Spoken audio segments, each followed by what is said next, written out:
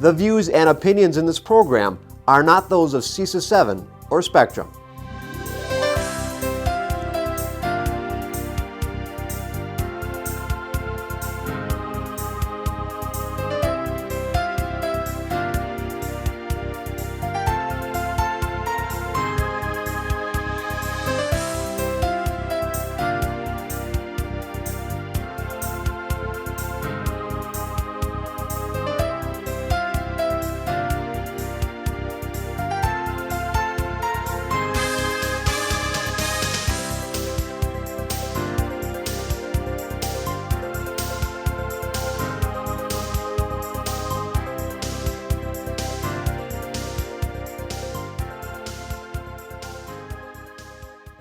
I'd like to call this school board meeting to order.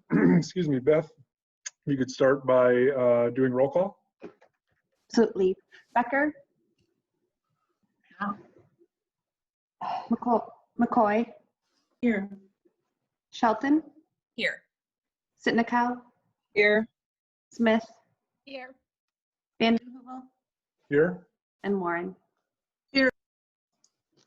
All right, all 7 board members are present. We're also joined tonight by Dr. Michelle Langenfeld and members of her cabinet, along with 2 members of the Inner City Student Council, Luke Pisani from Southwest High School.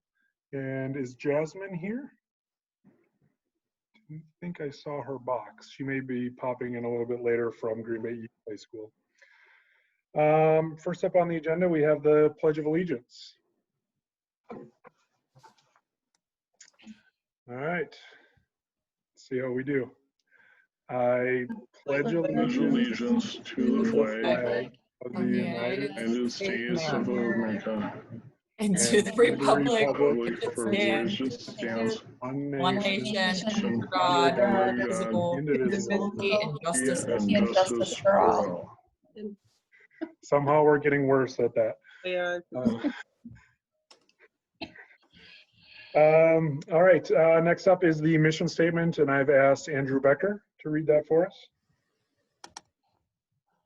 We educate all students to be college, career, and community ready, inspired to succeed in our diverse world. Great, thank you, Andrew. Next up, we have our collaborative commitments. These are 7 statements that were created by the school board a few months ago on how we want to work together and operate our meetings. I'll go around and call on people, and if you could read the collaborative commitments, I would appreciate it. Laura, will you go first? I don't have them in front of me. Oh, I'm sorry. They should be attached. Oh, wait a minute. Here we go. Hang on just a moment while I pull them up. All right. Number 1, we will strive to review board materials and seek clarifying information before board meetings. Thank you, Dawn. We will embrace diverse views and perspectives as a path to effective solutions. Thank you, Brenda.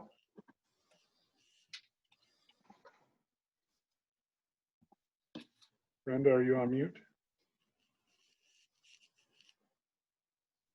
You're on mute, Brenda. Oh, my screen just flipped. You're mute again.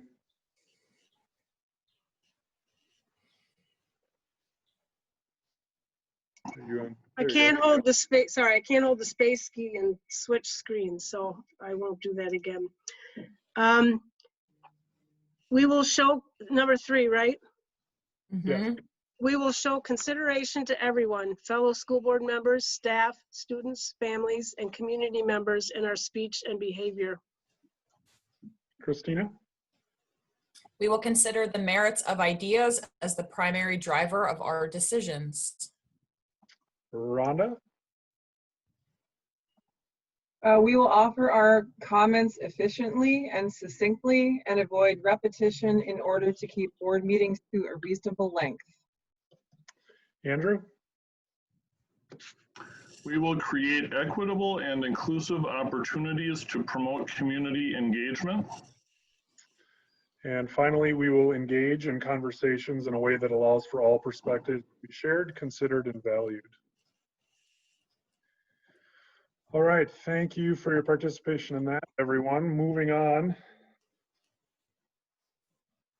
First agenda item we have is recognition. A few recognitions tonight. We're going to start with Diana Delbecchi, and she'll be sharing a little bit. There is a PowerPoint presentation attached if you haven't had a chance. So Diana, I'll hand it to you to share some good news with us. Mr. Chair, if I could. Yep, Michelle, absolutely, sorry. I'm very sorry, thank you.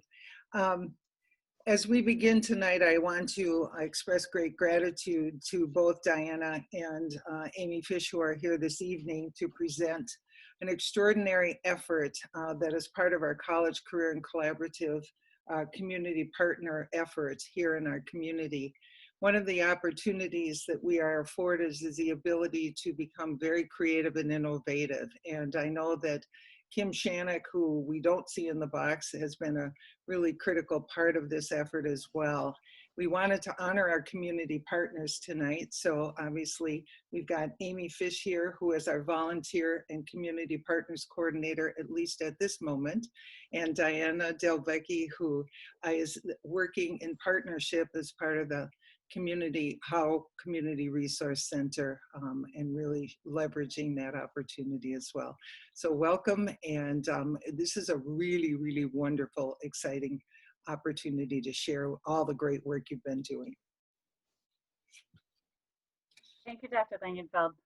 I'm just gonna start first really quick. First of all, thank you to the board for allowing us the time to present I Care, We Care, a school-based vision program to the board. We're excited how far we've come in just 1 year. So I just want to give a really brief history and background to the program. We're really fortunate to partner with Brown County Public Health, who comes into our schools yearly and performs vision and hearing screenings. After which, they send a letter home to the families of the students that have failed the screening. And from there, we hope that the parents will take the child to an eye exam. What we do know is that year after year, we have students that are always continually failing the screenings and never receive glasses. We also acknowledge the critical impact glasses and proper vision have on our young learners and the importance of accessing vision care at a young age.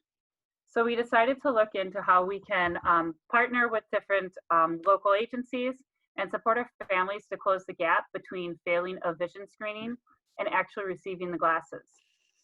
So in doing so, we found out that the insurance world is very, very complex. It became evident that we needed to find a way to provide school-based vision services similar to our school-based dental services. And we learned a lot this year, and the program will continue to grow and will continue to learn. And then we understand that accessing hearing care is even more complex. So we look forward to continue to grow this program into a sustainable vision program before we expand to hearing. And from there, I'm going to turn it over to Diana, who's going to go over the slideshow. Thanks, Amy. Thank you, Dr. Langenfeld, and thanks to the board for having us. So we, this past year, piloted 2 types of programs at 2 separate elementary schools. One of them that utilized the students' existing healthcare insurance and found ways to provide the services to those that were either underinsured or uninsured. So that first pilot was at Howe Community School. And working with our school nurses and with the Brown County healthcare screening team, we identified that 93 students were in need of some follow-up vision care. From those 93 students, 60 of them were in need of a comprehensive vision appointment, which we were able to secure and provide to them through the partnerships that we made with United Healthcare Group and Hersloff Optical, which has locations in Appleton and here in Green Bay. And through that partnership, Hersloff actually provided an optometrist that came to the school and provided the services on site for students to be able to determine if there was a need for glasses. So from that point, utilizing the students' insurances, we were able to purchase in total 106 pairs, broken down by 49 of them were paid for by insurance, and 57 of them paid for by the partnership that the Howe Community School has with our lead partner, the Howe Community Resource Center. So through the Community Schools Initiative, they sponsored the purchasing of the 57 school-based pairs. So with this pilot, we actually provided each student with 2 pairs of glasses, one that would go home with them and one that would stay at school to ensure they could read the board and their books. So if you want to go to the next slide, thank you. There you go. So in this project, we started in September and we've been gathering data all along the way. So here's just some feedback that we got from the teachers who were really on the front lines of this, seeing the pre and post glasses students in their classrooms. And overwhelmingly, there's a positive response to this. Teachers are reporting that students are building confidence. They're speaking out more in class after they receive their glasses. Their handwriting's improved. Some students are even seeing academic improvements on pre and post tests their teachers have given them.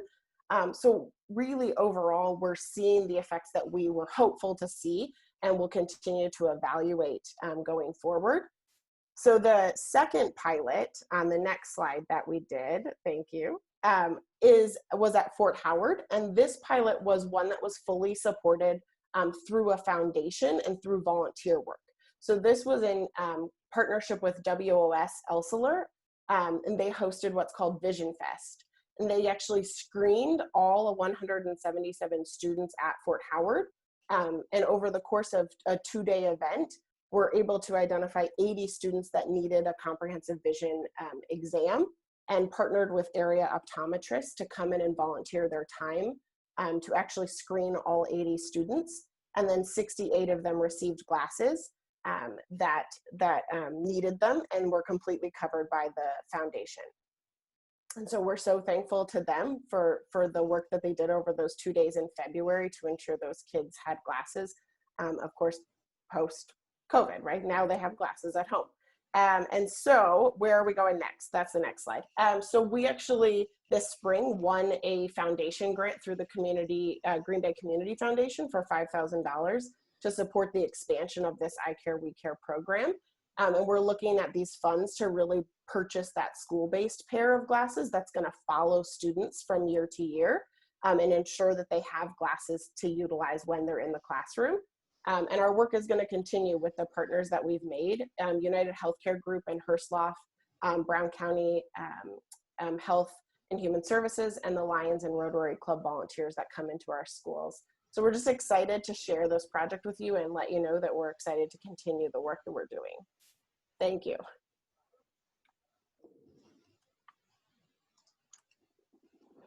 Great, thank you, Diana and Amy, for sharing that great program with us. Wonderful that we're finding a way to provide those services to our kids. Hey, Eric, can I ask a Yeah, question? yeah. Oh, I saw your hand there. I like that. Ooh, Yeah, do you guys like that? Diana, what was your total budget for this first year? Sure. So the first year, the only funds we actually had to spend was about $2,000. So that was what the Howe Community Resource Center provided us to pay for that second pair of glasses. And it averaged out to only be about $30 per every pair of glasses. And so we're really proud of that overall the cost was really mitigated by the opportunity to utilize the kids' insurances. And then of course, the second program at Fort Howard was completely covered through the generosity of the WOS Foundation. Wow, fantastic job. Thank you. You both, thank you for this. This is great. Any other questions or comments for Amy or Diana? Just if I could, I don't have the wild applause in my box, but I thought that was very cool. I just want to thank you as well, and our community partners played a really important part, but also that when you pursue grants and receive those, that's a really important part of the work that you do as well. So thank you to all, and again, the community partners you spoke about during the presentation, I just want to make sure that people recognize we owe them a great debt of gratitude, and looking forward to where you take this next. Thank you very much.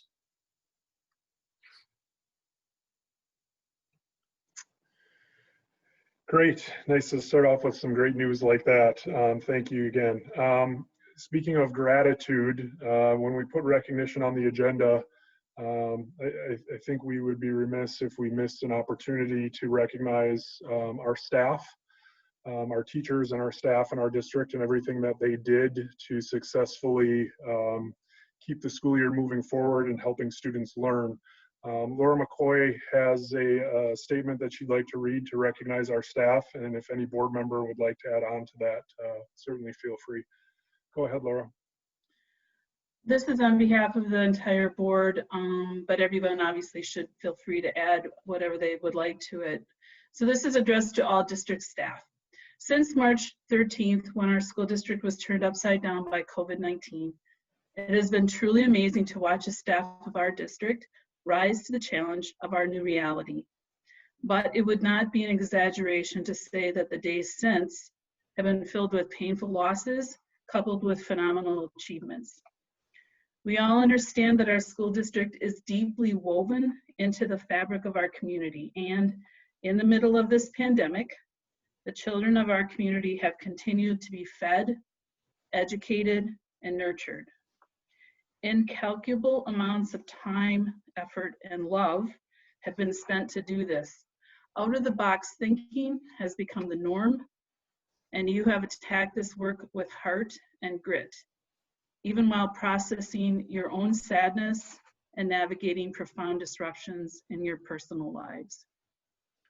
We recognize that no one has been unscathed and that it has taken a real toll on everyone. We are still in the middle of this challenge with no promise of when it will be over. Yet you have continued to plan for the future, even when none of us can say with certainty what that future will look like. We are all longing for quote unquote normal. And as board members, we miss being in the schools and taking part in your gatherings. We miss seeing all of you, and we are sad that all the usual end of the year celebrations could not happen in person.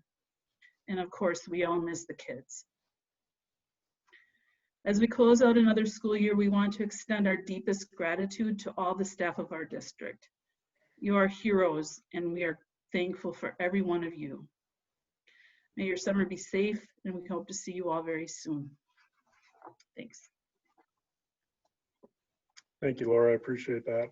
Anyone else have anything they want to share? I know that there's a lot of gratitude, but if somebody would like to add on to that, feel free.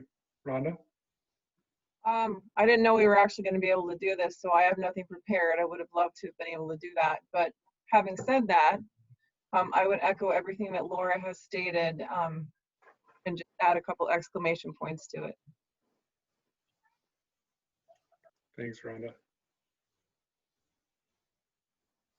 Anyone else? All right. Thanks, guys. All right, one last piece of recognition for today is to recognize two very special people who have given a lot of their professional lives to our school district, and this will be their last school board meeting. And I am referring to Dr. Michelle Langenfeld and Miss Sandra Heller. So we have a few people who would like to speak on their behalf and to recognize them. And Josh, I believe you've got them dialed up and ready to go. Yes, I'm bringing out to the first one right now.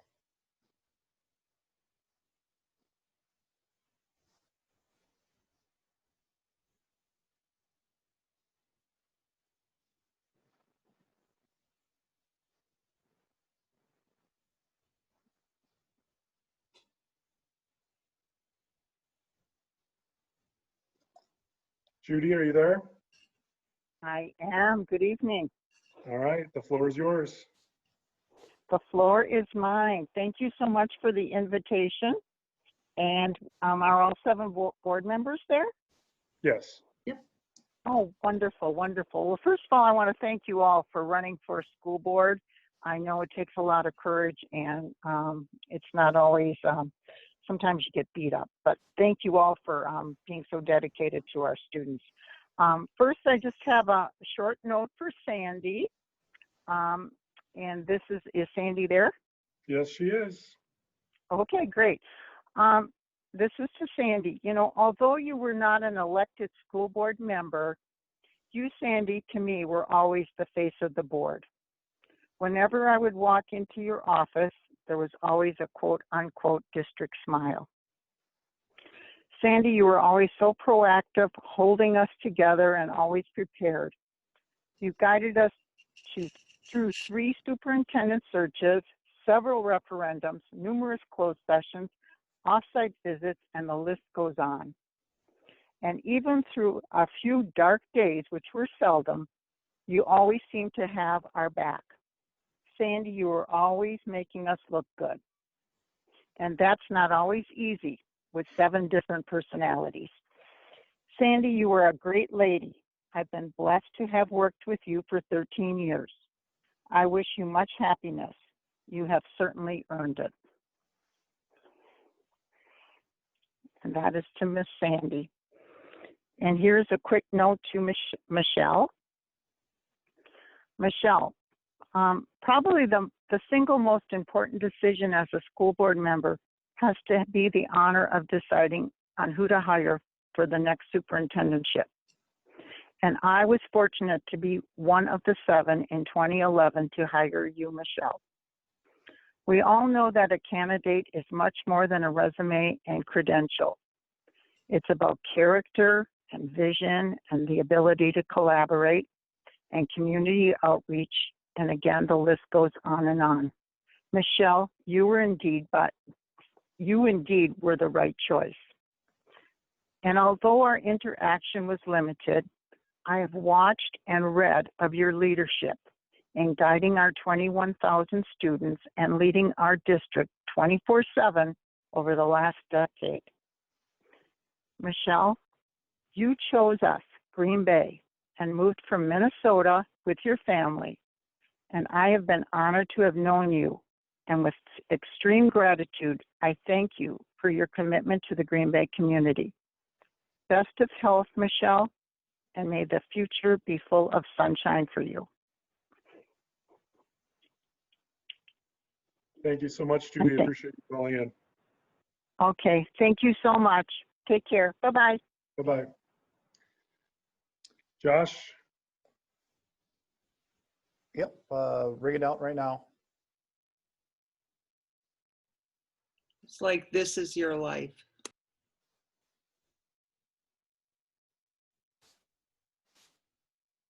Is that a TV show? Long before you showed up. Oh.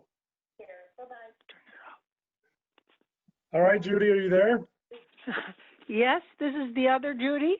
All right, the other Judy, the floor is yours.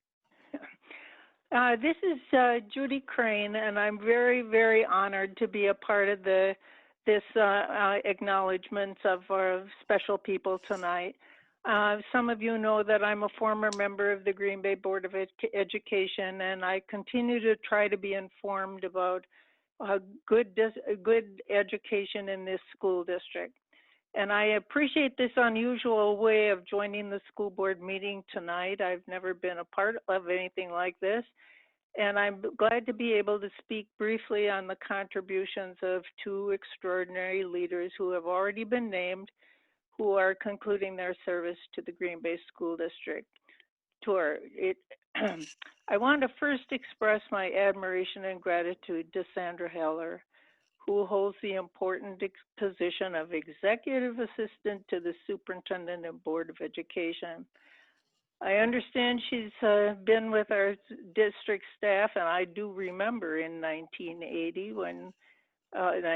because I was there at that time. At that time, she came, I believe, as a co-op student and was 17 years old. And she has followed those years continuing to contribute to the district. And in 2002, and I remember this too, she became into her present role, which she's held now for 18 important years. Over all this time, Sandy's service in this position has been highly valued by everybody who recognized her responsive, thorough, and important work. And this, as has been mentioned, included several Green Bay superintendents who've relied on her highly competent service. And Sandy's been of service to many, many other district employees in numerous ways. And very importantly, over the years, she's provided essential information and service to many school board members. She's an important part of preparing the board for their frequent and often complex meetings. And I know that board members have always felt that to call upon Sandy with questions and requests was fine, and it sometimes happened, maybe a lot, with short notice. I also know that she is highly professional, extremely competent, and always very helpful. She will be missed, I know. We all thank you, Sandy, for all you've done for so many and for the quality of education in our community. We wish you a wonderful retirement. And tonight, as has also been said, is also an important time to give a heartfelt thank you to Dr. Michelle Langenfeld, our superintendent for the last 9 years. We recognize the very important contributions she's made to our children and youth, to their families, and to our community. I believe that the future will continue to reflect Michelle's leadership for a very long time.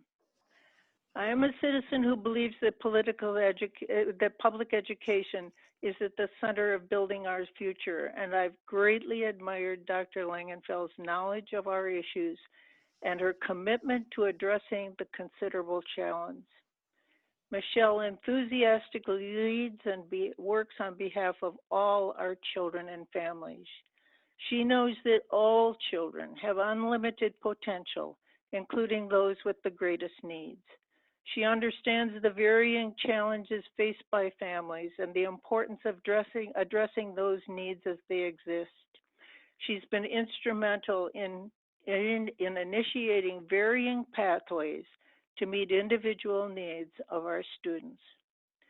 And of course, providing for excellent education for all children and their diversity requires excellent teachers, administrators, and other staff who are encouraged and supported by the district leadership.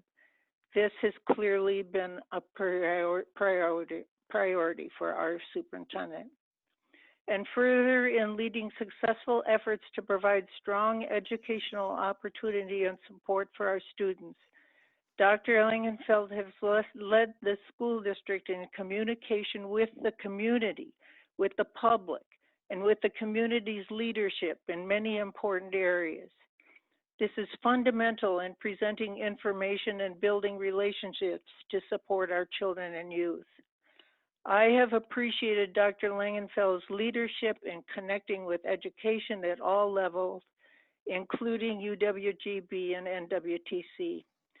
She is involved with many community groups that focus on numerous efforts and needs that connect with education in many ways. Michelle knows that strong public education is fundamental to the strength of the community itself. She focuses on the community big picture as well as the Green Bay Public Schools. Michelle is also well known and appreciated in the education arena throughout the state. This has been a benefit to all who support public education. She is a respected connector and leader in Wisconsin public education. Michelle, as you leave leadership in educating the children of our community,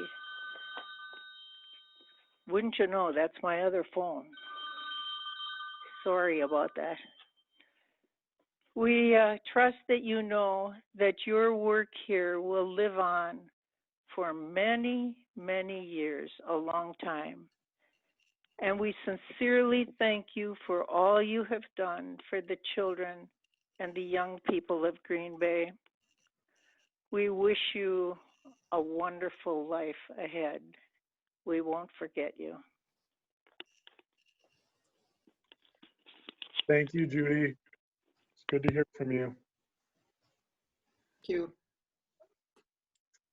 All right.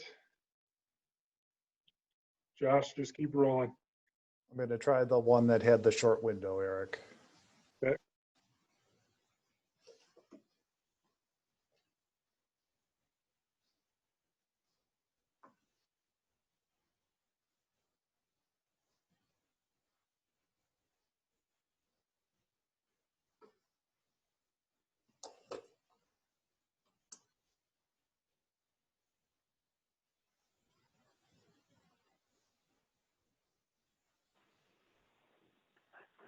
Dan, are you there? I am here. All right, the floor is yours. Well, thank you very much and good evening all.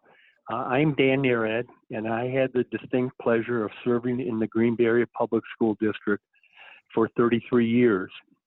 And I sincerely thank you for this opportunity to talk to and about a remarkable human being and a remarkable employee of this district. You know, we all stand proudly on the shoulders of others, those that came before us. So tonight, as I share some words about and to Sandy, I do with others in mind, those that worked with her prior to me. Superintendents Tim Quinn, Dale Tim, Lyle Martins, and Tom Joint. All of them knew your work well, Sandy, and all spoke continuously so highly about you.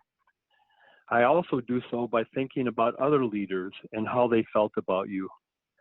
Dwayne Herning, the first leader in the district that Sandy worked with. People like Bob Barucki, Bill McIntyre, Sue Today, and many others, including principals that you worked with and supported in your role. Dwayne Herning, your first administrator that you worked with. And without exception, each of these individuals had a great deal of respect for you, Sandy, and turned to you often with the most difficult projects that needed completing. They also supported you like you were one of their daughters. Sandy, one of the distinctions you and I have is cutting our teeth together in the work of the superintendent's office. For those of you that don't know, Sandy replaced the long-standing assistant to the board and superintendent as I began my work as your superintendent. I could not imagine a better human being and a better executive assistant to begin this work with than you. And I can assure you that your cutting your teeth in your new role certainly came with more grace and expertise than me. You not only knew so much about the district and its culture, but you also knew so much about the right way to engage with people. And you truly have always led by listening and offering support. I cannot even imagine, as we come together tonight, the number of people that you have helped, many of which came to you with tears in their eyes or their voices. And this is what makes you a rarity. With you, it was always about what needed to be done to meet the needs of those that presented themselves to you, whether parents, students, staff, board members, or the superintendent that you were working with at the time. You have always had a remarkable combination of being an extremely caring human being and at the same time, one with incredible expertise. And truth be known, the work of a superintendent is very challenging. And as much as I tried as a superintendent to always be in relationship with others and engaging with others, the work can be fairly isolating. And there are times when there are few, if any, people you have to talk to.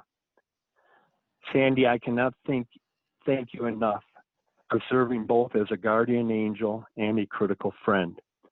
You have an uncanny way of knowing when things are not going well in this at times zany business, and you have always been there to listen and support.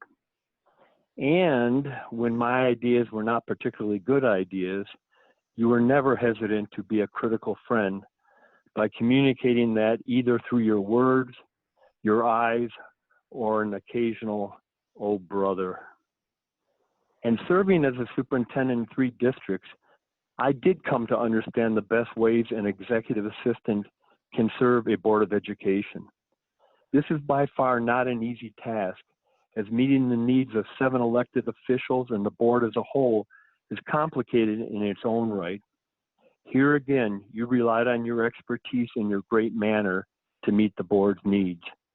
The work you have done here is truly nothing short of exemplary. And knowing how much family means to you, my greatest hope as you make your transition into your next phase of life is that you are even more filled with family. I know that your family has always meant so much to you, and you deserve the opportunity to spend more time with them. And I can only imagine how much Megan, her husband, and your two grandsons are looking forward to that. They are so fortunate to have you, and I know your grandmother role must suit you and them very, very well. And may you also have more time to spend with the remainder of your family. I know how much they mean to you. And as I close, I am also certain, knowing you, that this closing chapter in your career has had a fair amount of weirdness associated with it. You have spent your whole career in the district office building, in a bustling atmosphere with many people. And as with everyone else, you now close your career from home, having meetings via Zoom. As you close this chapter of your life, now actually through more of a metaphorical door, I want you to walk through that door as a wonderful human being, because that's what you are, who has done so much for this school district and its children and staff. More than anything, walk through the door knowing you had a career truly worth emulating. And as an individual, I have deep gratitude for all you did for me as superintendent, and I cannot thank you enough. And I thank you very, very much for giving me this opportunity. Thanks, Dan, for sharing those kind words. Appreciate you calling in. Well, thank you very, very much, and best wishes to everyone, and best wishes to you, Sandy. All right, Josh.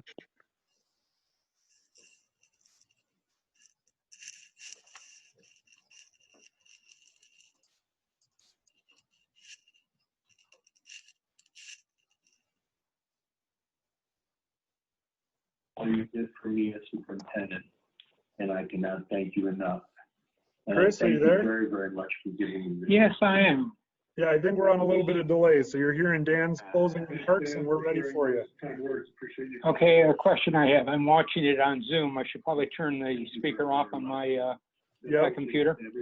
Yes, please. Okay, thank you. All right, Josh.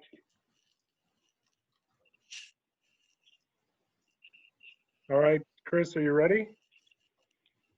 Yes, I am. All right, the floor is yours. Well, thank you. Chris Wagner, calling from Raleigh, North Carolina. I want to thank you for giving me the opportunity to speak this evening. And good evening to you. And aside, before I start my remarks, I just wanted to share with you, you're not alone up there as a school district or board in terms of trying to figure all this out. I mean, I see it down here. My heart goes out for board members and teachers. I see it with my one daughter who's a first grade teacher, my son and his grandchildren, our grandchildren rather, will they go back to school or not? And we're all in this together, and we'll all walk through it somehow. That said, I would like to thank both Sandy Hiller and Michelle Langenfeld for being part of the Green Bay School District. There's no doubt in my mind that our school district, staff, parents, and community are so much better because of them. I will say this, though, the most important staff would be the teachers. That is where the rubber meets the road. Right after teachers, I would argue that it's the administrative assistants that keep the district going. They are the glue that keeps the system working. Sandy, you are one of those unsung heroes that keep the system going. You have helped numerous new superintendents and new board members find their sea legs and to help them keep steady throughout. Sandy, I found you to not only be competent, but also pleasant, easy to work with, and discreet. Sandy, thank you for all that you've done to help me in particular and to everyone in the district. Superintendents help set the tone for a school district. The larger and more diverse a district is in a community, the harder it is to get everyone pulling in the same direction. It takes intelligence tenacity, diplomacy, and humility to do this. I've worked with 9 superintendents, and none have had these qualities near the degree of Michelle. Michelle, I firmly believe that no one could have done as well as you have as superintendent these past several years within the Green Bay School District. Sandy and Michelle, I wish you both nothing but the best as you turn the page and start a new chapter in your lives. I think you will find your next chapter as rewarding, if not more so than the past. Thank you both so much. And to all of you, stay safe and healthy. Thank you very much, Chris. Appreciate you taking the time. Thank you.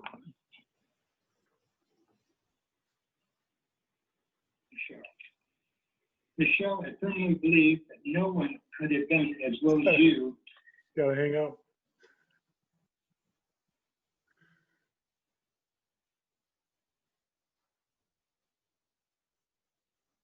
As you turn the page and start a new chapter in your lives. I think you will find your next chapter as rewarding. Thanks, Josh. Okay, I'm going to try this one more time.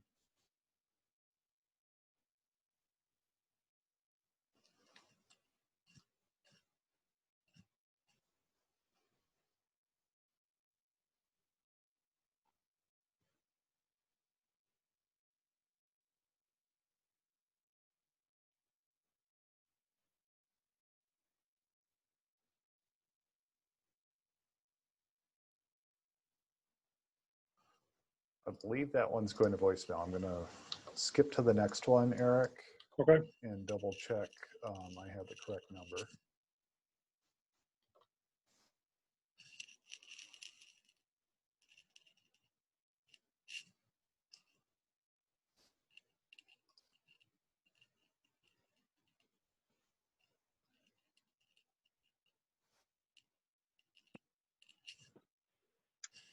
Hello. Mike, are you there? I'm here. All right, the floor is yours. Okay. Good evening, members of the Green Bay Area School Board, Superintendent Langenfeld, and staff members. I am Mike Blecka, 160 West Briar Lane, Green Bay. I offer my deep thanks and sincere appreciation to 2 people who are retiring, Michelle Langenfeld and Sandy Heller, both of whom I closely worked with during my 12 years on the Green Bay School Board. During my 33 years as a Press Gazette reporter and editor, then my 12 years as a school board member, I have worked in some capacity with 9 different Green Bay school superintendents and numerous superintendents in area school districts. I also worked with many superintendents from across the state, from districts ranging inside from Milwaukee to Shell Lake, in my leadership role with the Wisconsin Association of School Boards. I placed Michelle on the top of that list for multiple reasons. Foremost, her unswerving dedication to children, her compassion and loyalty to coworkers, and her innovative approaches to learning. I don't need to offer details here regarding her many accomplishments as Green Bay superintendents. Others can do that. Instead, I will focus on Michelle's involvement in one of my passions while serving on the board, working tirelessly to ensure that state and federal legislation adequately funds public education and to prohibit the draining of needed public funds to private and religious schools in the form of school vouchers. We weren't always successful, but friends and foes alike on the state level knew that Green Bay would help lead the fight. As we testified at public hearings, waiting for 6 hours to speak at a hearing before the Assembly Education Committee, making an appearance before the Senate Education Committee, testifying before the Joint Finance Committee, and meeting individually with state and federal politicians. Board President Brenda Warren often joined us. I still remember walking into a legislative hearing room and passing a voucher lobbyist as he remarked, "Here comes Green Bay again." You better believe here comes Green Bay again, and again, and again. Michelle's effectiveness as a public school advocate was recognized by state education leaders. I was one of 3 school board members asked to serve on a committee formed by the Wisconsin Association of School District Administrators to study ways of improving working relationships between school board members and superintendents. WASDA Executive Director John Bales told me, "You've got a good one in Green Bay." That sentiment was echoed by John Ashley, Executive Director of WASB, who served with me on that committee. Similar feelings about Michelle's abilities and dedication were voiced by others, including Tony Evers when he served as state superintendent, and Luther Olson, chair of the State Senate Education Committee. I've always held the belief that public school districts function most effectively when school board members and superintendents work together as a leadership team and don't let turf battles bog them down, distracting them from their work in ensuring that all students are college, career, and community ready, inspired to succeed in our diverse world. I also need to add my thanks to a person who often works behind the scenes in ensuring that school board members and others receive the information they need to do their work effectively. For 40 years, Sandy Heller has dedicated her life to this school district. Sandy, your institutional knowledge is remarkable. You are a joy to work with, and you will be missed. Finally, as a person who has spent nearly 50 years involved in public education, as a parent, newspaper reporter and editor, school board member, and classroom volunteer, I extend my best wishes and support to this board and its new superintendent as you head into a new school year fraught with uncertainty. You are dealing with the coronavirus pandemic, economic uncertainty, and the urgent need to join the community and the nation in playing a key role in battling the centuries-long scourge of racism. Our young people demand your leadership. I leave you with thoughts from 2 people who dedicated their lives to humanity. Mother Teresa said this, "You can do what I cannot do. I can do what you cannot do. Together we can do great things." And Barack Obama said this, "Change will not come if we wait for some other person or some other time. We are the ones we've been waiting for. We are the change that we seek." Thank you. Thank you very much, Mike.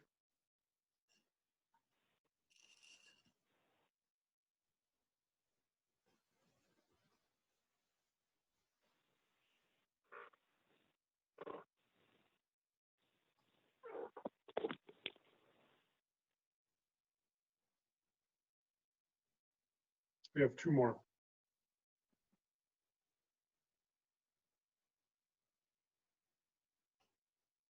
I think everyone will recognize this next person.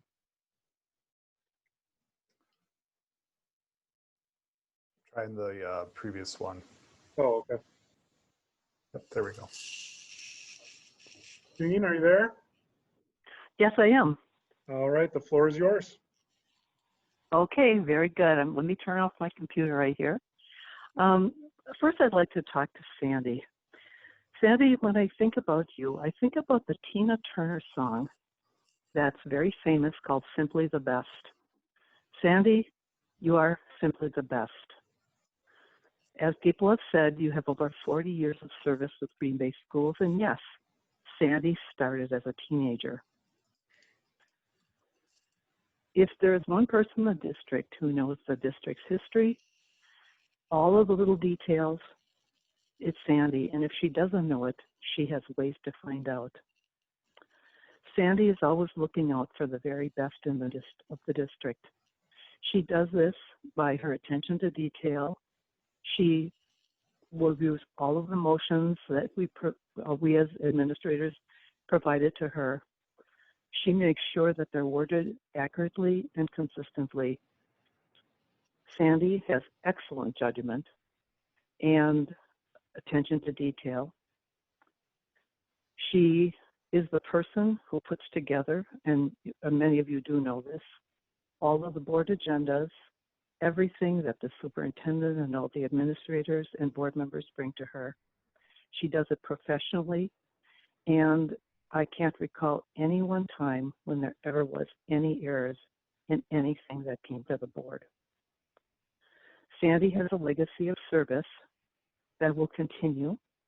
Her daughter, Megan, is a teacher. Sandy, you are the one person that I could always go to ask your opinion, and I know you would give me a straight answer.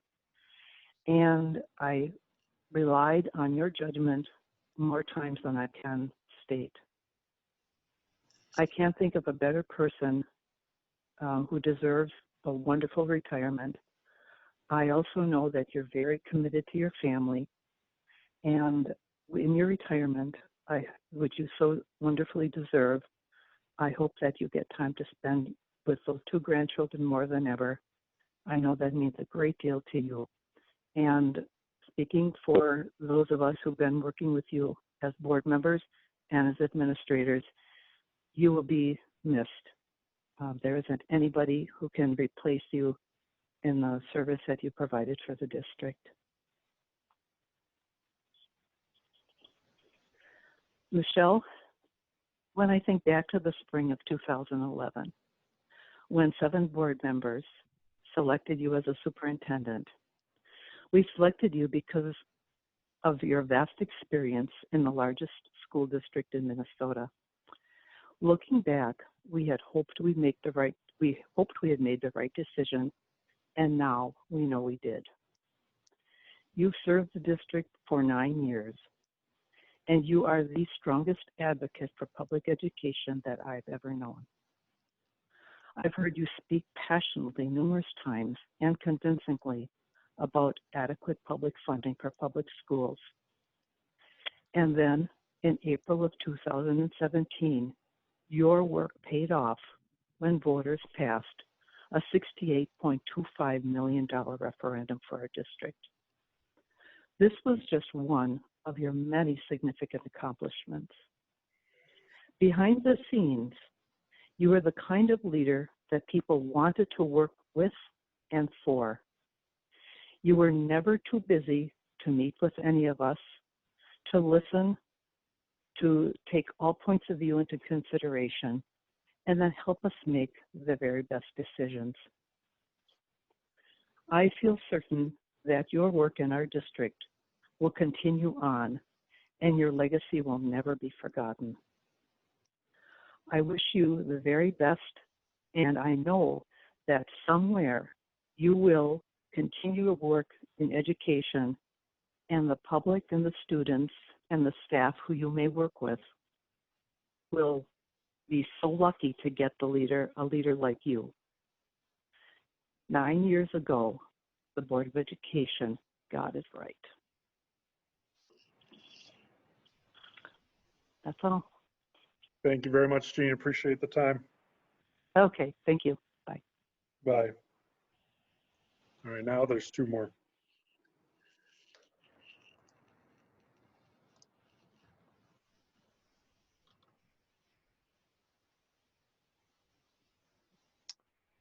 That one went to voicemail too, so I'm going to skip to the next one.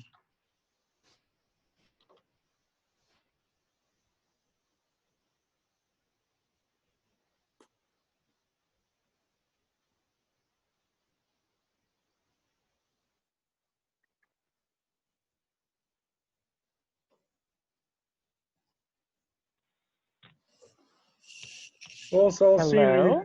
Can you hear me? Yes, I can. Thank you for calling in. The floor is yours. Okay. Just give me 1 second, thanks. Okay, hi, this is Celestine. Just briefly, I'm so happy that I was able to say a few remarks about Dr. Langenfeld and Sandra Heller's retirement. Dr. Langenfeld, it has been a pleasure to get to know you and to work with you and to see all the wonderful things that you brought to our district. And, you know, really thank you for becoming a member of our community.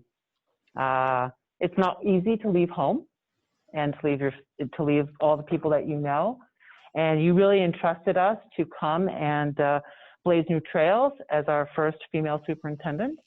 And I really appreciate that. I appreciate all your creativity and your constant pushing for us as board members and for staff to think harder, more deeply, and more urgently and more authentically for our students and our community. I appreciate that. Thank you. And Sandy, you know, before I became a board member, while I was a board member, and now with the city, you have always been a rock for me. Calling you is a pleasure. Catching up with you is a joy. And you just made me feel so welcome when I first came to the board. I deeply appreciated that. And it's always great to find out what's going on with your family. And you just are so personable and your knowledge is so deep. I am not sure how they're going to replace you. I really don't know. But you are wonderful and a joy and a wonderful member of our community and an asset to the school board and to the students and the staff. So thank you. Thank you for being you all these years. I've really appreciated you. Thanks so much. And unfortunately, you're not rid of me because I'm going to talk in a little bit about some other things. We'll call you back, Celestine. Don't go too far. Sounds good. Yeah, I won't. Thank you, everyone. Yep. All right. I'm going to try that last one more time, Eric.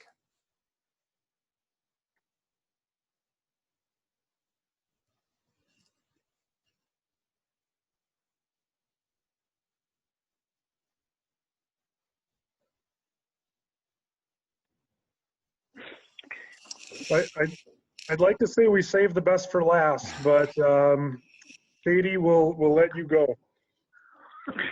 Thank you, Eric. If you could say that with a little more sincerity, I'd appreciate it. And I have to apologize for Josh.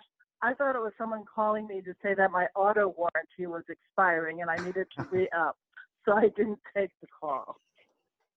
Anyway, this has been a trip down memory lane for me. I'm Katie Maloney. I'm a former board member. Sandy, your service as a board executive assistant has been remarkable. Sandy will know became board members' mantra as we navigated the district. I know I used it a lot. Your calm and gracious demeanor, coupled with your wealth of knowledge and exceptional dedication to the district, makes you invaluable. Thank you for everything. Go and enjoy your next chapters with your beautiful family. And Beth Jones, you are studying under a master. Good luck to you. Michelle, I'm grateful for all you have given to the students, staff, families, and community members of our district. From the travesties of Act 10 to the COVID-19 pandemic, you have led us with intelligence, strength, integrity, and kindness. Thanks for everything. You will be missed. I would like to also give a little shout out to John Magus and wish him the best of luck. Now that I've got you, I'll not let you go. The best of luck in Duluth. You will be missed, John. And Luke Pisani, whatever your next adventure is, enjoy it. Take care. It's good to see all of you. And keep up the good work. Take care. Thanks, Katie. Appreciate that. All right, Brenda, I'll hand it to you as we wrap this up.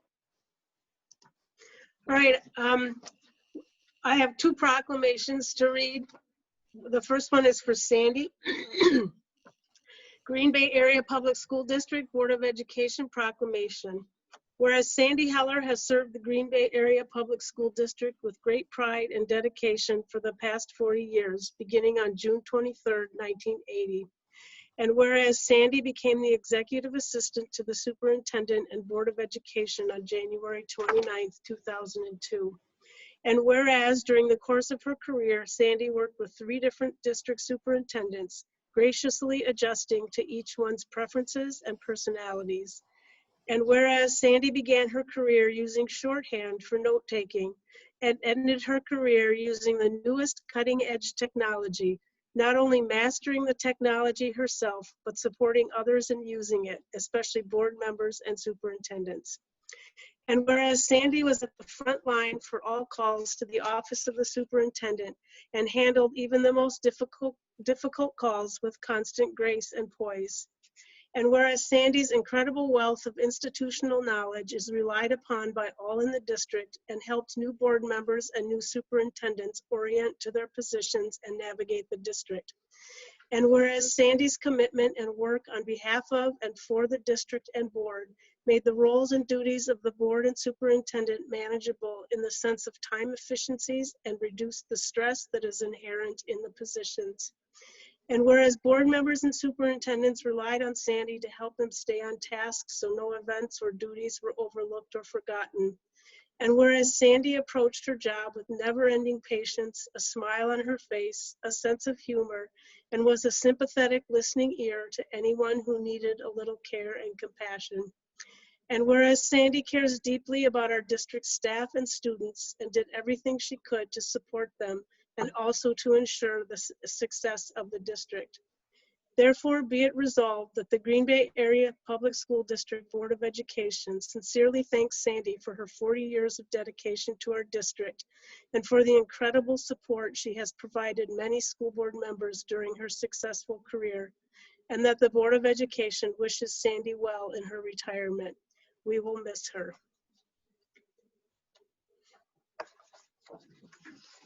And then I have a proclamation, another proclamation for Dr. Langenfeld. Whereas Dr. Michelle S. Langenfeld served the Green Bay Public School District for 9 years as Superintendent of Schools and Learning with an unrelenting passion for the district's students, staff, families, and community, and did so with love and compassion and high expectations for all. And whereas, although Dr. Langenfeld readily acknowledges that the work is never done, her ongoing leadership and resolute dedication to serving our students is very evident in the vast volume of work she accomplished. And whereas Dr. Langenfeld worked diligently to establish invaluable relationships with many community and business partners whose organizations provided outstanding opportunities and overall support of the district, with nearly 100 community partners contributing their time and talent for many important district initiatives. And whereas Dr. Langenfeld worked with local business partners, helping them understand the complexities of public education and coaching them to become outspoken advocates for our district, including working with our partners to testify on behalf of public education and our district before the Wisconsin Legislature's Blue Ribbon Commission for School Funding. And whereas Dr. Langenfeld served on many community boards whose organizations were invested in supporting our students and worked as a founding board member alongside many community organizations and investors to develop Achieve Brown County, whose mission and vision are to achieve, quote, to achieve a truly equitable Brown County in which all kids have what they need to succeed in school, work, and life, end quote, and, quote, to advance positive cradle-to-career outcomes for all people, end quote. And whereas Dr. Langenfeld is well respected by many Democrat and Republican state legislators across the state because of her ongoing and collaborative work to solve the challenges facing public schools and create opportunities for all children, and has been a strong voice for the district through her advocacy work with Wisconsin legislators across the entire state, including serving on the Blue Ribbon Commission for School Funding, which her efforts, along with many other public school advocates, resulted in increased funding for public education and defeating proposed legislation detrimental to public schools, including legislation for a targeted voucher program and the placement of letter grades on schools. And whereas Dr. Langenfeld worked closely with Northeast Wisconsin Technical College and the University of Wisconsin Green Bay and a district team to develop TurboCharge, a program to ensure that all district students graduate with 15 college credits beginning with the class of 2023, which has resulted in a significant increase in the number of district students graduating with college credits and industry certifications. And whereas Dr. Langenfeld and others from the district worked in collaboration with local leaders to purchase and repurpose buildings for 2 new schools and provide free city bus transportation for students. And whereas during Dr. Langenfeld's tenure, the district saw steady increases in academic achievement, student academic growth, and closing achievement gaps, which included steadily increasing scores on the district school report card, resulting in achieving a meets expectations rating for 2018-19.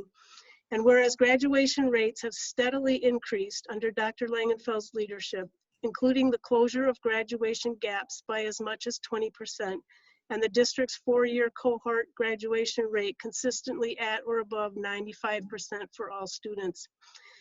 And whereas Dr. Langenfeld led with equity at the center of her work, establishing the district's equity department to advocate for and help connect families to the district schools, and work diligently to improve how all students, especially students of color and special education students, experience school so that they feel valued, are engaged, and experience success. And whereas under Dr. Langenfeld's leadership, the following innovative programs were established: Oak Learning Center, Leonardo da Vinci School for Gifted Learners, Baylink Manufacturing, extension of the Fine Arts Academy and International Baccalaureate Program into K-12 opportunities, City Stadium Automotive, Dr. Rosa Minoka Hill School, and the Northeast Wisconsin School of Innovation. And whereas Dr. Langenfeld led 2 successful referendum campaigns in 2014 and 2017, which provided improved technology, spaces for 4-year-old kindergarten students to return to their neighborhood schools, modern and improved learning spaces, improved security, and a new Baird Elementary School. And whereas Dr. Langenfeld's work and the work of our entire district was recognized through a wide variety of awards and school and district recognitions, which included the Foundations and Wholeness 2019 Nonprofit Ethics Award and the 2015 Northeast Wisconsin Manufacturing Alliance Education Innovation Award. And whereas Dr. Langenfeld's leadership and contributions to the Green Bay community were recognized by 2 prestigious awards, the Athena Award and the Nancy Armbruster Award, which recognize people who have demonstrated, who, quote, have demonstrated excellence in their business or professions, have generously assisted in the advancement of women, and, quote, have had an indelible impact on our community. Therefore, be it resolved that the Green Bay Area Public Schools Board of Education recognizes Dr. Langenfeld for her dedication and unending devotion to the district for the past 9 years, recognizes and appreciates her extensive body of work, her commitment, and her strong and persistent advocacy for district students, staff, and public education, and that the Board of Education wishes Dr. Langenfeld well in her retirement and future endeavors. And I would just like to add a quick personal note for both Sandy and Michelle. And I just want to let Sandy know we've worked together for 16 years and very closely for the last 8 years. And we've been through a lot together. And I have to say, you always faced everything with such grace and kindness and support of me when I needed that support. I can honestly say that my term as president would have been so much harder without you. So I thank you for that and want to tell you to go enjoy your grandchildren. And Michelle, I would say Michelle has never wavered in her singular commitment to our students. When she retires, she will leave us with a very strong foundation from which to launch the next 9 years. I picked that because that's how many she's been here. There have been some bumps in the road and over the last 9 years, but even during those times, she never gave up in her fight to do right by our students and her fight for public students across the state. And as you go into retirement, Michelle, I know that you'll continue to work for students in some capacity because that's who you are. So thank you for all you've done for us, and I'll miss you. So we've heard from plenty of former board members. Does anyone else on the board like to say anything?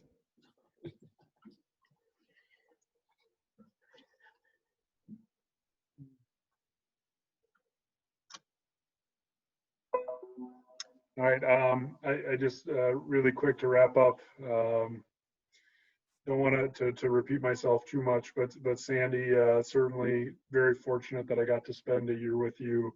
You know, you've been everything that everyone has said and more, and to hear you be that consistent for that long is pretty impressive. So thank you so much. And Michelle, to say something that hasn't already been said, one of the things that I've appreciated that I didn't know that I would appreciate until I had my daughter was how much I value having a strong female leader in our community and someone that I can point to my daughter and let her know that she's capable of great things. So thank you for serving as that role model in our district. So. And also just want to also reiterate, John, appreciate your service to our district and wish you nothing but the best in your new adventures. Go serve students well there, just like you've done here for many years. All right. That takes us into open forum, and we have several people registered to speak. We're going to start with 4 people who have submitted statements that asked us to have them read, but didn't want to read them themselves. And where is she on my screen? Melissa, are you ready to go? The speaker is ready. Okay, Melissa has a speaker ready for us, and we have 4 statements. So I'll just let you roll through those 4. The first statement is from Lori Schultz, who resides at 307 Laverne Drive, number 5 in Green Bay. The subject of this is about the NEW experience. I would like to express my gratitude to the NEW School of Innovation's teaching staff, along with Jason Johnson. In the beginning, I had some real concerns about moving my son to this school. I had fears that this school was going to be a dumping ground for hard-to-teach kids or kids who did not want to engage in the learning process. There have been a couple of instances that caused my son and I great concern, but the issues were dealt with promptly and my son continues to thrive.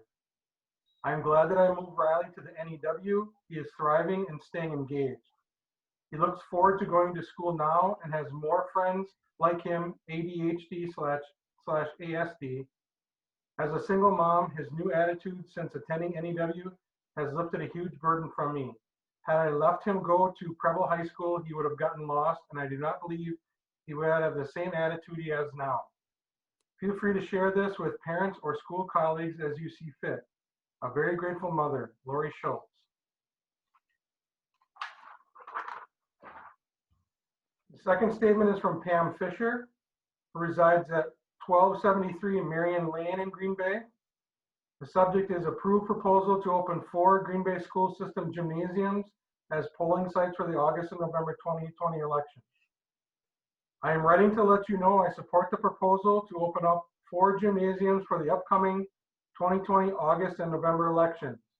Based on what happened in our April election, I think it is imperative we do whatever is possible as a community to avoid the long lines, congestion, and wait periods experienced during that election, not only to reduce risk to voters and poll workers during COVID, but also to allow as many as possible to exercise their right to vote and have their voices heard.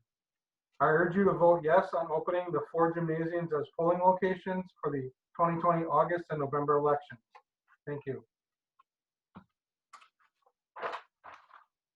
The next statement is from Julie Grogowski, who lives at 1482 Division Circle in Green Bay.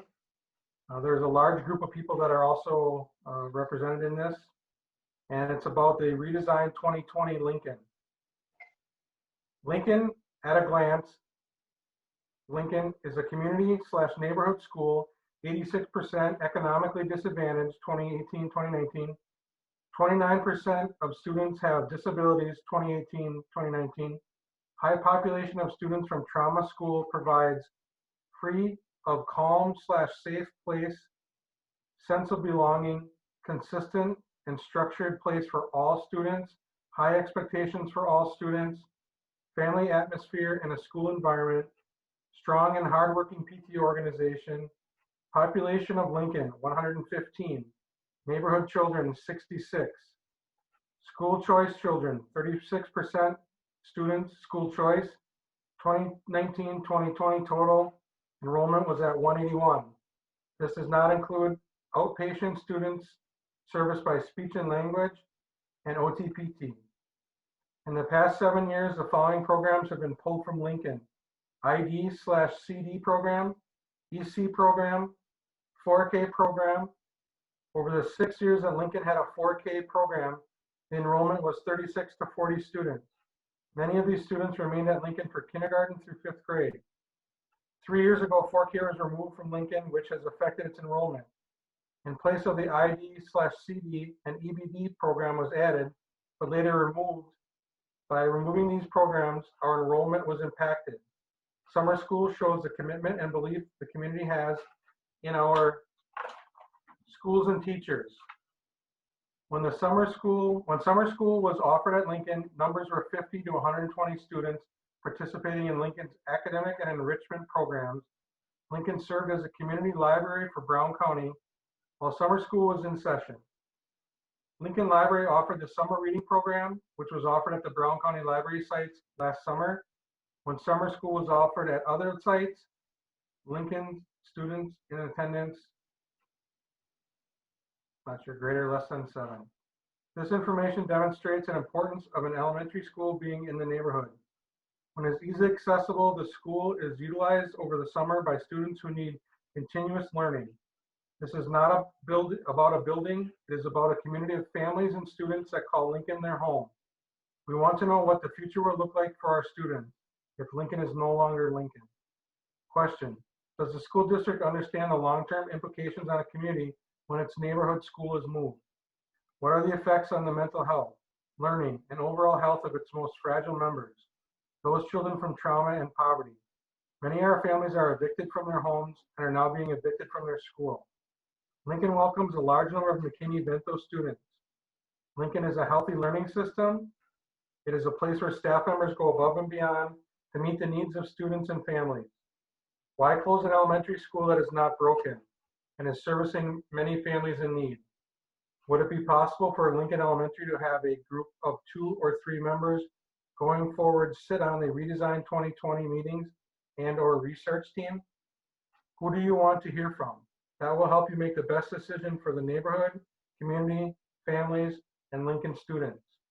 What is your timeline for sending out surveys to the neighborhood, community stakeholders, West Side city leaders, and families? When will the public be made aware of an open forum for the above stakeholders and Lincoln staff? We feel we have been kept out of the loop and we would like to be a part of this major decision for our community and the district in regards to the redesigned 2020.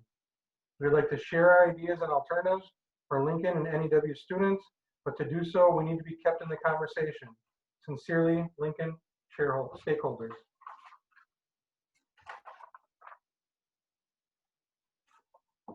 The last statement is from Ashley Kickbush, 1737 Alfred Drive in Luxembourg, Wisconsin. This also has a large group of people attached to it, and again is about the redesigned 2020 Lincoln. Suggestions/alternatives for Lincoln A. A significant student needs schools who have high trauma populations need a space which is welcoming, family-oriented, and consistent. Children of poverty are far too accustomed to eviction and have very few to no constants in their lives. Could Lincoln become the West Side Community Resource School? B. Transient population. Lincoln is in the top 3 mobility rate in the district. Transient students thrive from Lincoln class sizes, which offer the best chance to make quicker connections and long-lasting bonds with faculty and peers. Also, students are able to make academic gains. Has the district taken into consideration that Lincoln Elementary is working for these students who move a lot and are more vulnerable? C, inequities among elementary schools within the district.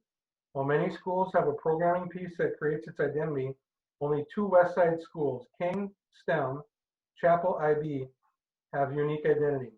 This allows for increased enrollment. What has been put in place in Lincoln to draw families? What makes Lincoln a destination school? Could Lincoln become a special education school for the West Side of Green Bay? Sensory integration, gym, gross motor equipment, elevator rooms that currently could be used, renovated to adapt to the needs of students with more significant disabilities. Laundry facilities, nurse, OT, PT is housed at Lincoln, speech, outpatient school programs, wheelchair accessible bathrooms, wide hallways. D, the following programs worked and were effective at Lincoln. 4K EC classrooms ID program. Could these programs be brought back to Lincoln? That is all. All right, so those were our 4 statements that were asked to be read. We now have 7 people who, maybe 8 people who have asked to speak. We'll take those in the order that we received them. Josh, you ready to start making phone calls again? You bet.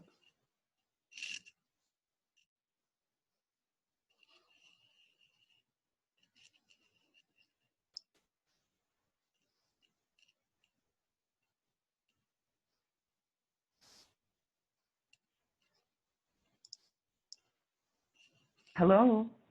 Hi, Barb. Hi. All right, if you could start by stating your name and address, and then you have 5 minutes to share your feedback with us. Okay, thank you. My name is Alderwoman Barbara Dorff, and I live at 3375 Pebble Beach Court. And this statement was co-authored by Attorney Susan Smith, who's the chair of the Ad Hoc Elections Committee, and by me, Barbara Dorff. Dear Superintendent Langenfeld and board members, our nation is in a state of crisis. Not only are we dealing with a pandemic, the likes of which has not been seen for over a century, but we're also dealing with economic pandemonium and social justice issues that have reached a boiling point throughout the country. The city of Green Bay is not immune to any of these concerns, and in this climate, the right of people to vote in the upcoming elections for leaders that represent their needs and that hear their voices is more critical than ever. In the spring election, the Green Bay Area Public Schools graciously cooperated with the City of Green Bay to provide East and West High School gymnasiums for the purposes of voting. These locations worked very well to maintain social distancing for voters and poll workers. Since April, the city has been diligently working on preparing for the August and November 2020 elections. This includes forming a committee of volunteers, alders, and city employees to assist with preparing for an election during a pandemic. The work has included many tasks, including, but not limited to, searching for polling places that can meet the safety requirements advised by the Department of Health during the COVID pandemic. That search has not been entirely successful. In fact, many former polling places have told us they are not available for the 2020 elections. We are reaching out to other public and private entities to come up with appropriate polling locations, including investigating the use of city property. However, we do not have enough polling places at this time. This is why we need your assistance. We recognize that asking for and using the high school gymnasiums as polling places will be a huge inconvenience to the school district, and we continue to search for other sites. At this time, the city of Green Bay is in desperate need of safe and appropriate polling sites, and we need the help of the Green Bay Area Public School System. Believe me, if we did not need these 4 schools, we would not be asking. We're willing to mitigate the inconvenience to the best of our ability. After doing the appropriate research, we do not believe that we will be putting students and parents in any danger from the use of the 4 gyms. If we did believe that, we would not ask. We ask for your thoughtful consideration of our request for the August 11th and/or November 3rd elections. We will remain available to answer questions during your agenda item if you are not able to ask them now due to procedural considerations. Thank you for listening. Thank you very much, Barb. And this is Eric Genrich here, Mayor of Green Bay, resident at 558 Pinehurst. Really appreciate the opportunity to speak with you all tonight. Just want to echo much of what Alder Dorf had to say about our need for additional polling places in August and November. But first wanted to thank Michelle Langenfeld and facility staff in particular for the cooperation that we received leading up to and including the April election. It was a very difficult election, as you all know, as all the residents of the city know and recognize, but it would have been essentially impossible for us to administer without the cooperation of the Green Bay Public School District. So wanted to thank you for that. As Alder Dorf said, we continue to struggle to find polling locations for these elections that we have in front of us in August and November. We believe it's safest and best to have large locations, and the 4 gymnasiums are about the largest that we could have in the city of Green Bay, but also open to any and all other solutions that you all might be able to identify in terms of facilities. I think residents of our community don't really recognize jurisdictional boundaries between the city and the school district and the county. They really are just calling for us to work together and develop solutions, which I think we've been very successful in doing in the past. So again, just echoing Alder Dorf's request, appreciate all her leadership and the work of the ad hoc elections committee that has identified these 4 gymnasiums as a need of ours. And as was said, would be happy to hang around and answer any questions at the appropriate time, but appreciate you giving us the opportunity to make our case. Thank you very much, Alder Dorf and Mayor Genrich. This is pretty early on in our agenda here after the open forum. And Eric, I believe we have your cell phone number if we need to call back with any questions. Okay, sounds great. Thank you. Yep, thank you for calling. All right. Thanks, Jeff. There we go. I believe Deborah is next.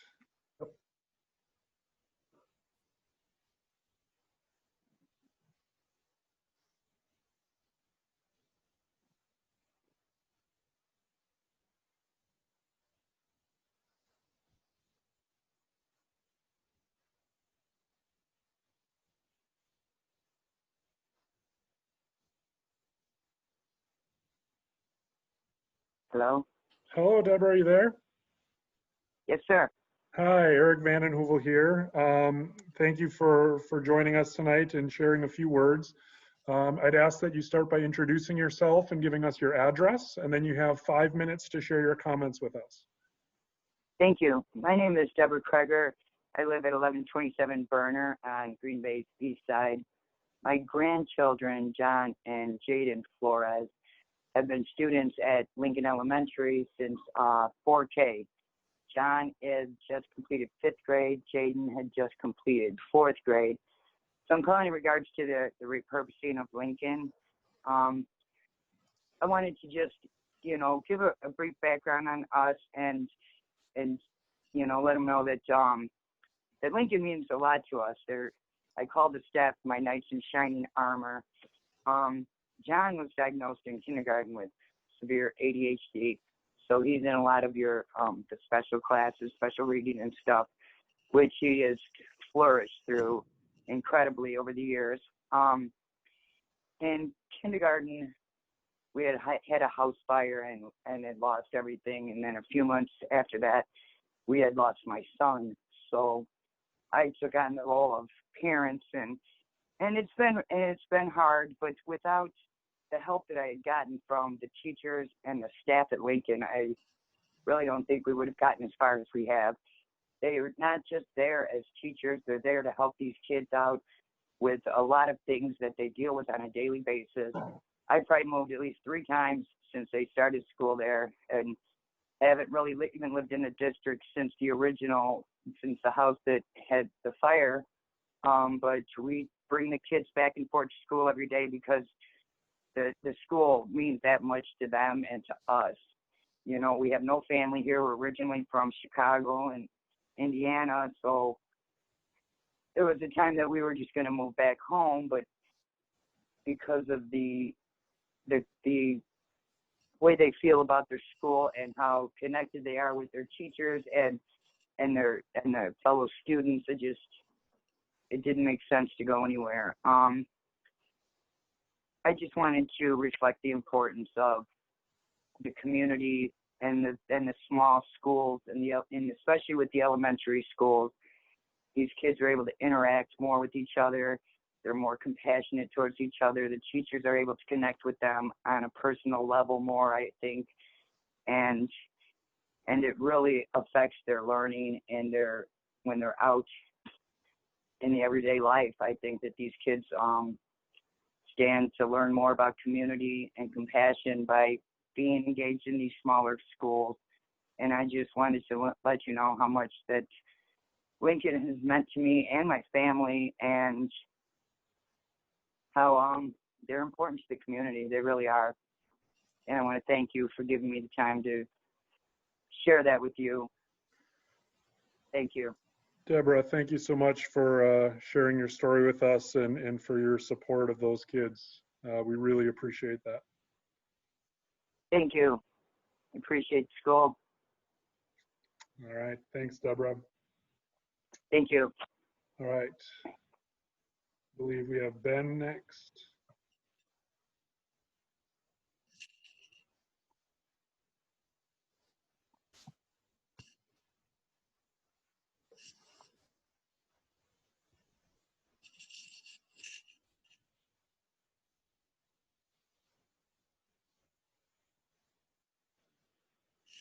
Ben, are you there?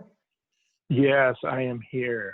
Great. Thank you so much for joining us. If you could start by introducing yourself and giving us your address, and then you have 5 minutes to share your comments with the board.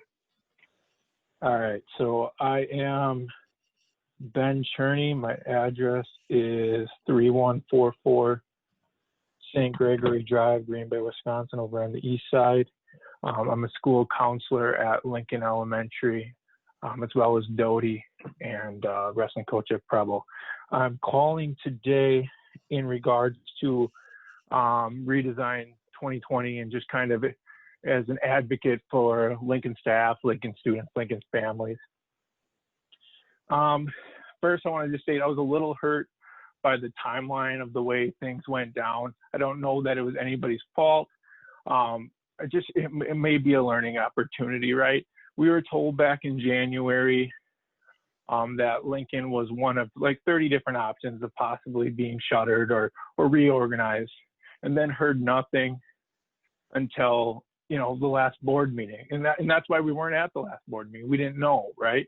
It was kind of like a gut punch not being able to be there. Hearing NEW say how great, like how much they like their school. Of course they like our school. It's an amazing building. It's in an amazing community in a great location. I have no ill will towards them. Like obviously they're gonna love our school.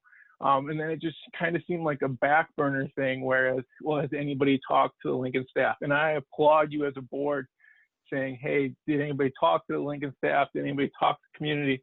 But I just feel like now we're a little behind, right? Like I feel like we got left in the starting blocks and now we're trying to catch up, right? Because I could have been advocating the last 6 months when these wheels were spinning, right? So that's kind of my soapbox on that. But all in all, what is best for students? Our students at Lincoln are high trauma, high poverty. With that, they may not know, where they're going to bed at night, where their next meal is, what's going on in their family world, but they do know that they have our school, right? They have Lincoln Elementary to go to. It's the one stable thing in their life that they can count on. And honestly, during this pandemic, it kills me not being able to be in that building, not being able to serve those students. We have 115 students from the community, I'm told, and about 155 enrolled. Has anybody spoken to those 40 students, those 40 families that have school choice in, who have decided to come to Lincoln, as to why? I feel those voices need to be heard. We need to, like I've been focused on, we have small class sizes. We have great opportunity to grow, right? And I love seeing the growth of the students and just the great success of the school. But I did not realize that with those small classes, the small community we have, that there is a possibility of our school being shuttered. So if I need to advocate, if I need to get out in the community to let people know that what's going on at our great school, we need to fill this building. I should have been focusing on that, right? It's just really, really tough when we have this high trauma,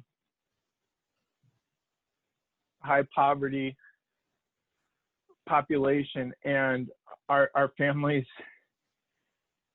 I feel like they don't have a voice, right?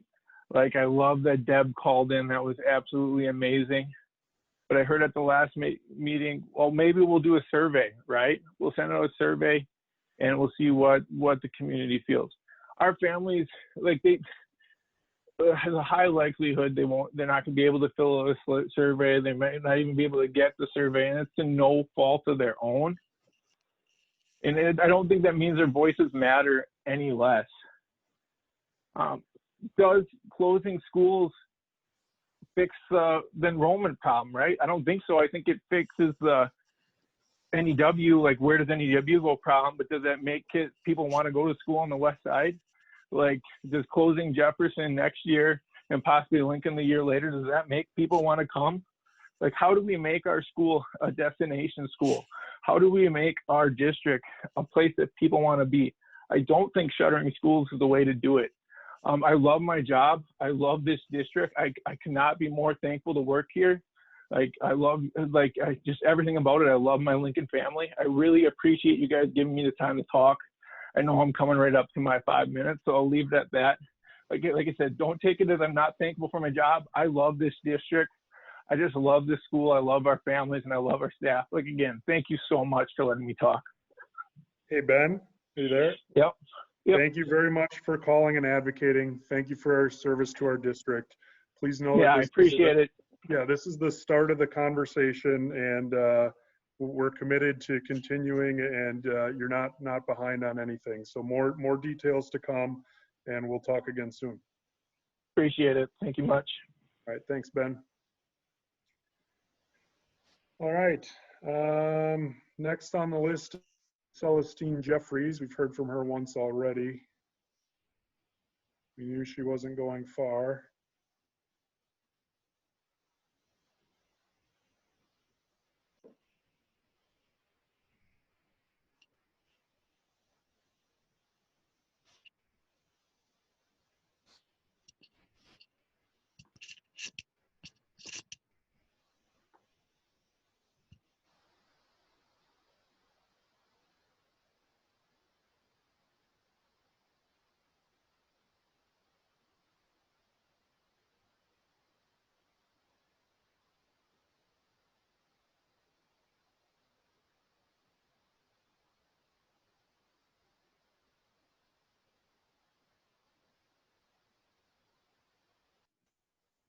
She went a little farther than we thought. It says the call's been accepted, but she's not joining. I'm going to cancel this. And she actually put down a different,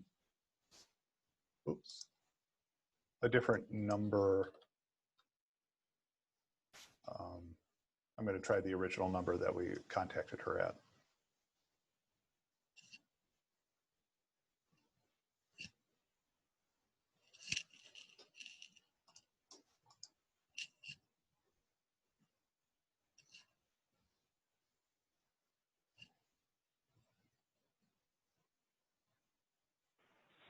Hello?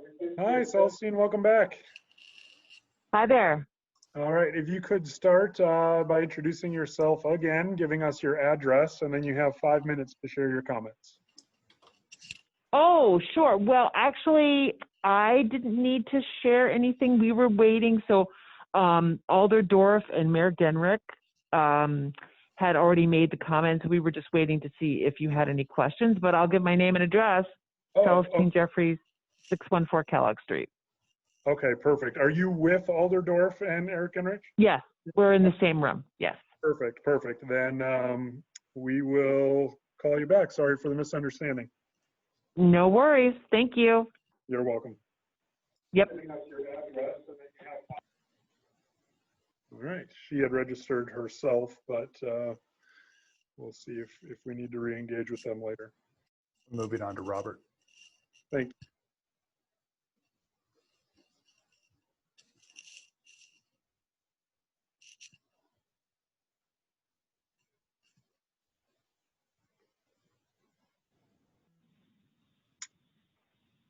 Robert, are you there?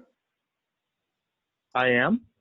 Thank you for taking the time to join us. If you would start by introducing yourself and giving us your address, and then you have 5 minutes to make your comments. You want me to get my son or just me speak? Who did you want to say the comments to the board? I can say them. I'll be fine. That's fine. Okay. Yep. Then go ahead. Just give us your address, and then you have 5 minutes.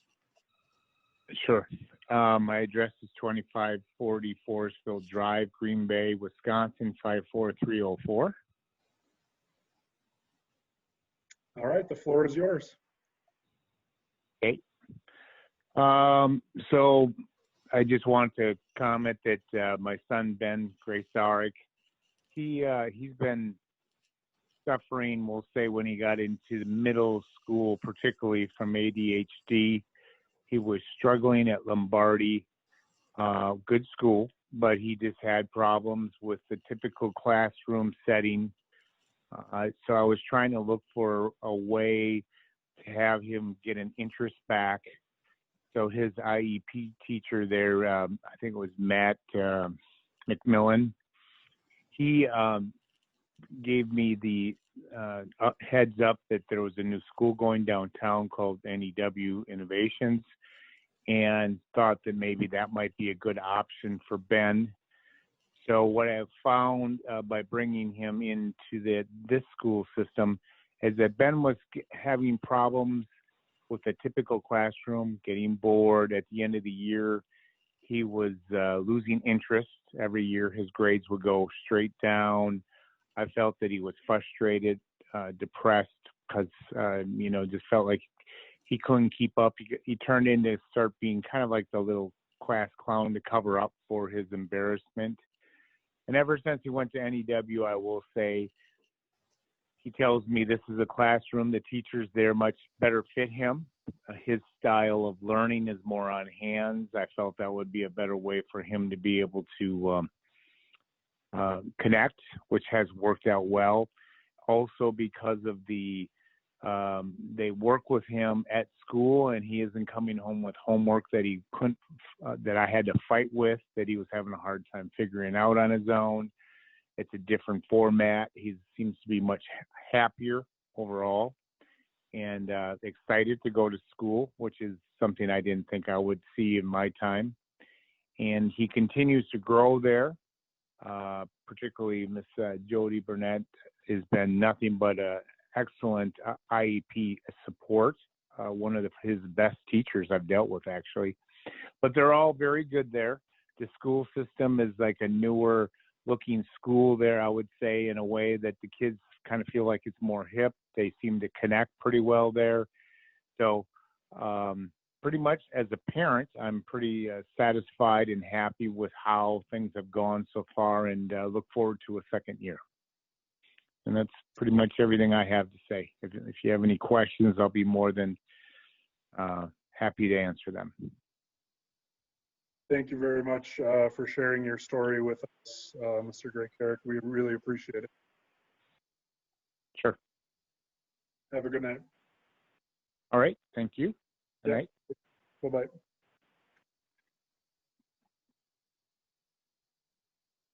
All right. I believe Ahmad is next. Yes.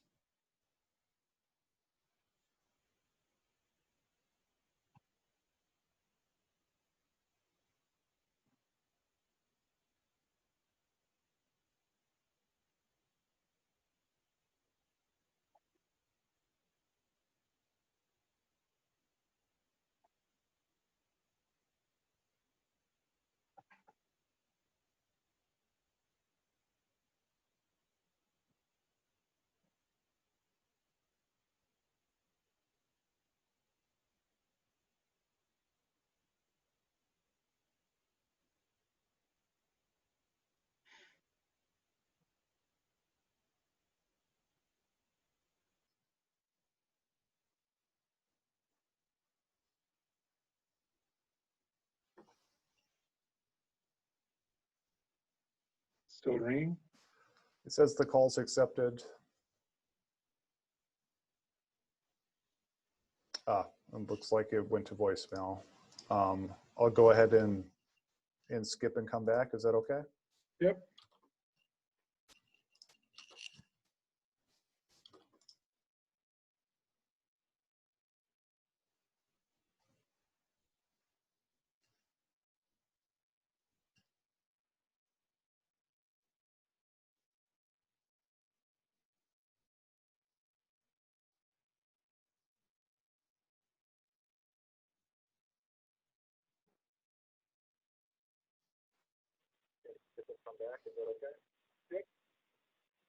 Hello? Denise, are you there? I'm here. All right. If you could start by introducing yourself and giving us your address, and then you have 5 minutes to share your comments.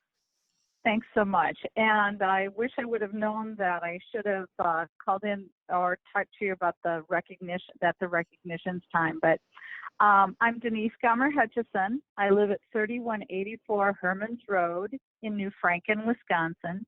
New Franken is as you all know, in the Green Bay Area Public School District, with our children attending Wicquiac, Red Smith, and Preble. Thank you for this opportunity to speak tonight to the Green Bay Area School Board and to Dr. Langenfeld. I'm here tonight to speak on behalf of the Wisconsin Public Education Network, a program of the Wisconsin Alliance for Excellent Schools, and as a former parent of the Green Bay Area Public Schools and a community member of the Greater Green Bay community. I have recently joined the staff of the network, working as the Northeast Regional Organizer. The network works to ensure that our public schools have the resources and support they need so every child at every public school has equal access and opportunity to learn and succeed in the classroom and beyond. Our public schools are the heart of our community, and a thriving democracy depends on their success. For that reason, I'm here tonight representing the network to say thank you to Dr. Michelle Langenfeld for her service to the children of the Green Bay Area School District and beyond. Dr. Langenfeld's commitment to excellence in the Green Bay Public School District personifies the network's message of working every day to ensure that all the children in the district have equal access and opportunity to learn and succeed in our schools and beyond as community members and leaders for our future. Dr. Langenfeld has taken her efforts to the statewide level by participating as a member of the State of Wisconsin Blue Ribbon Commission on Public Education. Dr. Langenfeld's effort with the Partners in Education program has shown the education community and the business community that they are not mutually exclusive, but actually partners in the success of all our futures. Dr. Langenfeld has felt the challenge, as we do at the network, of not having everyone agree with her, but she still works hard to keep her focus on the children of the Green Bay Area School District, their success, as well as the success of the staff and all the parents that are served by the Green Bay School District. On behalf of the network, and as a parent of children who moved through the Green Bay school system during her leadership, thank you, Dr. Langenfeld, for your tireless service to our community, for building a better community, creating diverse learning centers for our children, and improving the financial well-being of our community by building new schools and refurbishing schools to improve neighborhoods, to the improvement and betterment of all in our communities. Dr. Langenfeld, your service is greatly appreciated, and we wish you the best of luck in your future service, hopefully continuing to help our children all succeed. Thanks so much for your time, you guys, and thank you to all of you for all your service. And Sandy, you'll be missed. Thank you very much, Denise. Appreciate you calling in. Bye. Bye. Eric, I'm going to move on to Karen, and then we'll circle back. To a month. Perfect.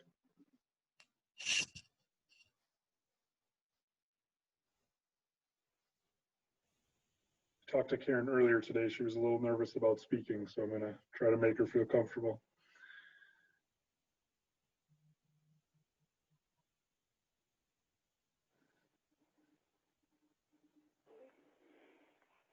Hi, Karen. Hi. Good to talk to you again. Thanks for calling in. You're welcome. Thank you. If you could just start by introducing yourself and giving us your address, and then you have 5 minutes to share your comments. Okay, thank you. I'm just going to read because I told you before how I feel about this. Yeah, you're doing just fine. Okay. My name is Karen Paulson. I live at 1006 Christiana Street. Thank you for hearing my concerns about Redesign 2020. I have been involved at Lincoln School for the last 35 years. At first, we rented a house, and I volunteered on the PTO and in my daughter's kindergarten class. My husband and I liked the school so much, we bought our current house just blocks away. For the last 25 years, I have worked part-time at school and in several different capacities.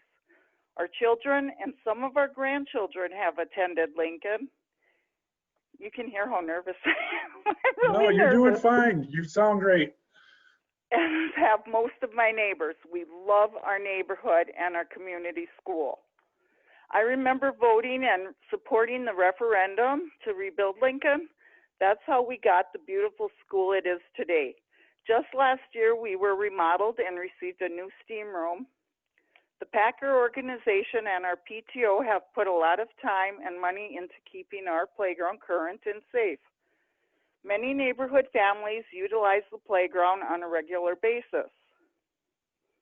I realize the student numbers are down, but they are down in other schools also, including West High. West High has the capacity for more kids. Has it been thought of as an option? It has room.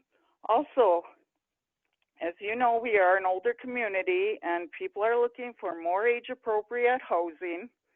And yeah, some of us are dying. This is an opening for housing for young families at Lincoln. It's a great neighborhood. I'm like really, okay. Karen, you're rocking it. Keep going.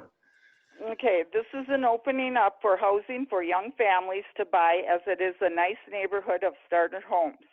It is my understanding that if you repurpose Lincoln, students attending would not likely be from our attendance area.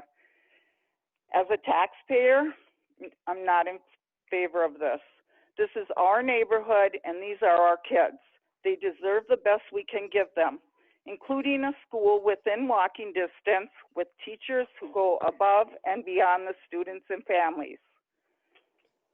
If you have never been at Lincoln when school is going, you cannot see the family environment and how the teachers go above and beyond our learners.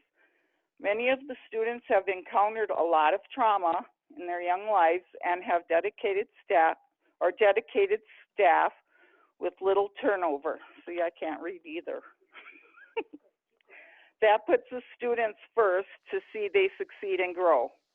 Please at least visit Lincoln, meet with the students, the staff, before making decisions on taking away our community school. Lincoln is a wonderful school specifically made for 3 to 12-year-olds. Thank you. And we do love our community, and we love the kids that go to Lincoln. The community supports the kids. I don't know. We love our community. We love our school. That's all. Karen, thank you so much for calling in and sharing. We really appreciate it. Call again soon. Thank you. All right, bye-bye. All right, we've got one more name on the list. Josh, you want to try giving him a call back? Yep. Thank you.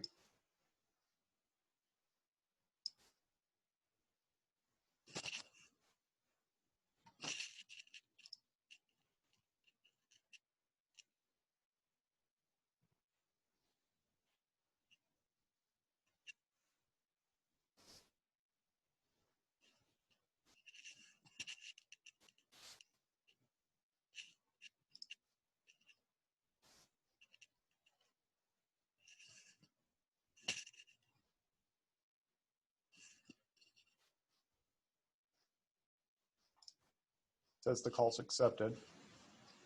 Again.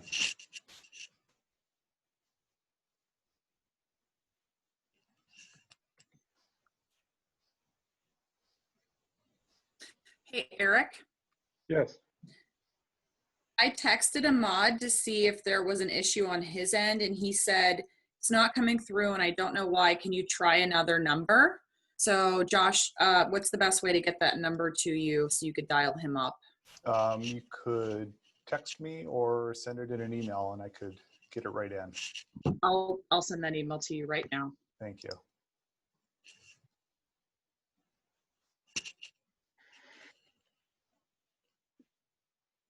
Can you see it, Josh? Otherwise, text it to me and I'll text it to him.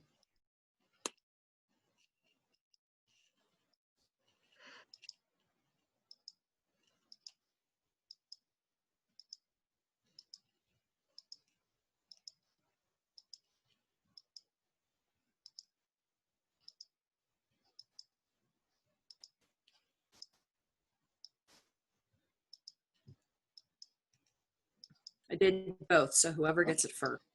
I see it. Yeah, this is a much different phone number. Okay.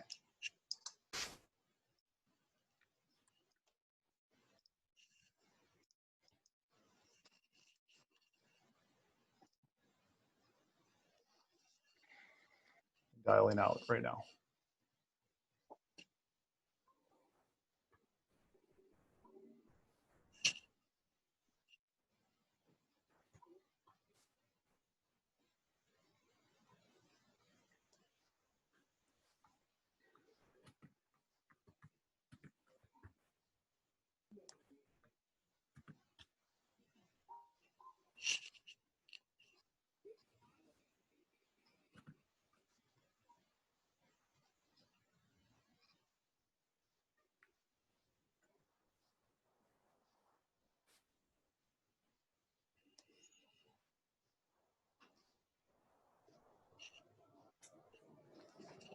Josh, are you dialing? He said he's not received anything yet. Yep, it says that it's calling right now. Okay, great. It's like a game of telephone.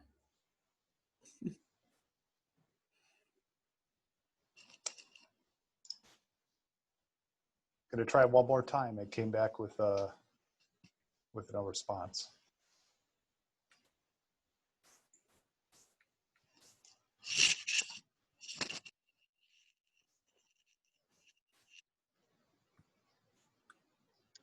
Christina, we do have Ahmad's comments in writing. Mm-hmm. If we're not able to get a hold of him, I don't know how someone would feel about reading it instead of him sharing it. I don't know if Melissa is able to get us a reader or if she even has it handy. I know that I saw his comments. Yeah, I just texted him said, do you want someone to read your comments? I don't know what's going on. Do He said yes, know that's fine. how the number appears? Does it appear as unexpected number, restricted or something? It comes through as a number, but it's an out-of-state number. Okay. Okay, yeah, he said that's fine if someone can just read the comments. I don't know what's going on. I can get a reader if you just stand by for 1 second. Thank you, Melissa.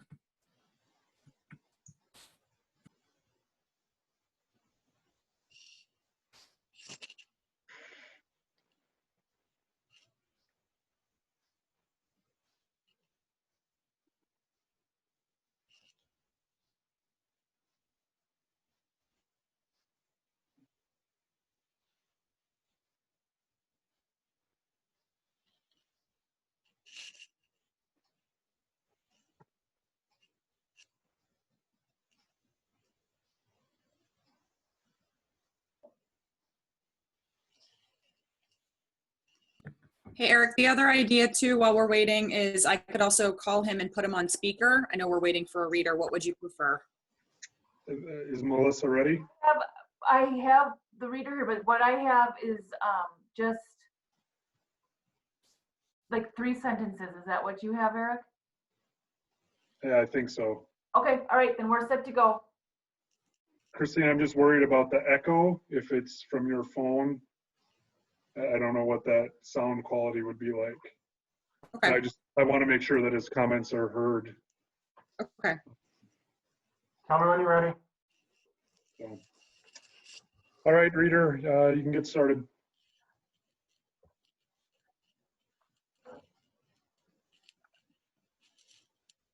Okay, just making sure I wasn't on mute. The name is Ahmad Rivera Wagner, 617 South Quincy Street in Green Bay. And his comments are, I would like to speak in favor of the GBAPSD and the city of Green Bay opening 4 gymnasiums as poll locations. Ensuring that our city has as many polling locations as possible given the pandemic is incredibly important. That's it. Perfect. Thank you very much. All right, I believe those are all the speakers. Josh, is that everybody you had on your list? Yes, that's everyone on my list. All right, thank you very much for your work tonight. Appreciate it. All right, then moving on, looking for a motion to approve the minutes from the last board meeting. Motion to approve. Second. All in favor? Aye. Aye. Aye. Opposed?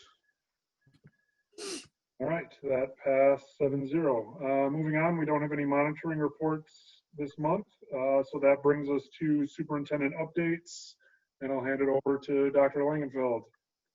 Thank you. I'd like to begin tonight with the calendar for July. The school district buildings will be closed officially July 4th for the holiday. July 3rd is the date, and then of course the 4th of July. July 13th is a teaching and learning work session beginning at 6 o'clock. Immediately following is the organizational support work session meeting. Also, and I would assume, depending upon what's going on, probably virtual, but it doesn't state that, so that may be determined later. And then July 20th is the regular board meeting at 6 o'clock, both meetings at 6 o'clock. So that is the calendar for July. Moving forward, and the next item that I have on my list is the city's request to use district schools for polling locations for a discussion, and I know people are on standby. Just a couple of comments that as we all think through the pandemic and COVID-19, one of our priorities throughout this process has been to ensure the safety and well-being of our students and staff. That will and always has been our priority. And we've really been careful about making sure that whatever we do, our schools have been closed during the pandemic. Our students have not had any access to the schools. and our schools are closed through the end of June. There is a lot of hope, I would say, on the part of students and staff to be able to return even in small numbers. And those conversations, as we talk about reopening schools, are out there right now. The WIAA, we anticipate, will have some guidance coming up here shortly as well for summer activities and summer athletics as well.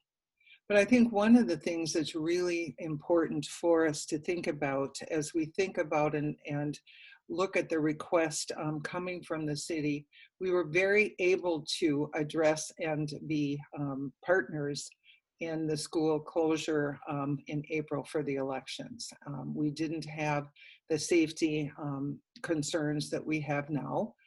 Should we be opening the schools as polling places if in fact we were to also be able to support student learning and staff in the buildings at the same time. One of the things that I did in response to the request is to try to understand what it would look like, not as much about an inconvenience, but rather what is the safety risk and what would the medical community tell us? And I know that this morning at a meeting that both Board President Eric Vanden Heuvel was in attendance, I was in attendance, and Mr. Ross and also Ms. Beyer talked about, Dr. Rai addressed this question in terms of polling places in schools with children and staff. And I believe my takeaway, and I know I've talked with Eric after that, is that those two groups of people in the same space aren't compatible to ensure the safety and well-being of students and staff.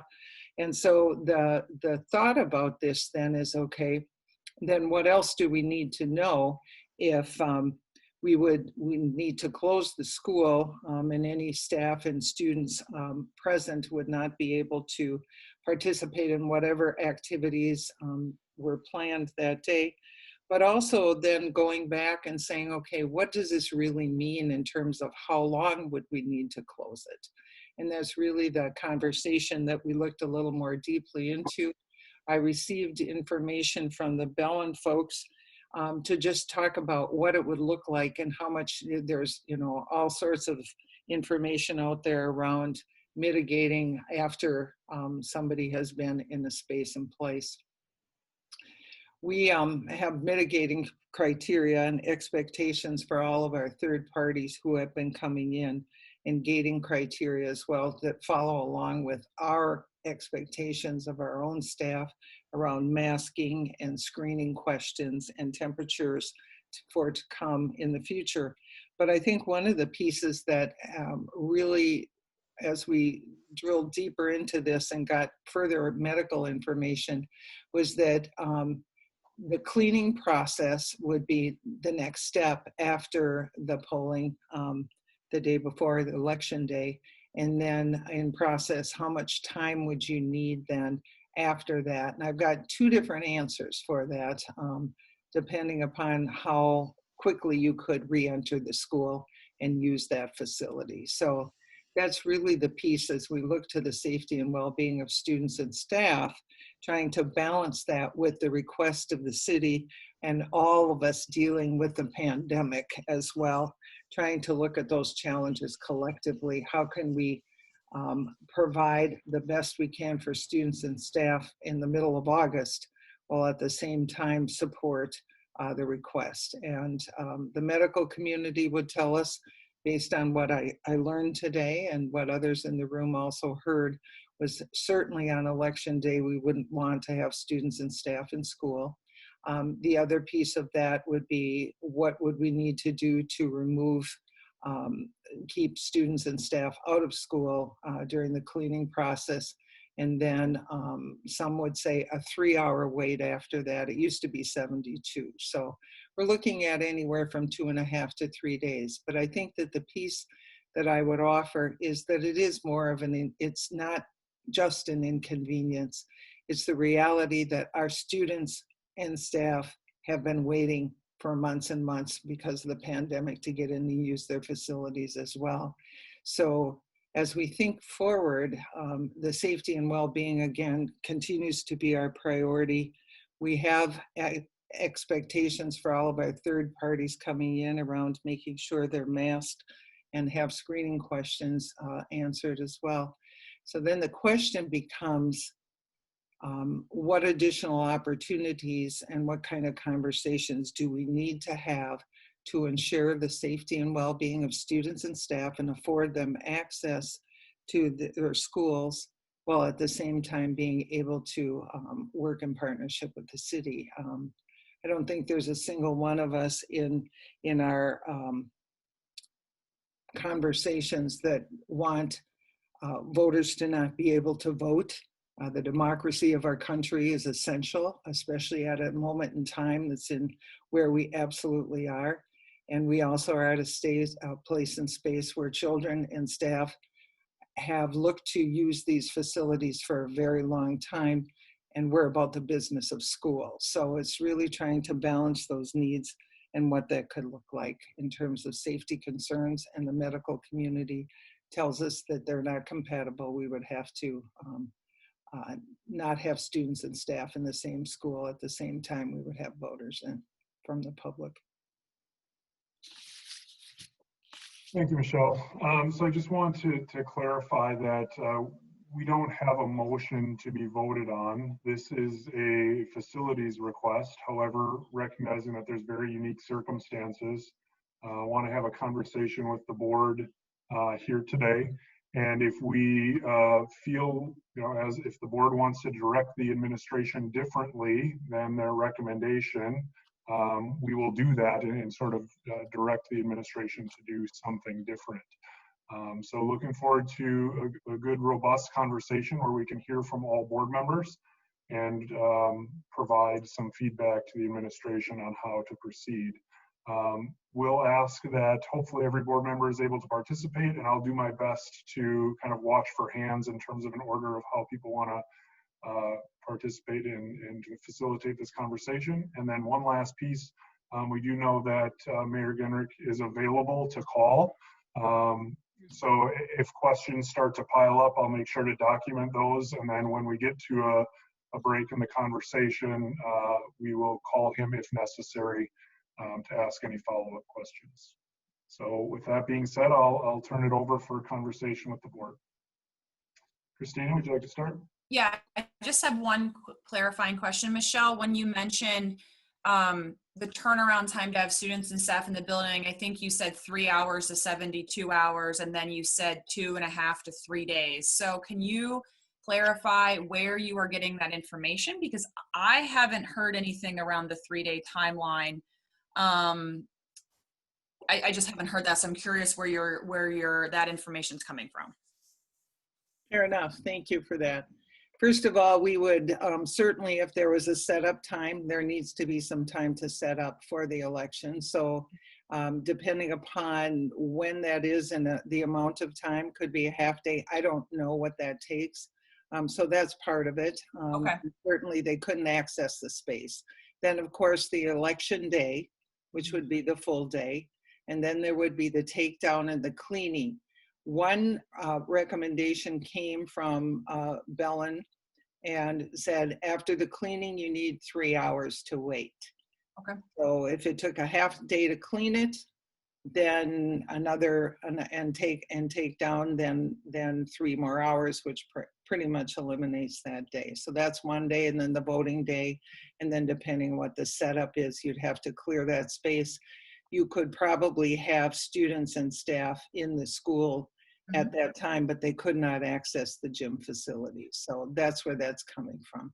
Okay. And I apologize, it's not this, they used to say 72 hours. When we did April of this spring, they said we had to wait 72 hours, but those guidelines and guidance has changed. Christina, I'll document that as a question to ask when we do call, how long would it take to set up and take down? Right. Thank you, Eric. Can I ask one more question? Yeah. So it's my understanding it would be the 4 high schools and just the gymnasium so that we could seal off the rest of the other entrances or exits to the rest of the building. So we could essentially keep voters in the gym, so the cleaning would only be, and the access and use would only be the gymnasiums. To me, that seems doable in our ability to accommodate the city's request and keep students and staff safe. Michelle, what would be your response to that when people say it's the gyms, it's not the entire school? You know, I think I'd have to defer to our facilities department in terms of access. I think that's really the piece about how accessible would it be. Obviously, people would be not just totally in the gym. They don't just show up in the gym. So there's parking lots and people moving about too. So I'm going to defer to Mike. I know he was part of the discussion and was on point for April. Yeah, I think we would have to really look at the parking situations. In August, there are, football, other activities going on, practices going on. I know in November it would be a major concern because we lack parking at a lot of our schools. Now the students park away from the school and walk. So with voters and students, I really feel in November there would be definitely a parking issue. Mike, I'm sorry, would you say that August is a parking issue too? Because I think right now I'm just focusing on August. I'm sorry if I wasn't clear. Yeah, well, what I was trying to say is that in August, there are camps, football practice, other athletic practices that will possibly be taking place. So there will be, students and coaches, that type of parking requirements needed. Okay. And have you worked with the city in the past to come up with a parking plan for voters when they've, used our space, or back in April? And in April, we didn't have any students or staff in the building. Right. And prior to this, we haven't used the high schools or voting locations. Okay. Can I just add one comment to your point, Christina? We cannot seal off the gyms from the rest of the school. We could station people there, but we can't seal them off. It's a fire hazard, and fire code will not allow us to seal them off. In addition, I don't know, Mike, if you want to mention that we have to make bathrooms available, and so places like Southwest, where you walk in to the hallway there's a whole hallway of bathrooms and other areas down that hall. So I just want to make sure that we're not just talking about the gyms, because there will be other areas in the school that will have to be accessible, as well as not and needing to comply with fire code. I don't know, Mike, if you can add anything to that. Oh yeah, that's correct. And the bathrooms in all the high schools, for instance, West High School, you have to leave, walk through the commons to get down to the bathroom. There's a set of bathrooms outside the Preble Gymnasium, which is down the hallway. So Melissa is correct that they would have to have access into the school to access the restrooms. Melissa, when you say they have to have access to the bathrooms, is that from a legal perspective, or is that just a common, like a common grace that we would give? Well, the poll workers are going to be there for extended periods of time. So I've been a poll worker. I can't imagine working a 16-hour day as a poll worker without access to the bathrooms. And we certainly wouldn't say bathrooms are only available to the poll workers. That would probably be a little uncomfortable. Not very hospitable if we're going to allow our buildings to be used.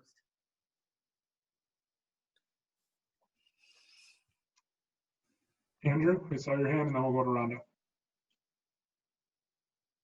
Thank you. I guess as far as I'm concerned, I'd like to focus the discussion on August. I think November is far enough away and so many things that could happen that frankly, I don't think it would be fair to the city to tell them yes or no, because we don't know how the situation is going to look.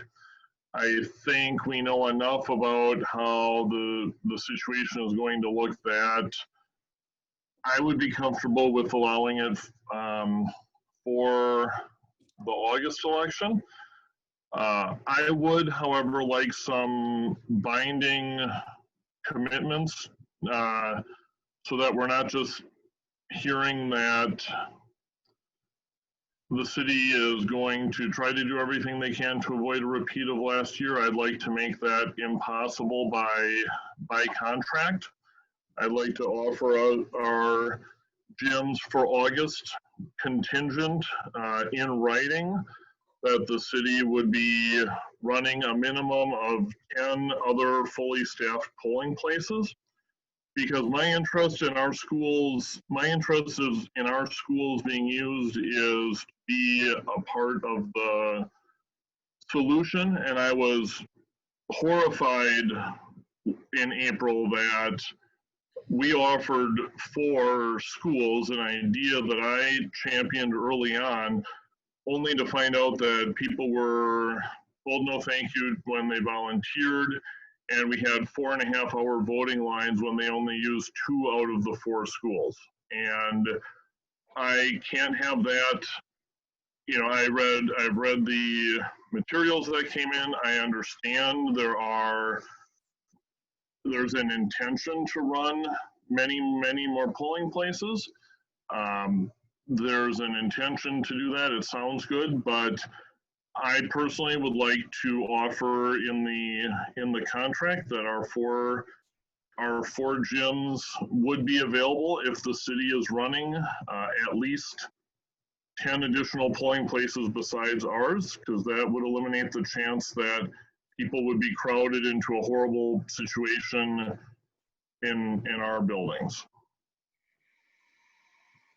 I'm going to go to Rhonda first, and then I'll go Brenda and Christina.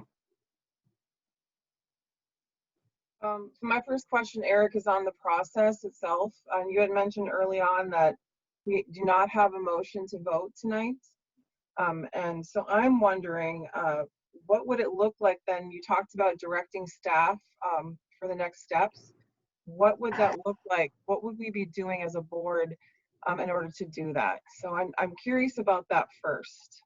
My intention would be to tell the administration we want you to negotiate with the city to hold the August election or not.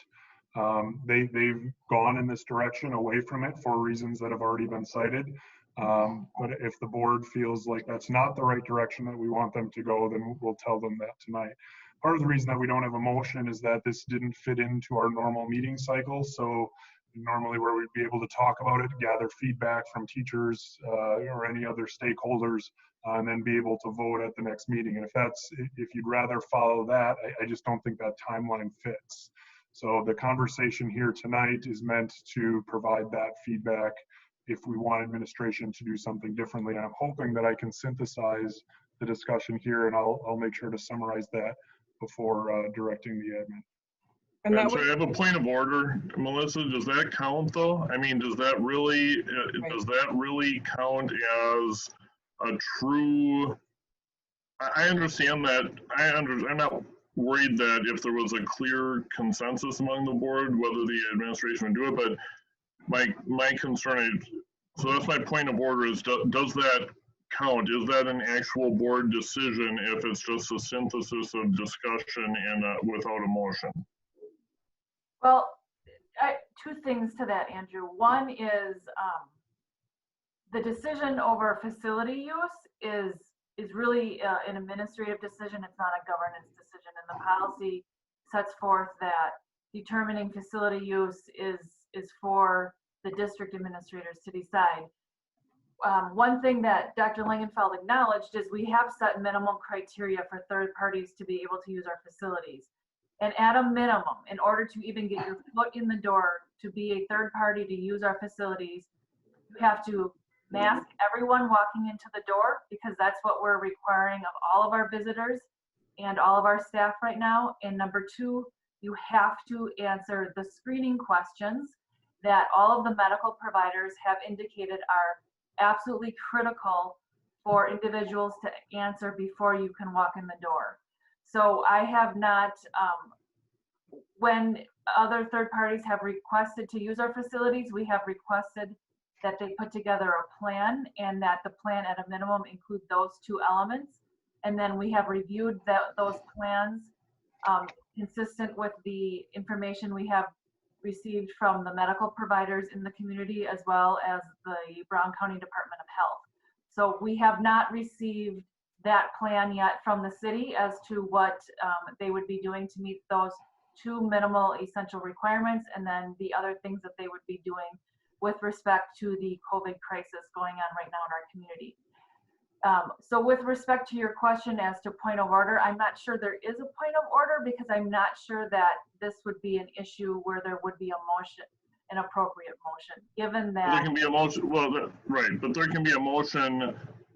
The board can direct the administration to do something different on any matter, and this would be a case of either doing that or directing them to at least explore another avenue, as opposed to just denying the request. So I guess my concern, and I don't think it's insurmountable, I just think that if we're going to, I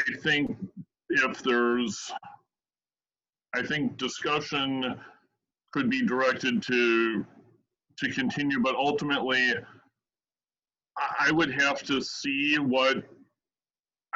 this is a case where it's a big enough deal that I'd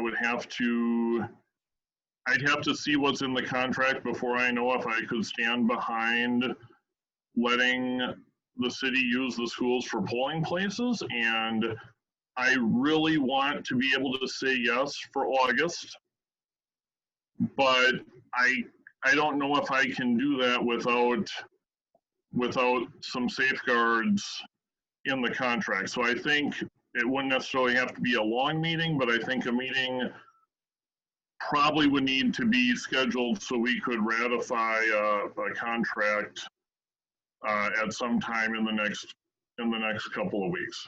We'll also need a suspension of board policy then, because this will be inconsistent with the facility use policy, because this is not how the policy is written and how these decisions are made with respect to facility use. So you will have to suspend your policy.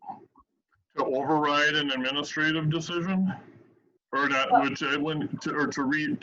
direct a different approach to administration? With respect to the procedures that are in place for the approval or disapproval of facility use. There's a specific procedure in place, Andrew, because of the need to be equitable and to be consistent with those decisions. So with respect to our minimum requirements of requiring masking and requiring entrance to answer those screening questions, we have set those objective requirements in place to ensure the health and safety of all employees and students who are accessing those buildings. In August, there is a hope that we can get students in for ESY. There's also going to be a push, as Dr. Langenfeld indicated, with respect to the WIA and the start of fall activities. Some schools are already starting July 1st. We are hoping to be able to give our students an equitable opportunity to do the same. So that will all be affected by the use of those gyms. Students practice in gyms.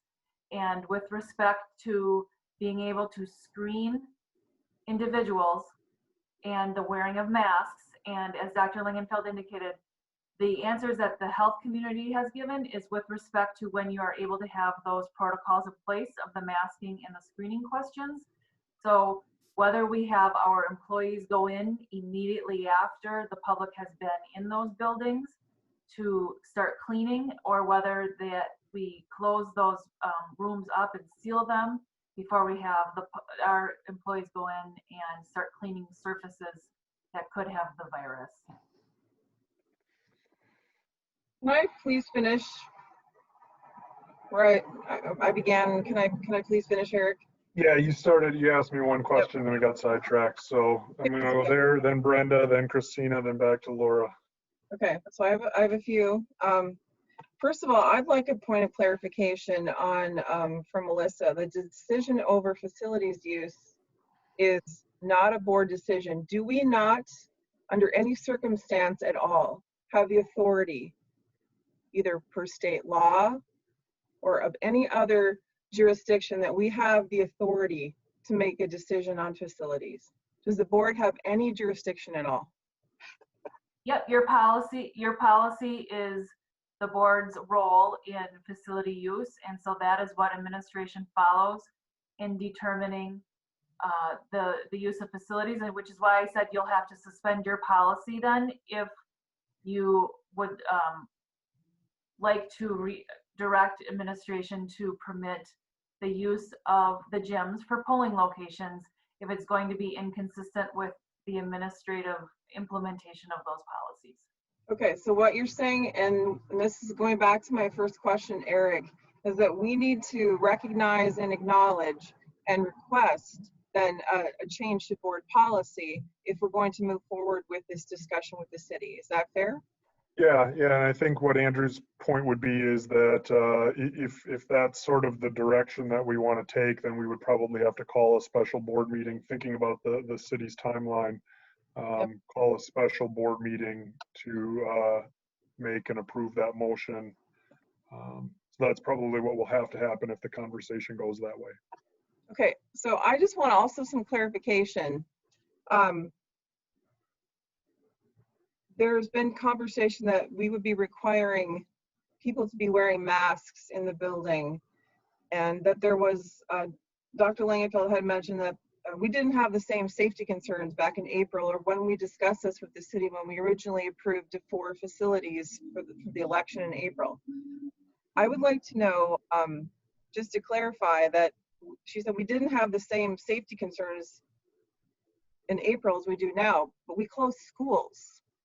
So I'm just trying to understand the difference between then and now, and if in fact, if we're requiring masks, are we stating tonight that we are requiring masks for September? Because if this comes down to a deal breaker because of requiring masks, because I'm not even sure that's constitutional for voting purposes to do that, why did we not insist on requiring masks back in April when we originally gave the city of Green Bay 4 options for the election day? So I'm trying to understand then and now, because we did close schools and that was in March. So what is the difference between the risks now and then? Go ahead, Michelle. Thank you. First of all, in March, when they came forward and made that request, we were not serving students and staff in schools. They were already closed. So that was one important piece, and that's what I was referring to.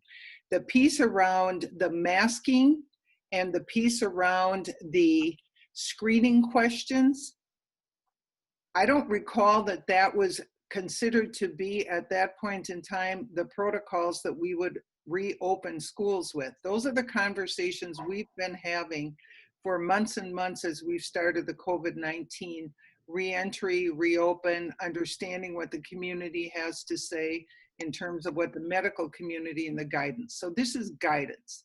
And our guidance, what we want to make sure is the best safe and environment and well-being for our students and staff. I think one of the voices, as we're not in this conversation, but I believe is an important voice, 2 voices, and that's the voice certainly of parents in our community whose children won't have that opportunity to use those spaces, and we've not heard from them, and we've not heard from teachers. So my hope, if there's an opportunity there, is to continue some conversations or start some conversations with the city. And maybe there are some suggestions and ideas if we are to relocate those individuals out of their school, what we could do to support what they need to do. I mean, I think that, again, it goes right back to the fact that we have a responsibility in our schools to keep students and staff safe, that the guidance from the medical community says that polling places and students and staff can't be one and the same, that we would do our best then to mitigate any kinds of safety risks for our students and staff, And so one of the opportunities that we have looked very carefully is what are the expectations for a third party to come in and use our facilities, assuming that students and staff would be present, and that to mitigate those, and that is the masking and the screening questions at minimum. And to Melissa's point, other third parties have come in with very carefully thoughtful plans that identified their conversations with the medical community, Brown County Health, and said, here's how we think this could work. And so we sat in partnership and worked together. And that hasn't been part of this discussion from my experience right now. We had discussion in April. We haven't had that now, at least I haven't. So Dr. Langfeld, can you respond then that, would you say then, having said all of that, would you be open to that discussion with the city if they were in fact able to come forward and give you some assurance of what they would be asking for? Would that be something that you need to know in order for the board to direct the administration to move forward with partnering with the city? I think it would be really important to have a conversation with the city. Yeah, we haven't had one yet. I don't know what they've explored. I don't know where they've gone. I'm sorry. You have actually had a conversation with the city. You've had no conversations with the city, with the mayor, with Celestine, with no alders. About this request, I had one with Don Smith. You've not been part of any conversation with the city at all? Not that I'm aware of.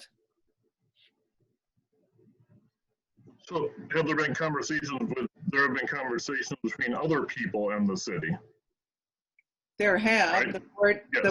the board president and vice president. Okay, and not the superintendent. Okay, just clarifying. No, but you've not been part of any conversation around with the city at all. You've not been involved in that at all. For this particular request, to the best of my knowledge, I shared information with Dawn, and she was asking on behalf of Mrs. Dorff. So if you would say if that's a conversation with the city, that would be. Just one point of clarification there. As Christina and I had conversations with Mayor Genrich and Alder Dorff, we brought that back to Michelle and said, hey, why don't we, have your team in the city set up a meeting, and before that could happen, we received this letter. So then rather than directing Michelle to continue to go set up that meeting, we just said, let's wait until this school board meeting and then go from there. Okay, I have one more question, please. Can Mike Stango please talk about the machine that cleans the gymnasium? There was a point last April when we were working with the city, added additional polling locations, and then they came down to 2 to use. There was a machine that you mentioned. There was something that you talked about that is, you would use that to clean the facility. Yeah, we have it's like a fogging, it's not a fogging machine, but it's a steaming machine. It's a Victor machine, which we put a chemical pellets in, and we spray down the walls and the floors and other surfaces with this disinfectant chemical. At this time, we have one machine. So what happened at the April elections is the elections were on Tuesday. The city came back and removed their equipment on Wednesday. After that, we had shut the buildings and no staff were in the buildings until the following Monday. And then we went in and we sprayed the buildings. It takes about a couple hours to do each building. Mm-hmm. So would it be fair to say, like when we look at the staff results, the survey results, the hybrid model seems to be pretty popular. So would you, if we were to go forward in fall with the hybrid teaching and learning model, is this the machine that you would use in that case? And what would be the difference with the election in August versus and that cleaning process and the time lapse afterwards versus the hybrid model where we have some in-person teaching and learning experiences? What would the difference be? And why is one more risky than the other? We haven't gotten into any planning or discussions on what would need to be done regarding, staff and students being in the buildings at this time yet. But that model would bring students and staff into the building. So I'm trying to understand what the risk factor would be between a day in August versus a potentially multiple days, 3 weeks later. I'm just trying to understand the difference. Rhonda, are you asking the difference between our students and staff being in the building versus inviting the entire community into the building? I don't think we're inviting the entire community into the building. From what I understand, we have 4 buildings and we are inviting community members into the building. And remember, it's their building. These are public buildings, right? I'm trying to understand what the difference is when we're talking about people in the buildings and then the cleaning process. I'm trying to understand the difference between August and then potentially a few weeks later. Just the risk factor, what the difference is. Is the community at large more risky?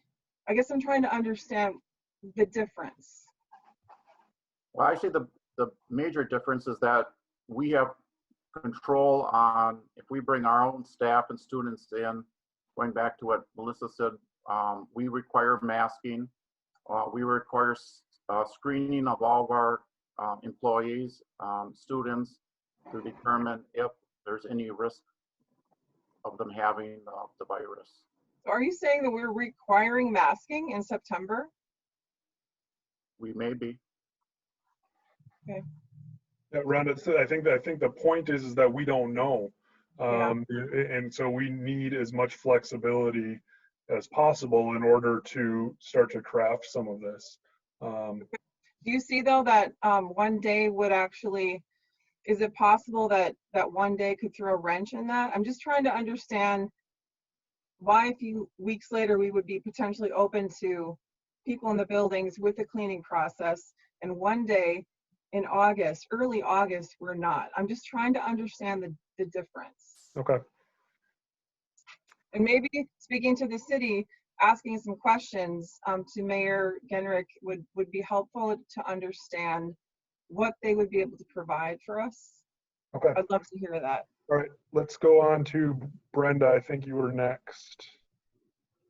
Yeah, I think to me, one of the primary differences is that when we open in the fall, the coronavirus is still going to be around, and we're going to likely try having fewer people in the buildings to keep social distancing. I mean, there's all sorts of things like that. And then bringing in an unknown number of people into the building just adds a little bit more risk to the students. And so that's why we have to make sure they're not there when the community is in. It's not a matter of there's no risk at all for any, for our students when we open. It's a matter of how much more do we want to add to that risk. I think that's how I interpret it. I guess at this point, I'm kind of uncomfortable that the board is being asked to make a decision that our superintendent and facilities director haven't had any conversations.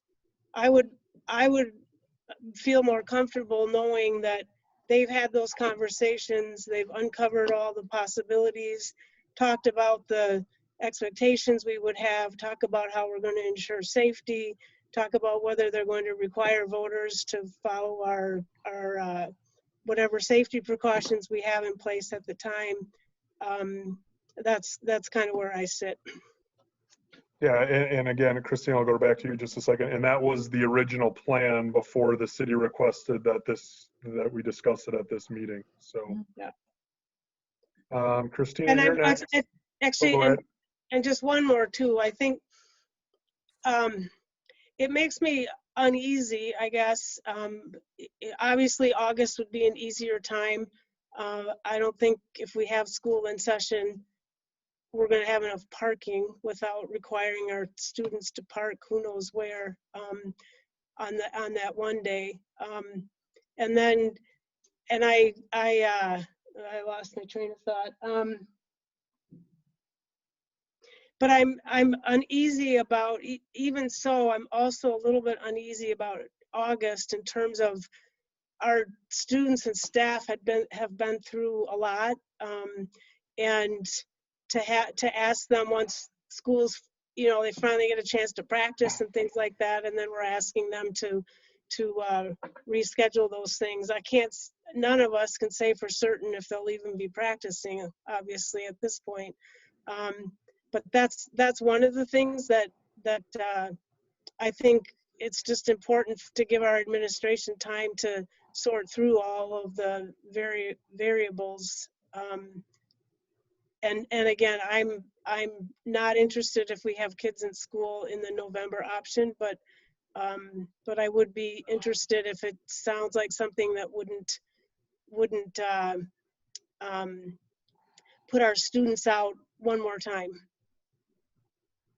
All right, Christina, you're next, then Laura, then Dawn. Sure. Thanks, Eric. Thanks, everyone. So a few things. One, Michelle, when you talked about students and staff being present, or somebody said that, I think we have to sort of define what we mean by being present, because it's my understanding that the voters and voting would be happening in the gymnasium, and that the city is very much interested in ensuring that those pathways of how the voters show up and use the facilities in the gym ensure that we are able to keep students and staff safe while keeping voters separate in the gymnasiums. But I think to everyone's point, the point of the discussion here tonight is that if we have quite frankly, the political will to make this happen, and I think with a good plan and being good stewards of our community and upholding democracy, which we all can agree, with a good plan, these are all things that we can overcome. I'm thinking about bathrooms. Well, can the city provide porta potties, right? Would they be willing to pay for that? In fact, I believe that Mayor Gingrich said that they would be willing to cover cleaning, either hire a cleaning company or to pay the city or to pay the district to cover cleaning. What's the timeline? What would their timeline be in dropping off the voting machines? Would they be able to drop that off later on Monday? They would then have Tuesday for voting, and then maybe they could get in there overnight, clean the gymnasiums on Tuesday night, get the machines out by 10 a.m. the next day, and we could have people in the gym. Again, we're not talking about the entire high schools, we're talking about the gymnasiums. In terms of storage of the voting machines, like, these are all great questions, but I think questions that can be answered with a great partnership and a great plan. And it's my understanding that the city is, quite frankly, willing to be very accommodating and to provide funding for these items to make sure that this doesn't come at a cost or at an increased risk of our staff or students. The last thing I'd like to say is, if the plan is strong and it covers all of our concerns, and it demonstrates a good partnership, we should suspend the board policy for this. Again, this is what it means to be a community member, a good partner at a time of a national pandemic. And desperate times call for, courageous action. So that's kind of where I stand, Eric, those are the questions I have. I think it's possible. I think it's, the city is at the table. They're a willing partner. And I think the community has spoken today in terms of their support of this. I haven't personally heard from any person in the community that has said that they weren't in favor of this. Laura, we'll go to you next. My question is actually for Melissa. So what would happen if a member of, let's just say we managed to arrange for voting to happen at our high schools, but we require masking and asking for the public to cooperate and answer questions. What if we had a member of the public just say, no, I'm not wearing a mask and I'm not going to answer your questions? that it's their right to vote, and this is their polling place. And we're assuming that everyone's going to just cooperate. But I can imagine there will be people who will just refuse cooperation. Hey, Laura, I'm sorry, can I just jump in? I just have a clarifying question. Do you mean voters when they're showing up that day? Yes, I'm talking about voters. We've arranged for this to happen in our high schools, and the people are coming to vote. Mm-hmm. What do we do with the person who says, I'm not wearing a mask, right, and I'm not going to answer your questions? Well, that's exactly the point, is that we're actually can't require people to wear masks. That would be the. And that's why I'm asking Melissa. No, I was just making sure I understood you correctly. Yeah. That's correct. I would leave the city's council to answer that question, but that's my understanding of. Is that we cannot compel them. You're not allowed. Not condition voting on the wearing of a mask or the answering of screening questions. Okay. You know, it's not us who are conditioning voting. It would be the city conditioning voting. Okay. All right. So this is a problem, right? So I don't know what the city can do about that, but we're talking about voting, and with voting, there's an enormous amount of regulation and expectation, and it's constitutional rights and things like that. You know, I just don't know what that would lead to, and how we would encourage people to cooperate with us, and that's just one of the concerns I have. That's all. Melissa, can you also clarify, though, point of order for this? We can't require anyone to wear masks in a public school building.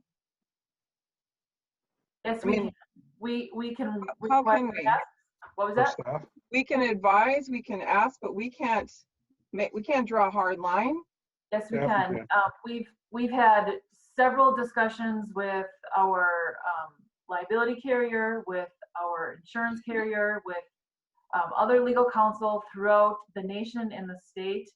And this is a national health crisis. And as a condition of entering a building, you can require the wearing of masks, and you can require the answering of narrowly tailored questions to determine if the individual could potentially pose a health or safety risk given the current health and safety crisis going on.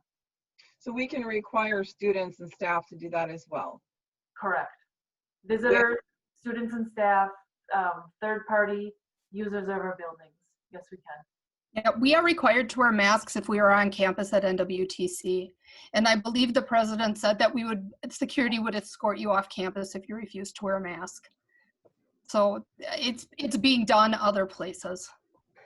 And I'm not advocating for no masks. I'm just trying to understand that in a public building, we can actually enforce that and send someone out.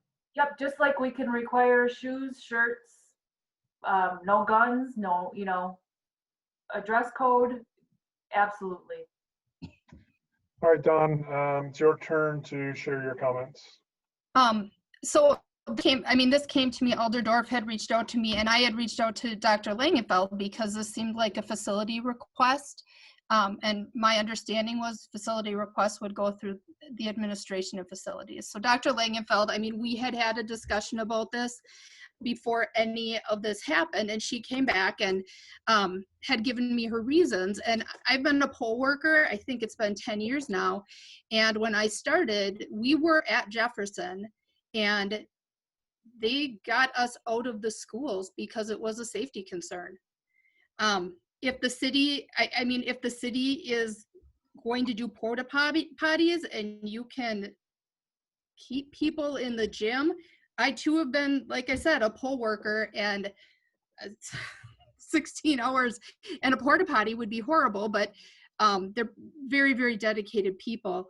But the reason that, the elections were removed from the schools because of for a security reason. In April, there was nobody in the schools, so that wasn't an issue. In August, if we are going to have students in the schools, and I mean, based on what I heard, the city talked about having, having police in the schools to, keep the schools safe. I don't know that that's the route we would want to go. Dr. Langenfeld, when we had talked about August, you had said there was potentially, we would potentially have to look at possibly repurposing gym space for classrooms for social distancing reasons. And that was something too. And I don't know that we know what that looks like. The election, I believe, is August 11th. So I don't know. I mean, that's 3 weeks, 3 weeks. So I don't know how that, plays in with all of this.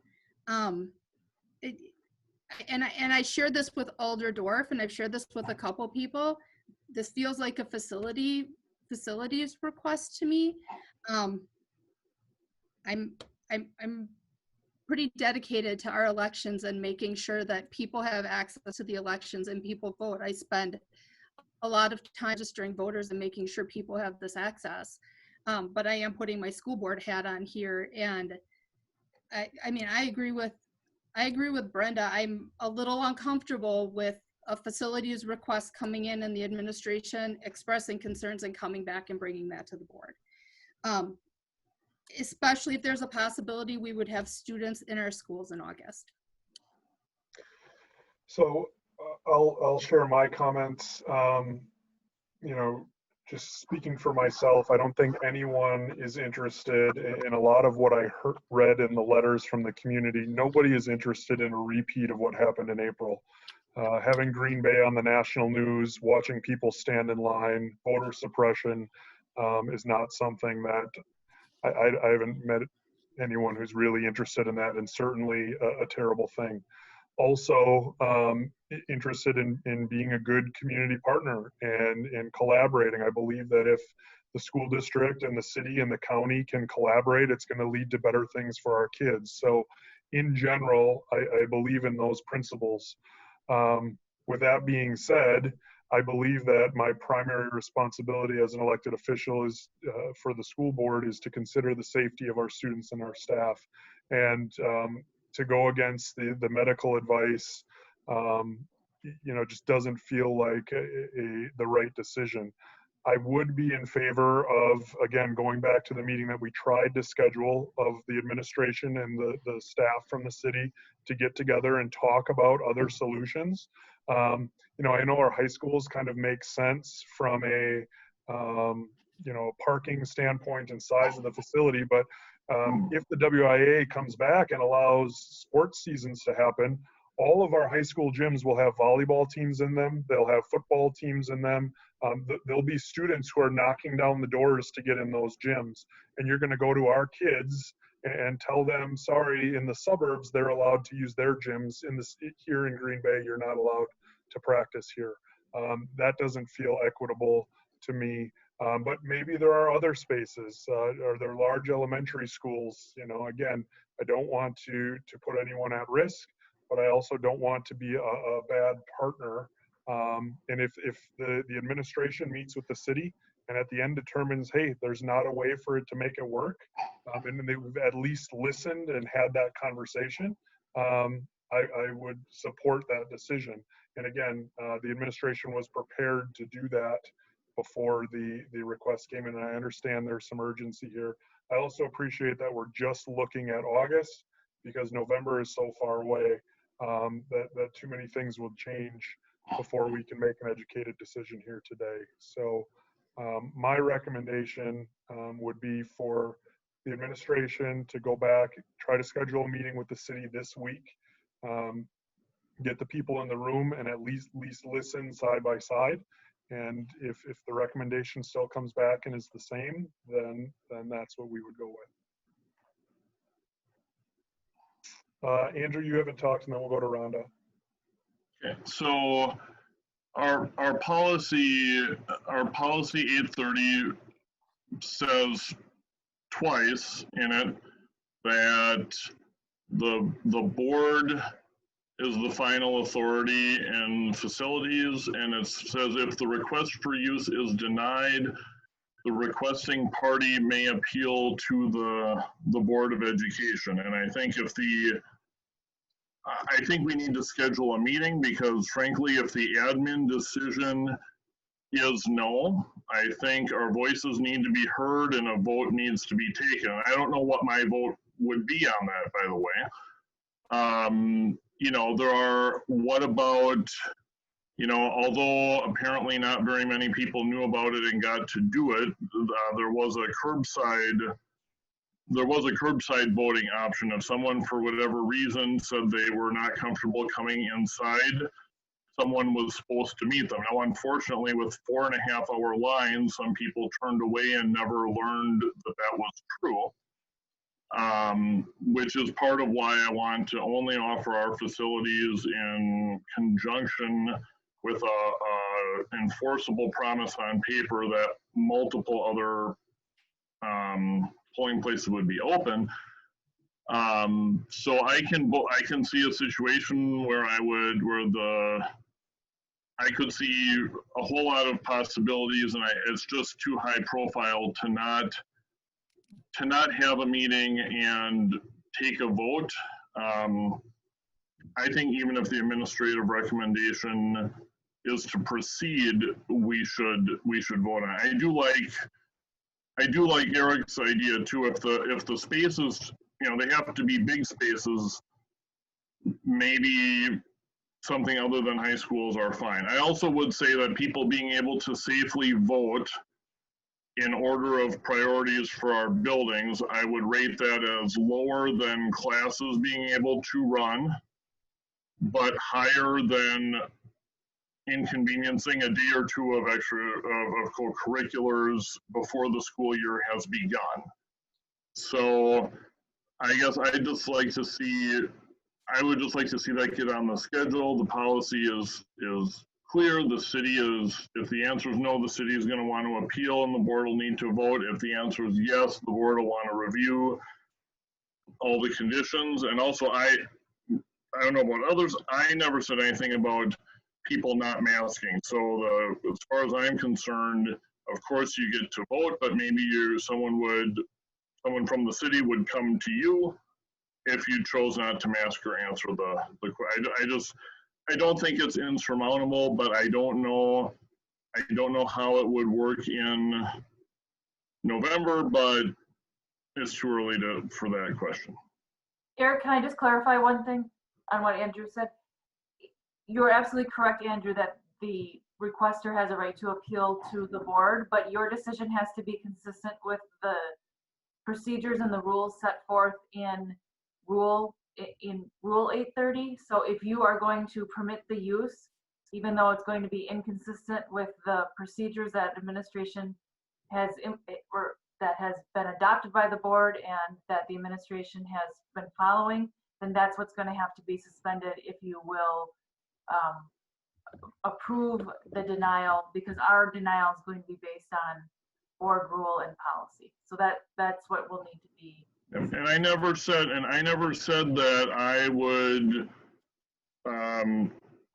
you know, my position might be different if the city comes in and says, we have no intention whatsoever of even attempting to enforce masks or ask health questions or temperature screen, which I don't think they're saying that, but if they came back with that, my position would probably be different than we will make best efforts and here's our plan B if someone refuses. But I just don't know what that is yet. So I'm not saying that I know since I don't know for sure yet that there is a facilities policy that the city is intending to not do, or maybe the request will, upon hearing this, evolve between now and when there's a meeting with the administration. Rhonda was next, and then Laura, and then Christina.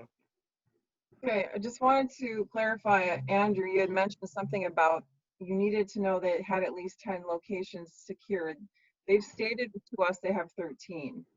So it's not legally binding. That's not.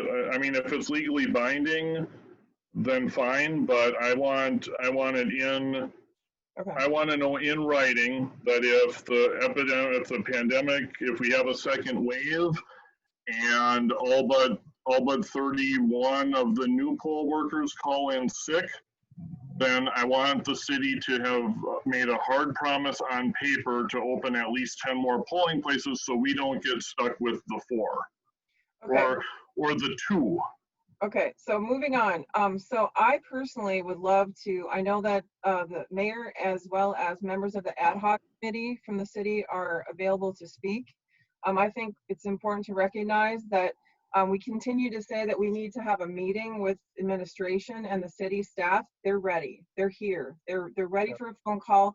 I believe this constitutes, it's a public meeting, but I believe this would actually be a wonderful opportunity to have them speak to administration and the board today. So I'm hoping we can call them in.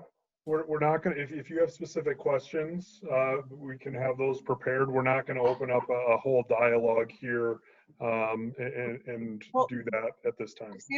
Excuse me, we can't open the floor at all for any comments at all from the mayor?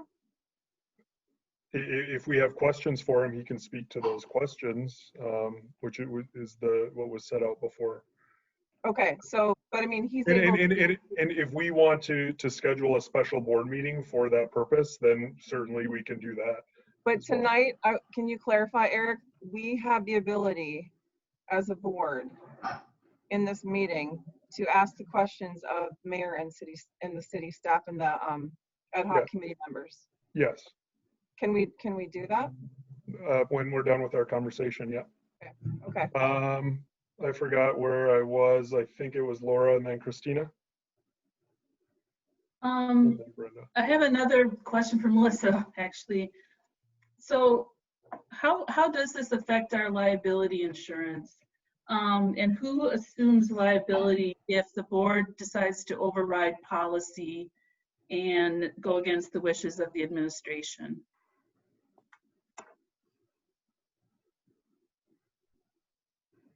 I was worried you were going to ask me that question. Sorry. But I mean, I think that we should talk about, and it's not just the virus, it's other security concerns that we're always very careful about. And now we're talking about 4 locations with thousands of people coming into them. So we better have some kind of idea of how that will impact. So in the April election, we were given the opportunity to have the meetings with the city, and we had a good partnership with the city leading up to that election, and we had really good, robust conversations. The city, I enjoy working with the city attorney's office. I've worked with him on a number of things, and we were able to work out a really good, sound agreement that the district needed to address those concerns, Laura, with respect to very broad indemnification language that the city would indemnify the district. Knowing, though, that if someone were to get infected and would want to file suit, that they, of course, would probably file suit against the city and the district for the exposure, and then we'd have to litigate that indemnification language and work through all of that.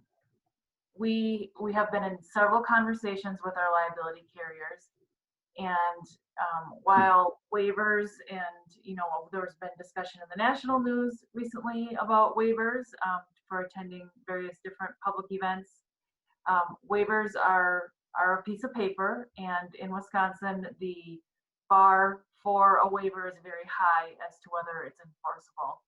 And again, a number of people who do what I do have been indicating that it's not advisable to make your employees sign waivers. It's not advisable to make kids sign waivers. It's not advisable to make parents sign waivers. What really is necessary is for what is everyone understanding the assumption of the risk. And if they are going to be participating in sports, if they're going to be sending their kids to school, we will provide as clean of a facility as we can. But of course, there is, as Brenda has indicated, always going to be that inherent risk of potential contracting the disease as much as you can do to prevent it. So that's where we are, and with respect, as Michelle has said, the medical community is saying voting and education isn't going to mix, And so if kids are going to be in our facilities in August because of being able to get back in our facilities and start those fall sports activities and extracurricular activities such as our play practices and musicals and that sort of thing, then we will have to determine what that will look like within the exposure to liability. In the April election, there was literally no one in our schools. There weren't teachers getting ready for their classrooms. There wasn't facility staff cleaning because they weren't there either. It was just the polling locations. And so there was minimal risk. There was minimal risk in April.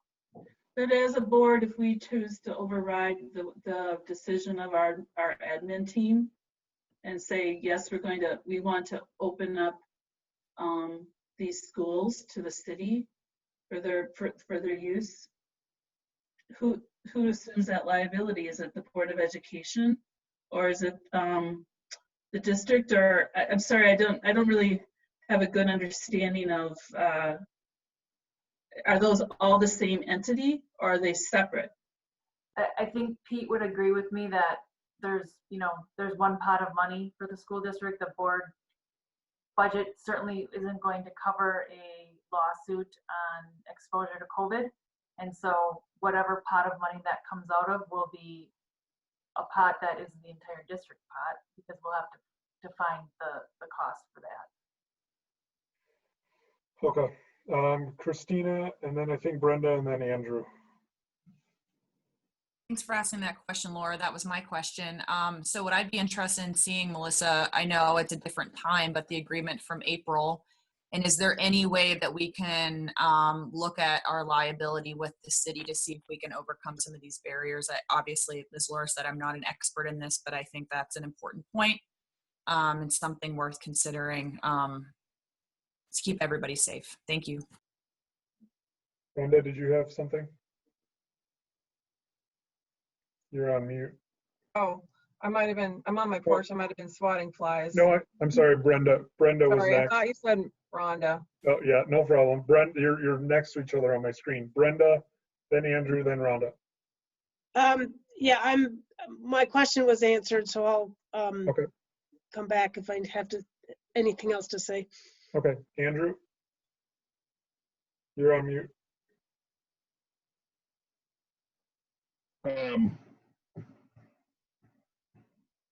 Out of respect to time, I guess if I know this meeting is going to happen and there's the next meeting of, if that meeting will happen and if there will be a special board meeting that will deal with either the approval or the appeal, I would just assume that we hold off on anything further until then.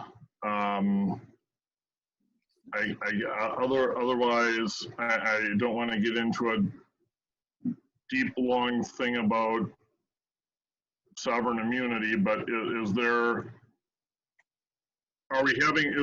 meeting going to happen, and will a special board meeting be called in a week or two? And then if those things are both true, let's just do that and meet again and see what's even on the table.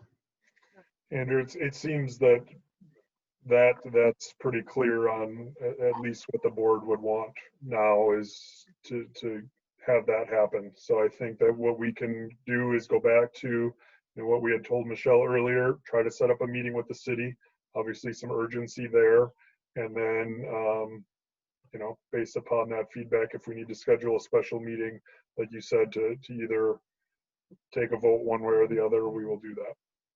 I think we have to schedule a special board meeting because either the city will be told no and they'll appeal it. Right. Yep. The city will be told yes, and we'll have to read it for ourselves. Yes, absolutely. Brenda, did you think of what you wanted to say? Well, no, this is just a response to Andrew. So, Andrew, why would we need a meeting if the administration has made the decision that we can safely have the elections in our gym in August? Yeah, because I would want to vote no if it did not accompany a binding legal commitment from the city that they would be opening and fully staffing at least 10 additional polling places to protect the district from being put into the terrible situation it was put into last time. I think our offer, I would like to see an offer that would become null and void if they change their mind or circumstances change or rules change and they wanted to run just 4 or 3 or 2 places. I'm not interested in being a part of that because that's what puts people at risk. Rhonda, did you have something? Or were you? I'm just anxiously waiting to hear from our mayor. Yeah, what it sounds like is we're not going to do that in this meeting today, that we're going to schedule another meeting, and we'll have that conversation at another time. So I didn't hear that anyone declare that we weren't going to hear from our mayor. Are we really not interested in hearing from our mayor? No, we will, it just not at another time, I believe. That's what I. So but they've been waiting through the meeting to speak, and what I told them was if we needed them for something, they would be available for us to call. So are we literally not going to allow them to speak at all? He's not allowed to speak. We know what their request is. We know what they're asking, and Michelle will reach out to them tomorrow and schedule a meeting before the end of the week. Even if we have questions? Well, if you have a specific question for him? Yeah, that's what we were told, that we could ask questions. And Oh, he so would you have a specific question for him? Yes. Okay. I do, and I don't know if any others do, but I definitely do. Okay. Well, we'll get there when we're ready. Brenda, did you have your? No, I just was concerned that we not have a meeting with the board that's going to be that's going to take place with our administration. So I'm okay with calling Mayor Genrich if he's, for a specific answer to a question, but I think that we need to let the administration have their meeting first without and not at this particular meeting. Okay. The other point that I just want to make here, and again, I'm interested in collaboration. I want to try to make it work. But what this is resulting is our administration focusing on executing an election in our facilities when we don't even know what it's going to look like to bring our students back. So the time and energy that they're going to invest into trying to make, to be a collaborative partner is taking away resources and time from our students and staff being able to return successfully. So I also need to make sure that that concern is raised. Go ahead, Christina. Yeah, to your point, Eric, thank you for saying that, because I think that's exactly why the plan is so important, the questions that we've raised, right? Because it's looking at the capacity of our staff and the investment that the district is willing to give to mitigate the risks and the disruption, right, to the beginning of the school year in preparation for 2021. So I just want to reiterate, is someone taking notes on what the board has brought up tonight in terms of like what more information, what we're looking for? Because like I had mentioned porta potties and bathrooms, a timeline, cleaning overnight, insurance, Laura brought up storage of voting materials. Those were just some of the key pieces. I just want to make sure that, Michelle, when your team is meeting with them, that those are connected to the discussion.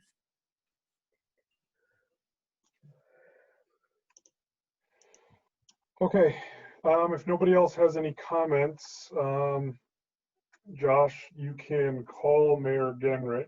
If anyone has a specific question for him, feel free to ask that question. Eric, do you think I should call his direct line or shall I call Olderdorf's line? I would call the number that I provided to you. Okay. Eric? Yes. Would it be appropriate at this time to set up the meeting? Yeah, absolutely. Thank you. Okay, dialing out from Mayor Genrich.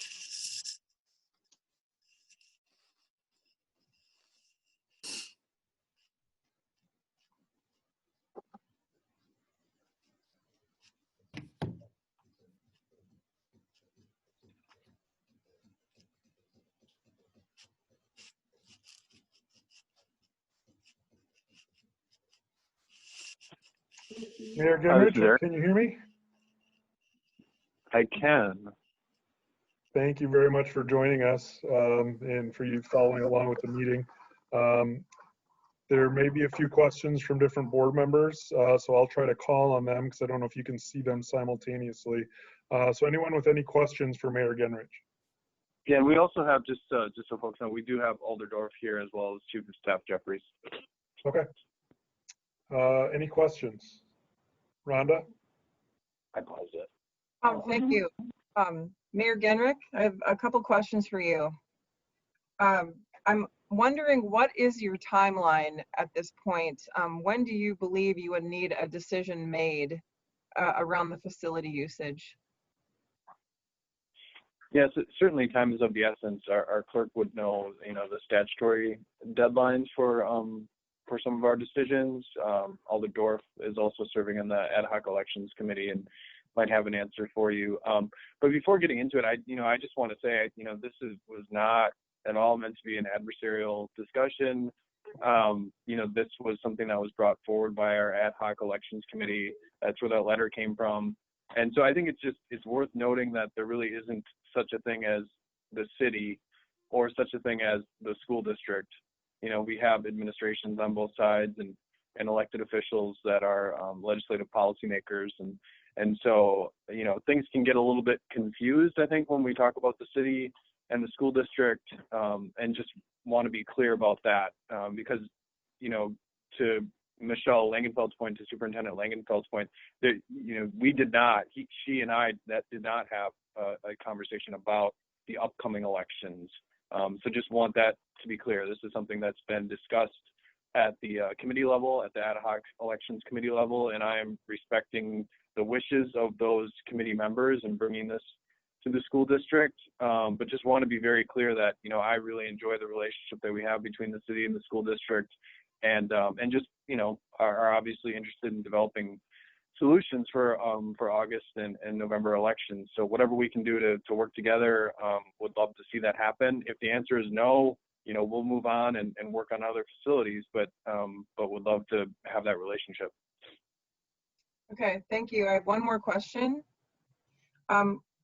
Just off the bat, what do you believe you would be ultimately responsible for? Let's just say in August, in that election date. Responsible for in terms of cleaning up the facility, or? Sure, just anything that maybe the ad hoc committee has discussed. Maybe Alder Dorf can touch on that, or Celestine Jeffries could touch on that. But just in general, we've been talking a lot about there's just logistics that we're not sure if they would be in place, if you would be responsible for it, if we would. Is there anything that you're committed to at this point? Yeah, I would just say whatever cleaning protocols that the district believes are necessary, we'd certainly be absolutely willing to meet them. And then, as Melissa was saying, obviously there was a good discussion leading up to the April election with our city attorney's office, and whatever agreement would need to be struck in that regard, obviously open to doing that and making that happen. And for the time. Yeah, if there are some kind of bathroom solutions that we feel are necessary, but again, I think that's the kind of stuff that would come out of a discussion with the district. So, any other questions? Oh, sorry, Rhonda, were you done? No, I just, there is no one to really answer the timeline in general. I'm just wondering if there's any ballpark.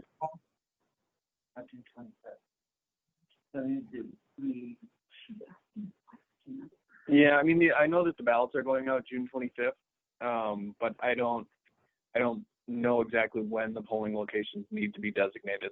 Our clerk certainly would have that. Okay, thank you. Any other questions specifically for Mayor Gingrich? Michelle, did you want to work with Eric to schedule something? Yeah, I don't know what your availability is, Eric, or if you'd like Sandy to call tomorrow morning, first thing. And we will make this work. I know you're on a tight timeline, and I think that to be able to bring a small team together as we originally talked about earlier, I think would be a really good solution to start that conversation. And already I know that you have ideas, so we look forward to learning more and seeing if we can mitigate the concerns raised so that we can continue to work together. Yeah, absolutely. If Sandy wanted to reach out first thing tomorrow morning, we can certainly get something on the schedule, on the calendar. And just so I didn't know that there was any meeting in the works or being proposed. So I apologize for not receiving that message on my end, and for this discussion, to come up at the board level. But I didn't know that there was any meeting planned, so I apologize. No worries. I think that, obviously urgency from the city and from a district's perspective, a lot going on here too. So I think it was just messages getting crossed. But again, going back to wanting to be a good partner, it should start with sitting across the table from one another and really understanding everything on both sides and seeing what can possibly come from that. Certainly, agree 100%. All right, if no one has anything else, we will move on from this, and we look forward to hearing an update from that meeting. Sounds good. Thank you very much, Mayor Genrich. Are you going to schedule the date while we're all here? I'm sorry, Andrew. Take care. The board meeting? Or are we going to wait? I'm sorry, I missed your comment. Are we going to, oh.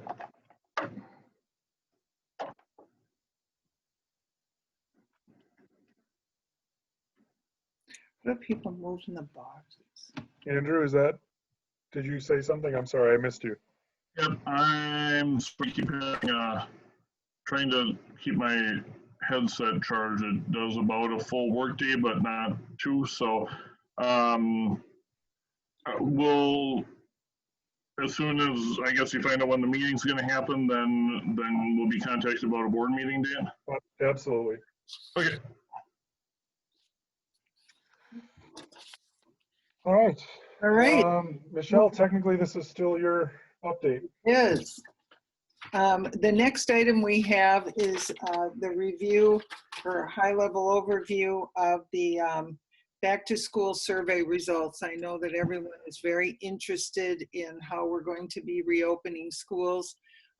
Steve Murley is getting this information, and just to click it through, I think one of the things that you see is, if we go ahead, Josh, is to move that forward in the staff results. You can see that about 18%, not about, 18% aren't comfortable with coming back, at least, at all. And then another 16% at the bottom aren't comfortable with any kinds of intervention. So what we're looking at is really trying to have a greater understanding of what we need to do then to help people become more comfortable. So moving to the next slide and the next question, it really focused in on checking everything that would help for returning to work. Obviously, the information from the health department is something that people will look for and to. The symptom checking, which we talked about, is really important from the guidelines from our health providers. And they're using it and recommending it everywhere, that we follow those criteria. But the workspace cleaning, I think, is really one of the important parts of how people feel comfortable. And so I know that we've talked in great detail what that would look like. The recommendation for hand washing stations in addition to sanitizers is out there as well. So a lot of work yet to be done. I know that today there was a discussion, and I know Vicki Beyer will be, along with Pete Ross, reconvening the pandemic committee to start to look at what are the resources that we still need to purchase. What kind of PPE, in addition to what kind of hand sanitizers and so forth, really looking at very specific additional resources to ensure that we're ready to go in the fall, knowing what we know now today in terms of that guidance. The next question really focuses in on if you're going to come back. And I think that really looking at the 3 different models of delivery, you can see that for the most part, people, 80% are comfortable and able to, would apply. They would be comfortable in that space in terms of when they return, if they would go in any direction. And they're pretty close in terms of actual numbers of respondents in each category. The next question focuses in on, are you willing to teach? And I think that, again, the same opportunities are there. I know the professional development has already started, because the goal really from a teaching and learning perspective is that all teachers can teach in a hybrid model, so that if we need to go virtual, they'll be able to go virtual if we have to, if we go through another surge as they talked about and have to close schools. So to be available and ready to toggle between those different models is something that already you see a large percentage of our staff are willing to go there. So it's bringing everyone along as well in that journey to be able to be a full virtual teacher if you need to be there. Moving to the next question, do you intend to return? There is a very small number, a 0.75, and I think if I looked at the number, there were 11 people who said no. But there are people who are uncertain yet, and I think that will really depend on what it looks like. We're looking at about 78% who are there, but then there's also a number of people who are uncertain and a number of people who are likely to request some accommodations or modifications or some other things. So keeping that in mind. So about 78% say yes, and then the rest of the folks aren't sure yet. Question number 7 talks about when working in schools, will you be willing to mask? And you can see that a large percentage say yes, a very small percentage say no. And to Melissa's point, if it is the requirement of conditions of what we expect around safety for our students and staff, then that would be an additional conversation, I would assume, with those individuals who would not mask. And then moving forward, talking about would you what's your comfort level, and that gives you a better sense of staff required to wear the masks. Willing and required are 2 different things, is what it looks like to me. Then question number 9 focuses in on the comfort level returning in the fall if students are required to wear masks, and you can see that a large percentage that supports their comfort level as well. Some are concerned, obviously, and there have been ongoing discussions about the social and emotional impact of masks and if that would be a concern for students, and some it may. The other thing is we know that our littles probably won't keep a mask on very long. And so we've been talking about that with our medical community as well and what that would mean. But again, reiterated this morning in the meeting that we were at, that masks are really critical in terms of safety. Moving forward, if you're concerned about coming, check all that apply. Again, you can see the different areas of concern and what they would want if you have concern about coming back, and then looking at potential for future and the public health issues around. That's the highest piece as well. Then the next piece looks at number 10. That's 10 we just did. Josh, if you look at the next one, I think where we're at. Did we get to 10? Let me see. We're frozen here. Yep, that's the last slide, question 10. So then the next piece is, now we know where people are at their comfort level, and then we're going to look at it. There's a lot of nuances and information in the comments, and that's really where Gwen is now drilling down in the comments. She should have them by the end of next week. One question had 83 pages of comments. So again, people were very generous in their comments, which is very important, because then you can start to really understand what's behind this data and what people are really thinking about what their needs are. So this will be a critical, important piece of data as we think forward. And I think the comments will enhance that. And we can certainly, Lori is putting together a report that we'll put out to the public as well that summarizes at least what we know now. These are important data points to the point where we've gotten calls from different parts of the state. Brown Deer called and said, could we use your survey? So a number of people are really thinking this is a good tool to start the conversation. So the next piece is really focused in on what parents say.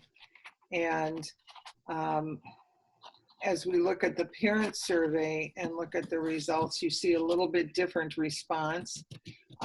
First of all, you can see that the elementary, you can see the different grade levels and configurations of who responded, and that looks pretty close to what, no, I think one of the things that we did look at, especially from a parent survey, was were there parents in all of our schools that answered? And the answer is yes. We had parents from every single one of our schools answer questions. So that was an important part of this data gathering.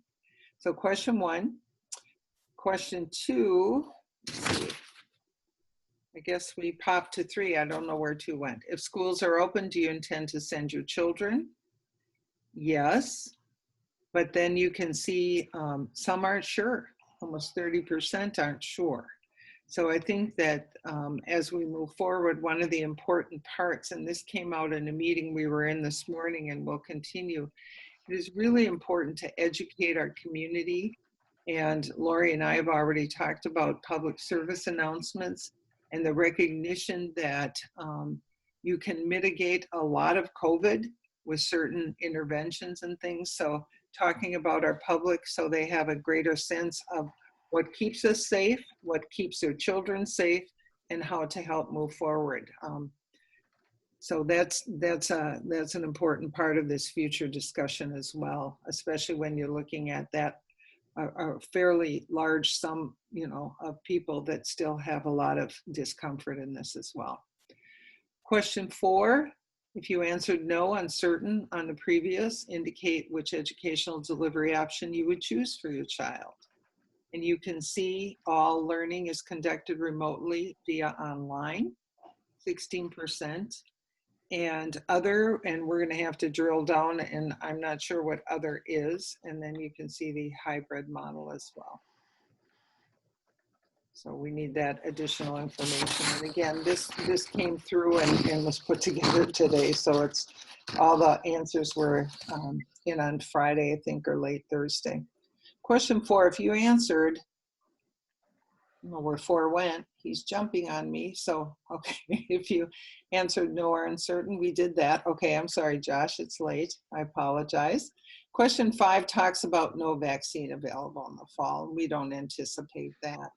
So it asks the question about if there's no vaccine available in the fall, but schools reopen following the guidance of the Department of Public Instruction and Brown County Health Department, would you prefer for your child to participate in? And then you can see blue is remote, red is hybrid, so it's a fairly large amount. School every day is normal, and partial days to allow for fewer students in the classroom, that social distancing. So again, there is not a high, I would say all school every day. So people are looking for some different options as well, assuming there is no vaccine. Question number 6 focuses in if the guidance from the Department of Public Instruction and Brown County Health Department recommend that it is safe for in-person instruction, would you feel comfortable having your child return or children to school this fall? And again, you can see comfortable with no concerns, but comfortable with concerns. And that's about, actually, if you think about what we saw with the staff, it was 77%, and it was concerns. I mean, it wasn't all in and I'm totally comfortable. So you see some similar numbers now when you look at this particular question. To be able to, again, bring students back in and mitigate the risk. You know, again, we're to the point without a vaccine, there's always going to be risk. And so the goal will be the lowest risk possible so that you would not have any community spread or widespread. Again, that's why they're recommending obviously cohorts of students and students not going out and about throughout the day and eating in the lunchrooms together and so forth. A lot of mitigating factors in this particular scenario. 7 focuses in, I don't think we have 7, that must be, yeah. What factors do you feel comfortable with? I don't have 7 even on my list here. Question 8, and again, you can see it's a whole host of things. Would it increase your comfort level if staff were required to wear face masks? And again, you can see 40% say no. The medical community would tell you it's one of the really important factors in keeping people safe, which is very interesting. So we talked about that in terms of, again, educating our community in terms of why that's important. The next is, if wearing a mask is a condition of your child attending school, will you send them? About 70%, roughly, 68 said yes, and 32% said no.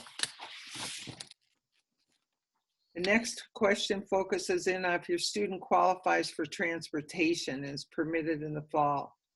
Would you or your family's students ride the bus, ride to school with a neighbor? And I think this is really critical, important information because the social distancing on a school bus is really, really problematic in terms of bringing children to school on a 77 passenger bus. If you social distance according to the CDC guidelines, 13 students on that bus, every other seat, 1 child per seat.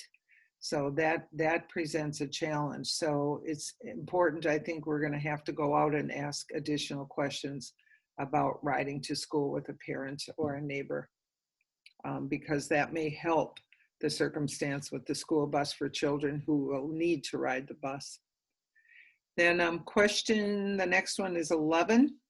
We understand that many students or family members may have health concerns or compromised immune systems. Assuming there is no vaccine available in the fall, but buildings reopen following state safety protocols, will your children attend school in the building? And there you can see, again, 66% said yes, 23% said maybe. And then about a little over 10% said no or other. So again, these factors in place. And I think that's a very large percentage actually. And question 13, I think is my last one. I don't have this one on my things. Focuses in, as we plan for the fall, do you have access to the internet? And that's obviously a very critically important question in terms of the digital divide and making sure kids have what they need to be successful in the event that we do have a school closure again, or they need some virtual hybrid learning depending upon circumstance. So with this data, what we will do is get the questions and the qualitative data in addition to this quantitative data, put it together. And I think one of the important things then is to look and say, okay, what else do we need to know?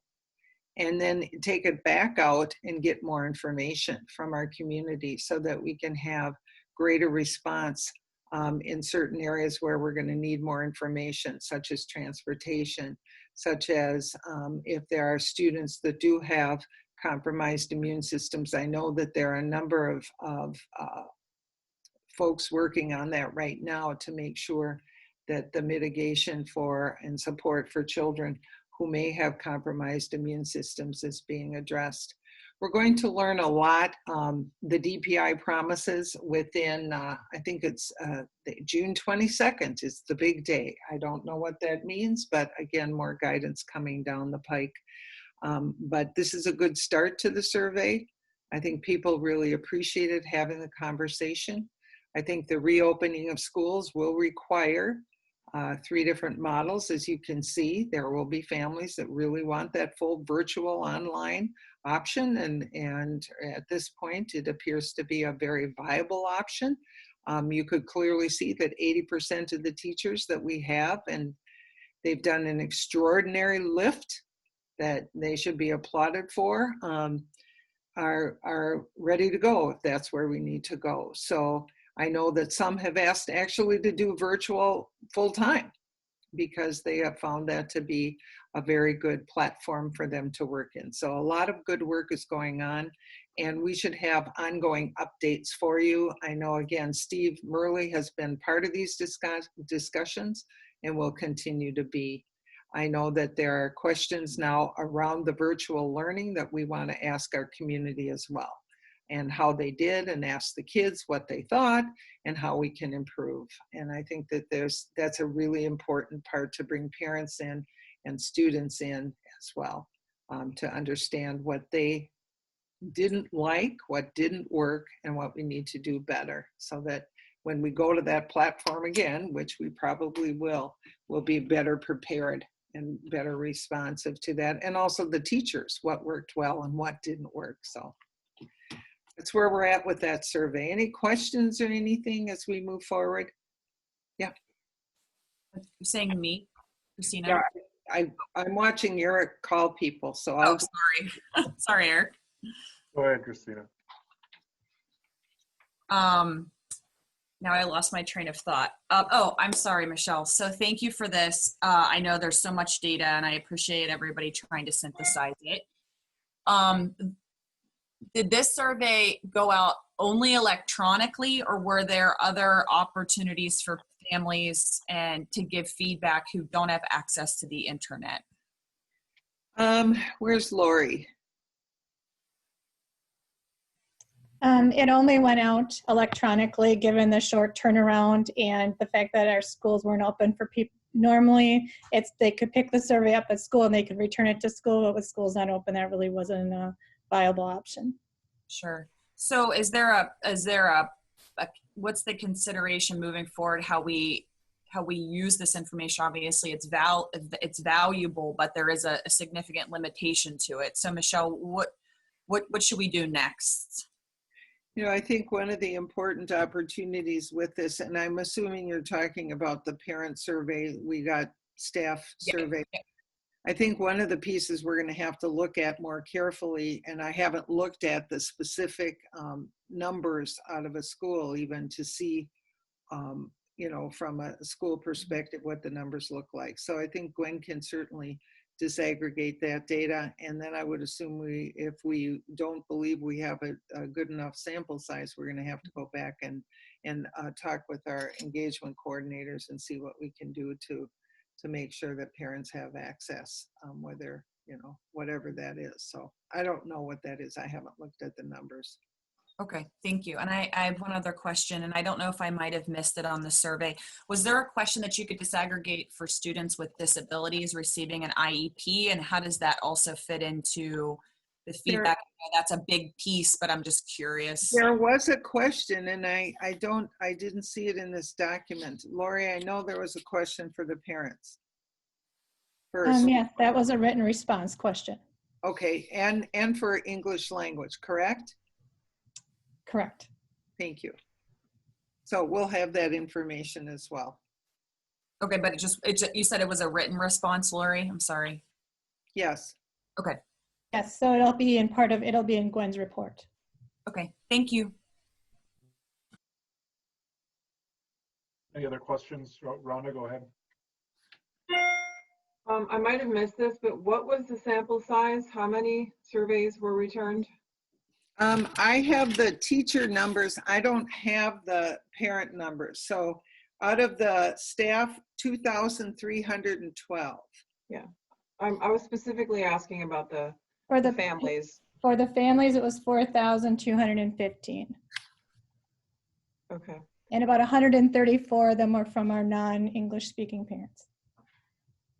Okay.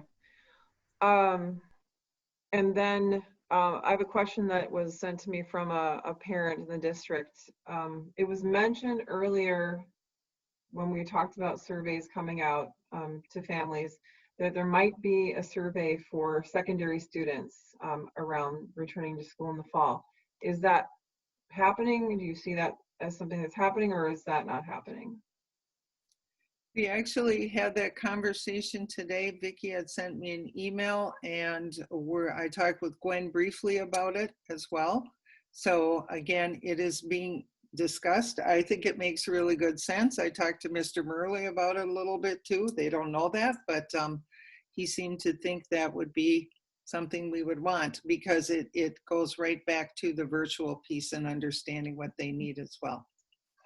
Okay, so it's possible. Is that a fair Oh, yeah. answer? Okay. Yeah, very fair. Thank you. Mm-hmm.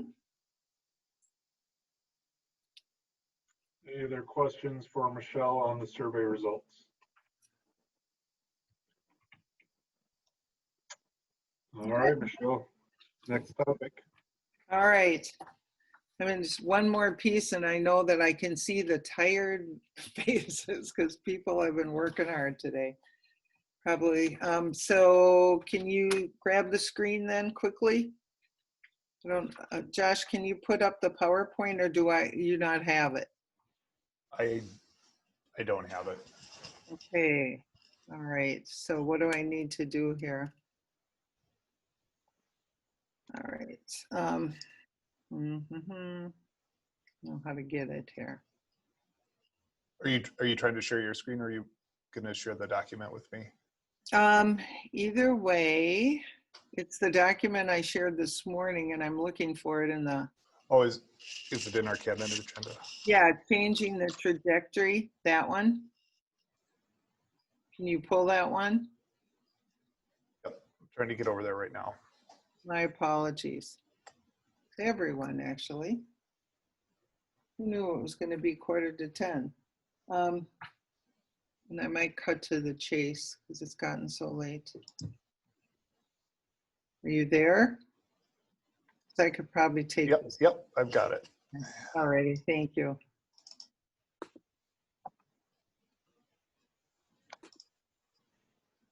I think what I wanted to do before I finish tonight is just talk just briefly about the COVID-19 and some of the work over time. I know Brenda did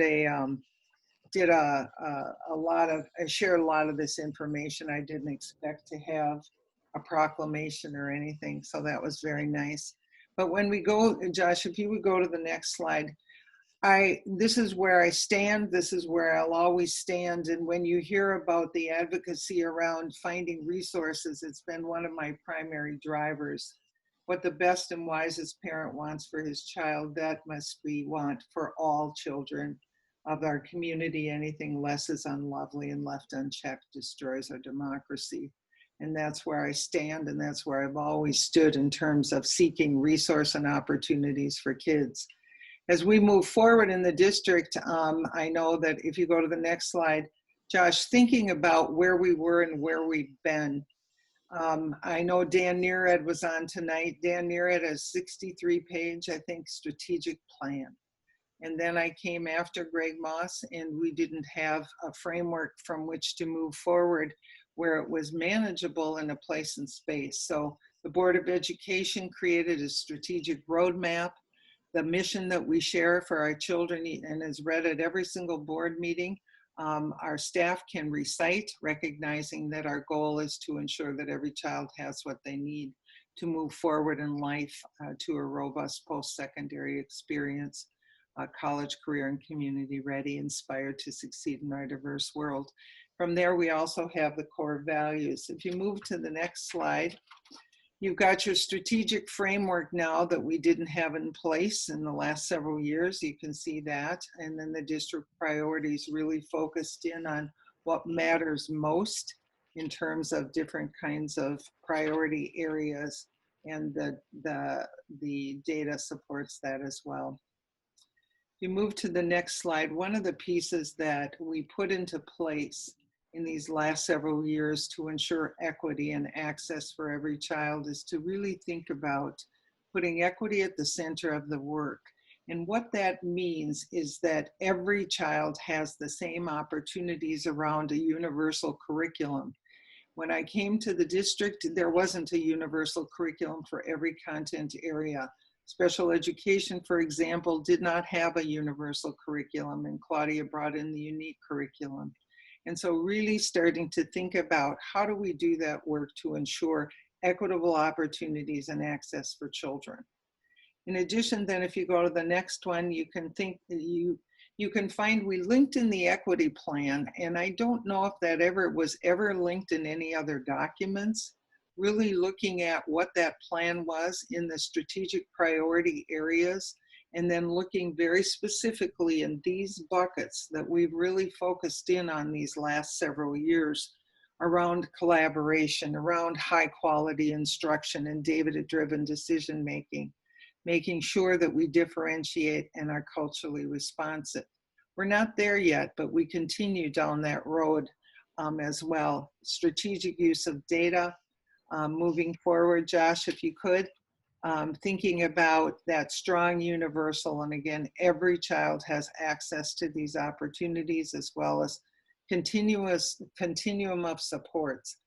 And one of the key things, and John Magus, I don't know if you're sleeping somewhere where you are, but I hold a great debt of gratitude to John Magus and his work around the multi-level systems of support for academics.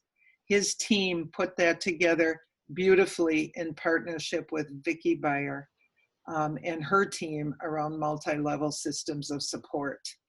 They worked tirelessly on that. It is key to the success and equitable access for our children.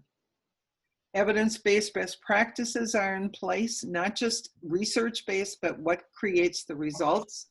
Moving forward as we think about the equity as well. And again, Thank you, Michelle. I've highlighted the multi-level systems of support again. This is so critically important. And one of the pieces with a strong shared leadership is really putting the schools at the center. The other piece of our inequity plan is making sure we have family and community engagement. And we've done a whole lot better since we've had a community engagement team and a family engagement team to really start to generate those relationships and support those relationships in places and spaces we didn't have in the past, and creating that positive culture. If you move forward, again, these are all live links in case people who are watching at this hour ever want to go back, or board members. These are things that didn't exist till we had the team in place. And one of the things that I would offer is during this pandemic, during COVID-19, we have been able to deliver because of the systemic implementation of the work we've done over these years. And so again, it goes back to the important work that teaching and learning has done and student services in partnership to be able to deliver that universal, to be able to deliver those supports, the unique curriculum for special needs, the STAR testing, and the professional development. We brought in a research and evaluation team, brought that back in these last several years. And I thank you for that support because it's been critical for surveys and research and school success planning. If we go to the next slide, thinking about systemic implementation. The women you met tonight are part of the school and community relations. That's a different one. This is Lori and her team. One of the things that you can see that we should take great pride in. I was interviewed this last week and by the Wheeler, it's the Wheeler Report or something it's called. But I started talking about the ability and how we communicate in multiple languages. Not every school district does, and not every school district has the resources to do that and to bring people into those conversations on a regular basis. And if you go to our coronavirus website, our parent communication is posted there in multiple languages. But if you want to access the website, you can also access any language to read what's even on the website. Very important communication during this pandemic, and it has been really, really well done by our school and community relations department. put out a lot of information in a very short period of time, and people have really appreciated it. Our Human Resources Department, in partnership with our operations, Chief Operations Officer and his team and payroll, along with the legal counsel, have worked in partnership like never before, wanting to make sure, as we talk about thriving workforce, what that looks like, how do we support, how do we provide compensation for people in a pandemic. And it has really paid dividends, I think, and I'm going to share a letter from a staff member. The partnerships and the work and the infrastructure of these departments really, really helped move through where we've just been. If you go to the next slide, Josh, and these are all live if you want to look again. And thank you, Josh. The technology department has been a shining star in this effort as well. And if you think about where we were and where we've been since 2011, you know, we have one-to-one devices. Unlike the rest of the big five, we were, I think, the only one that has one-to-one. Granted, our elementaries were hooked up to carts to be charged, so we needed some work there. But to be able to deliver the way we have, using the resources that we have, is extraordinary. And I don't take that for granted. And that's because of the investment that the Board of Education afforded us. Tech integrators to offer those supports, redundancy and cybersecurity, enough bandwidth to be able to deliver as well. And that's very important. And then of course our facilities, and we talked a little bit about that as well, and a number of new schools. So if you move to the next one, and those are just the referendum projects to remind people where we've been. And again, these are under the direction of Mike Stengel and his team at the time. Moving forward again, the role of legal counsel, especially in the pandemic, in partnership with HR and operations, has been invaluable. The policies, the waivers, all of those things coming down, the CARES Act, everything from the federal government, we shouldn't take lightly, because it's money and resource that's so important for our kids as we move forward. We just got the new Title IX in, and Ellen and her team are working tirelessly on that. And of course, then I think what people are missing is that business as usual is also going on. So bills are being paid and children are being supported and fed, and I'll talk about that as well.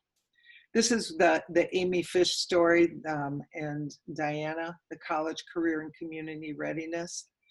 I'm sure Lori Peacock isn't on tonight, but she provided this district with incredible talent, resources, and innovation. And so I don't ever, if you have a chance to thank her before she leaves for the South, she's going to Georgia, and we wish her well, but her leverage and her passion for children's pathways around academic career planning and turbocharge is something I don't want that will go on forever, because she really invested in those, and I believe that the team will carry those forward because they're so great for kids. Kim Shanik is stepping aside this year, and she has brought, along with Lori Peacock, well, certainly over $1 million into this district in resources and opportunities for our kids, from redoing many libraries through the Packer Give Back grants, she and Amy secured over $100,000 this summer alone just to feed families on the weekends. And those supports are so important. This department has paid their way in so many different ways in terms of customized pathways and building partnerships and coordinating our volunteers. So it's a great investment of resource and time to bring the community into our story and work in partnerships so kids can have opportunities. I know that they just received a couple of grants, big grants that are coming forward, which will allow for planning for work for our future, for our students with special needs. It's a great program that Lori has been working on. I'll share a little of that as well, in partnership with special education, Shane McDonough and a team, a great team. So if we move forward again, finance department, you know, the finance department has transformed their work over this pandemic. They have been able to deliver virtually. They didn't think they could. So a lot of great innovation and moving forward. I think it will really create greater efficiencies. And Pete Ross and Angie Robley and the whole team have done a great job of that. And moving forward, obviously, Lynette has done an incredible job with food service and her whole team. More close to 500,000 meals right now and going, but they too are an innovative team that we should really recognize for the incredible work that they do and how we've moved to community eligibility provisions for our students and a lot of work tirelessly behind the scenes, not only during COVID, but always to bring the very best for our kids to make sure they're eating and healthy and well. Safety and security continues. The safety grants continue as well. And I know that during this COVID time, in addition to facilities, that partnership continues, making sure that we have the security and safety as well. Central Reg, single point of entry. That was new when I came. We brought that in and it just began and really being able to bring multiple voices into that space. We're looking forward to future conversations because we know we're going to have to do face-to-face. A lot of our families need translators and we want to be sure we can deliver that as well. The equity department came in since I joined the district and brought in our family engagement coordinators and bringing equity in as well. And then within transportation, we didn't always have van fleets. We didn't always have the city bus. And we're going to miss Jeremy, but that Safe Routes to School was his body of work as well. Moving on, these are some of the areas that we brought forward since 2011 as well. And you can see the schools that look familiar for our youngest learners. Moving on. Personalized pathways now, they're full K-12s. When I came, IB was at the high school, and now we have the authorization for Chapel Elementary as a primary year, and Franklin as a MYP, middle year program as well. A full strand now at Webster Elementary and Institute for the Arts or Fine Arts or Children's Arts, and then Washington, and then East, and then STEAM is just getting STEAM. King, MacArthur, Lombardi, and Southwest will be on that docket by fall in a K-12 STEM effort. Brenda mentioned these personalized pathways. You can move forward and they're all live linked, so I encourage you to peek at those when you have a chance. Obviously, these specialty schools that came online and came since these last several years. John Dewey had just opened when I came to the district, and we expanded that. More students now, younger grades. NEW, Dr. Rosa Minoka Hill, Leonardo da Vinci, and Aldo Leopold was here as well, the community school. So those are district specialty schools moving forward. And these are specialty focuses in different school community areas, so that you can see the Center for Integrated Arts, IB World Schools, King Elementary Engineering, and Wequiock Environmental as well. And then of course the Howe Elementary community. So what does this all mean? We were able to change the trajectory for children, and as we move forward, some of these slides, obviously, Brenda, you mentioned the state accountability results, and if you flip to the next one, you can see that we have moved in both meets expectations in 2 different categories. So the latest in 2019, we continued in that trajectory. Moving forward, Josh, I think one of the most important things is we continue to have schools elevating themselves more and more and more as well. So more in the significant, more in the exceeds, fewer in the meets because they've elevated themselves. Meets few, we have less in that category, and 0 that failed to meet. And then you can see it on a different look on a graph. I think one of the important pieces, I don't know how I get my picture off here. I don't know how I make myself go away, Josh. How do I do that so I can see the rest of the slide?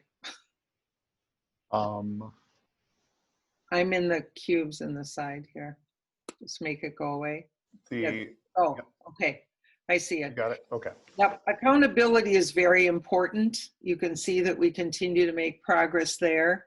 Student achievement, slow grow there. Not quite where we'd want it to be, of course. But we have a lot of gaps and a lot of growth to make up. So you can see that our growth was significant and continues. We had a big jump last year and closing gaps as well. Graduate with a plan. Moving forward, we've got turbocharge and the academic career planning as well as college credit. And it was mentioned, Brenda, and in the resolution, I'll pop that up just quickly. Josh, if you want to go next. It talks more than 1,500 Green Bay area public schools earn transcribed credits. Pop down to another, you can see a lot of work that's been done in alignment, but I want to point out that the students like this past in 18-19 had 950 credits through UWGB and they were free, $312,000 in tuition saved. And then of course we had a number of students, 4 students graduate and walk across the stage at NWTC before high school with 27 college credits. And then here in this particular one, Visions Out of Poverty Planning Grant to assess need for middle school turbo go centers. And I'm understanding they got the next grant for the next to move forward with the go centers in the middle school. So they'll have college centers for kids at the middle level moving forward. And they received the grant, I believe, from the Community Foundation just 2 days ago. You'll hear more. That just shows you this is good. This is good news. You can see in 2016 where the remedial coursework, when they started, more kids started entering University of Wisconsin Green Bay. And the downward trend is exactly where we needed to go, down. So the percentage of students needing graduate remedial courses, and that's by high schools. You can peek at that later if you'd like, but that trend when we first elevated the numbers of kids, and then you can start to see that it's going down, which is exactly how we want to see it. Moving on.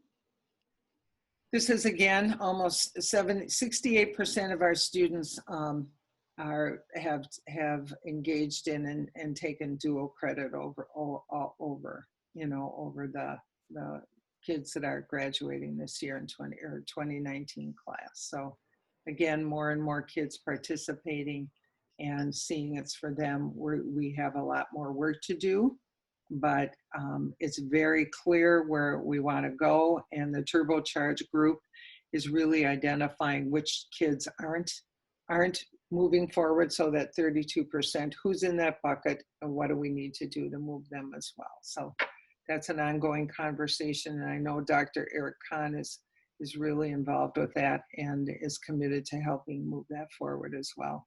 And whoever is replacing Lori Peacock, and I don't know who that is right now. Graduation rates, if you go to the next one, Josh, I'll just talk about those. I wanted to finish with the graduation rates because these are very important. Gwen Stramp has a whole lot of data behind this that aligns with the forward exam. So these aren't inflated. You can actually see data to support it behind. If you look at the light green bar is where we were in 2010, and the dark green bar is where we are now. So overall, our student graduation rates have increased by 11%. Our American Indian student rates, when I began our journey together. We're at 47.10%, and now they're at 76.8%, an increase of 29.7%. And you can see the end numbers. Gwen put the end values on the top so you can see how many students are in those categories. For our Asian students, an increase of 19.9%. For our Black African American students, 41%, and now 74.1%, so an increase of 33.1%. Hispanic students went from 57.4 to 80.7, an increase of 23.3. And our white students went from 84 to 90.6, an increase of 6.6%. If you go to the next slide, we have our students, all student groups again. And then you can see socioeconomic status and the differentiation. The disadvantaged students, an increase of 16% from where they were to where they are now. So socioeconomic status.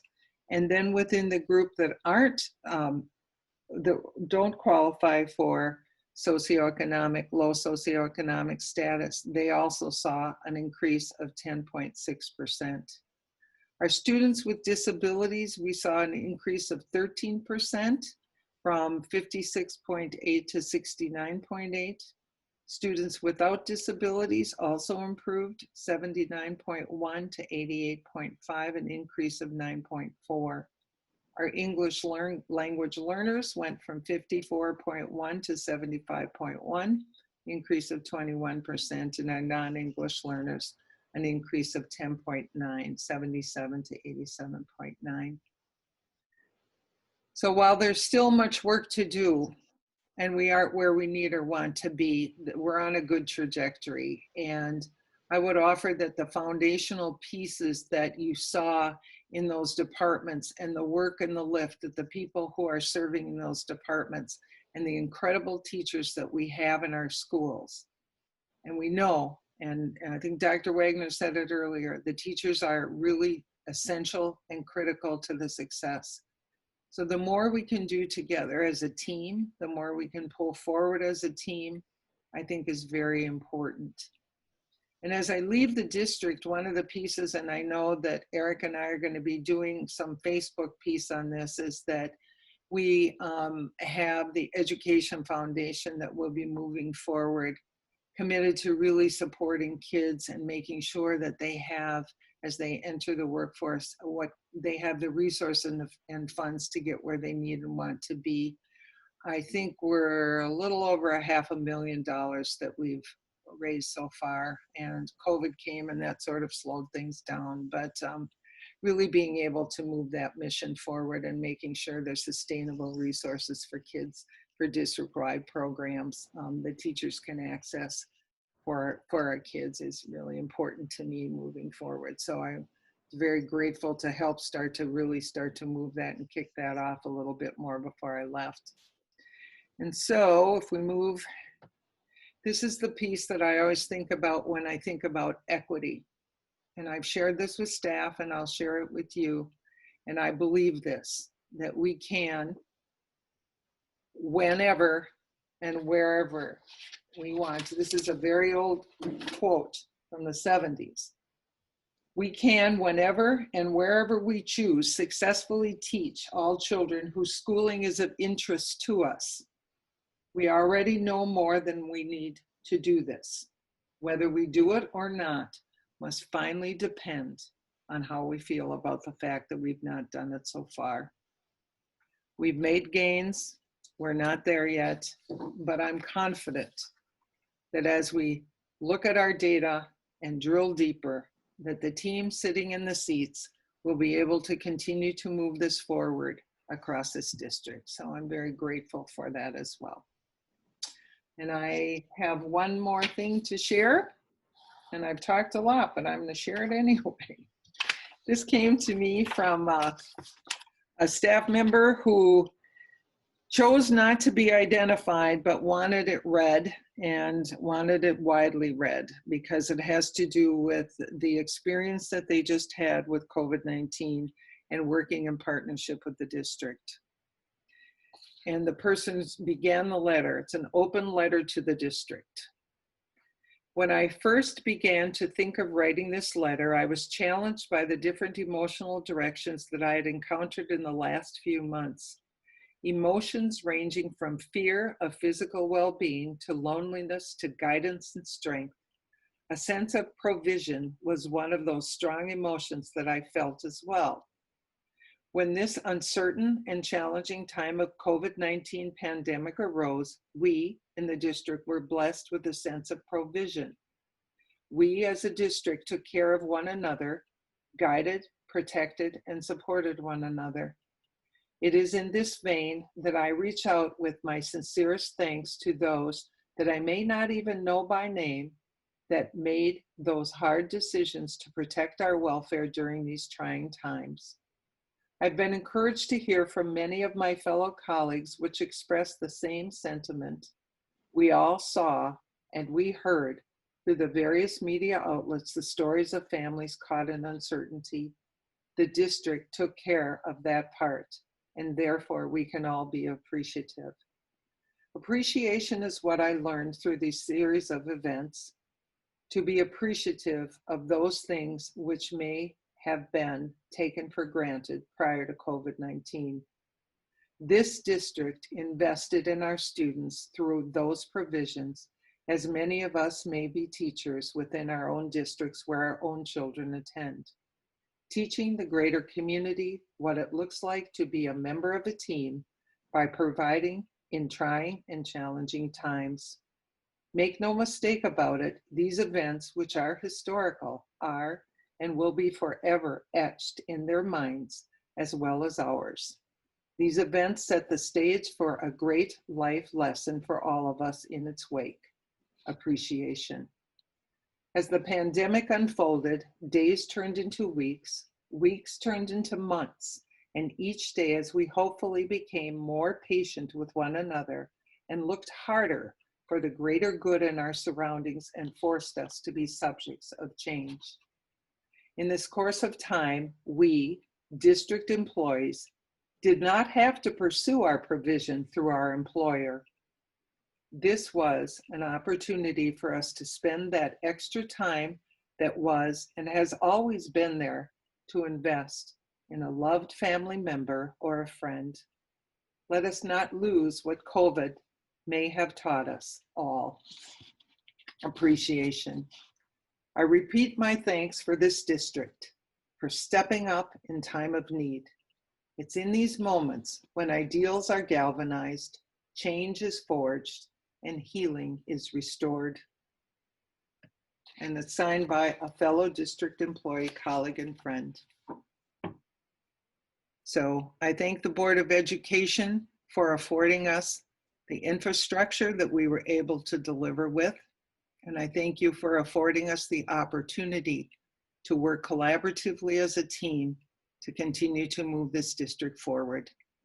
In doing so, people feel whole and they feel healed and restored with the changes that are coming their way. So I hope and pray that that continuous trajectory continues. So I thank you for that as well. I think I'm done now. Thank you very much, Michelle. That was a very robust superintendent update. So thank you for taking us through that and all of your superintendent updates over the last 9 years. All right, jumping back into the agenda. Discussion items, we need to make a motion to elect a new board secretary. Someone want to make that motion?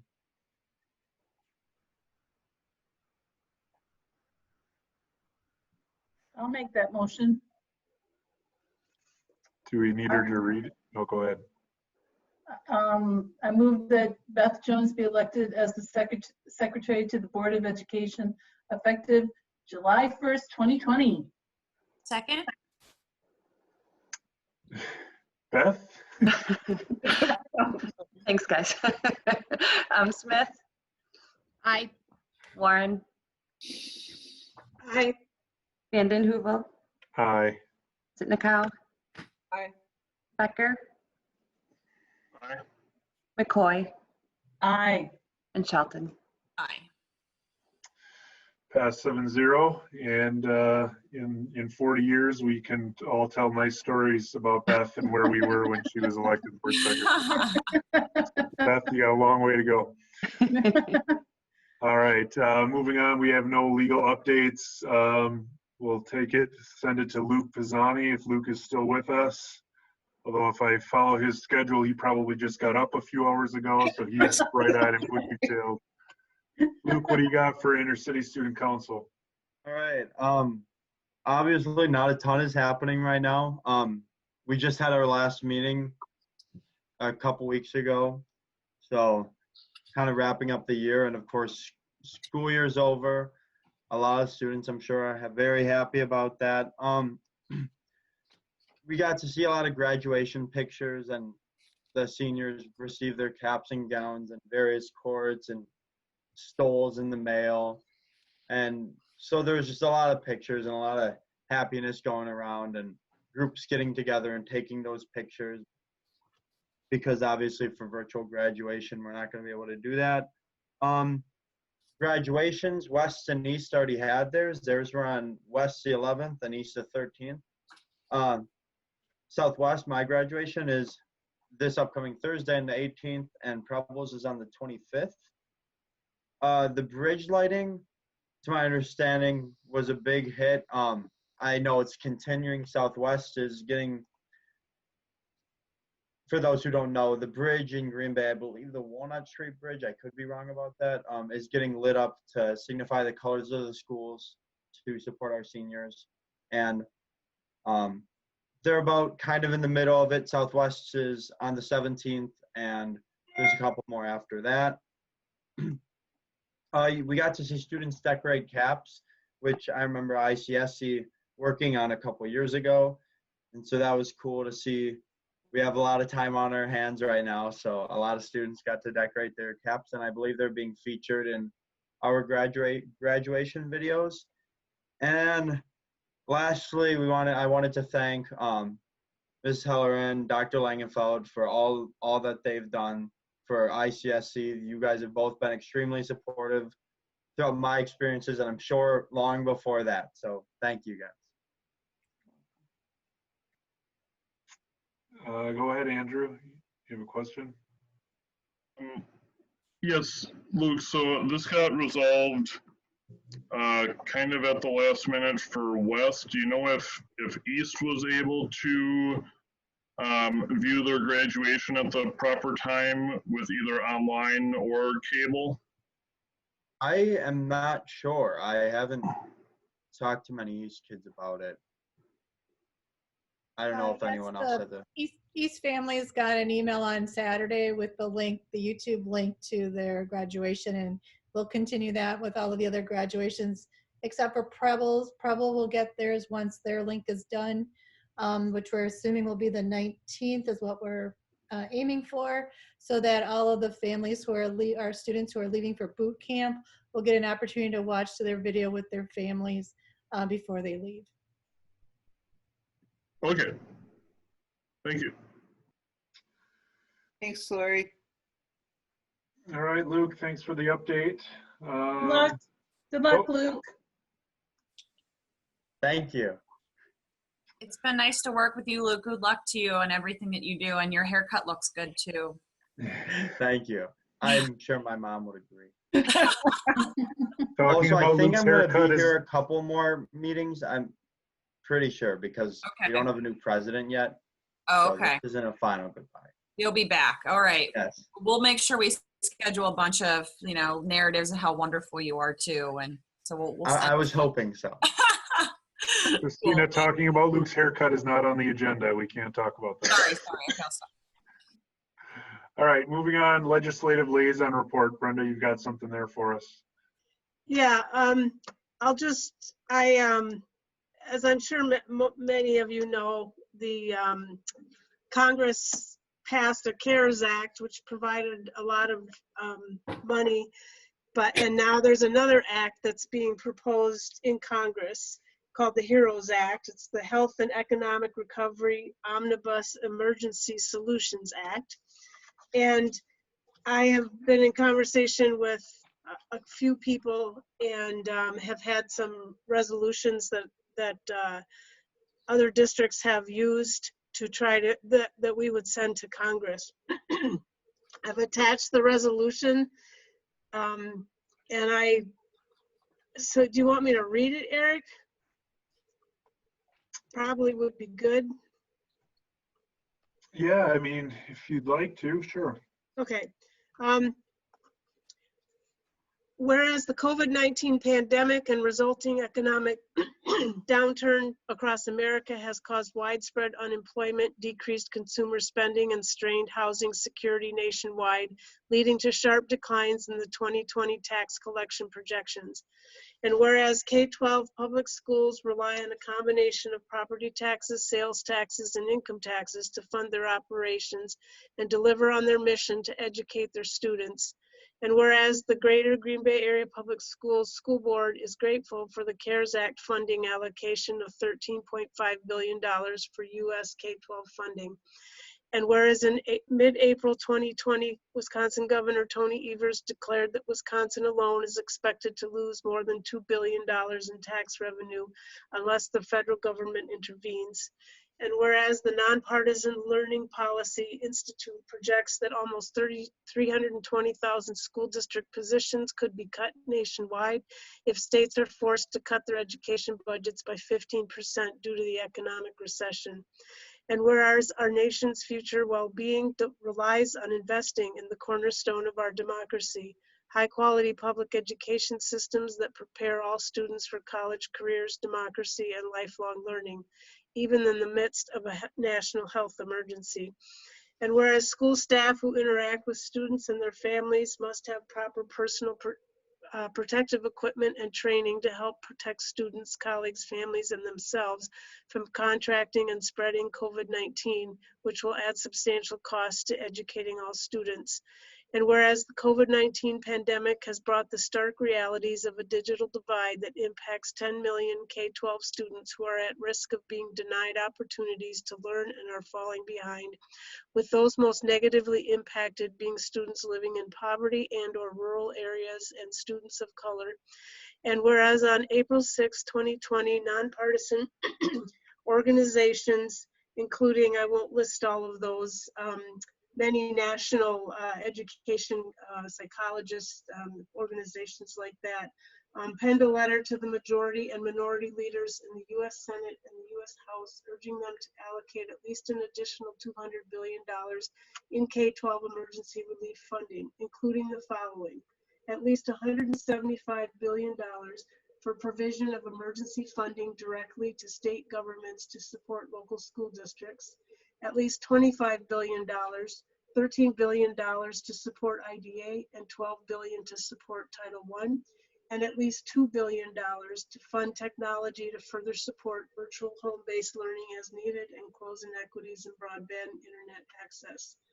Therefore, be it resolved that the Green Bay Area Public Schools Board of Education urges passage of the HEROES Act to include the amount of at least $202 billion for K-12 emergency relief funding as outlined above.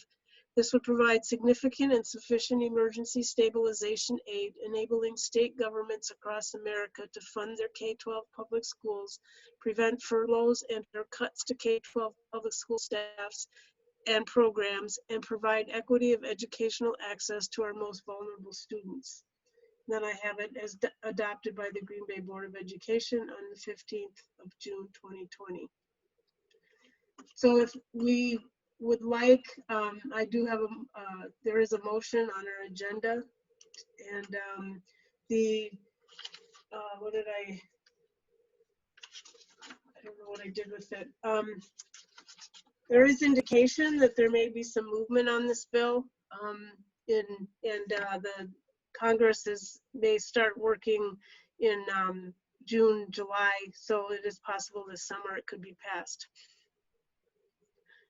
So if people are, I guess I'd entertain the motion at this point to adopt the resolution. I'll second. Actually, go ahead, Eric, you run this part. Yeah, did someone make the motion? No. Oh, so Dawn, you want to make the motion? Sure, I'll make the motion to adopt the HEROES Act resolution. Is there a second? Second. Beth? McCoy, Aye. Shelton, Aye. Becker, Aye. Smith, Aye. Sitnikow, Aye. Warren, Aye. and Vanden Heuvel. Aye. I pass 7-0. We'll keep a close eye on that. Go ahead, Christina. Brenda, I just wanted to say thank you for your work on this and for attaching it to the agenda. I appreciate that. Thank you. Sure, you're welcome. All right, moving forward, district events. Luke gave us an update on graduations that are coming up. Anything else under district events? All right, board member school visits update. Anybody have anything there? Rhonda? Yeah, you took a tour. I was supposed to be there. Sorry, I missed it. I Okay. rescheduled. So I took a tour of Lincoln last week, and I was able to also watch the East and West high school graduations as well. Very cool. All right, if there's nothing else under school board updates, we'll go to the teaching and learning action items, and that'll be facilitated by Brenda Warren.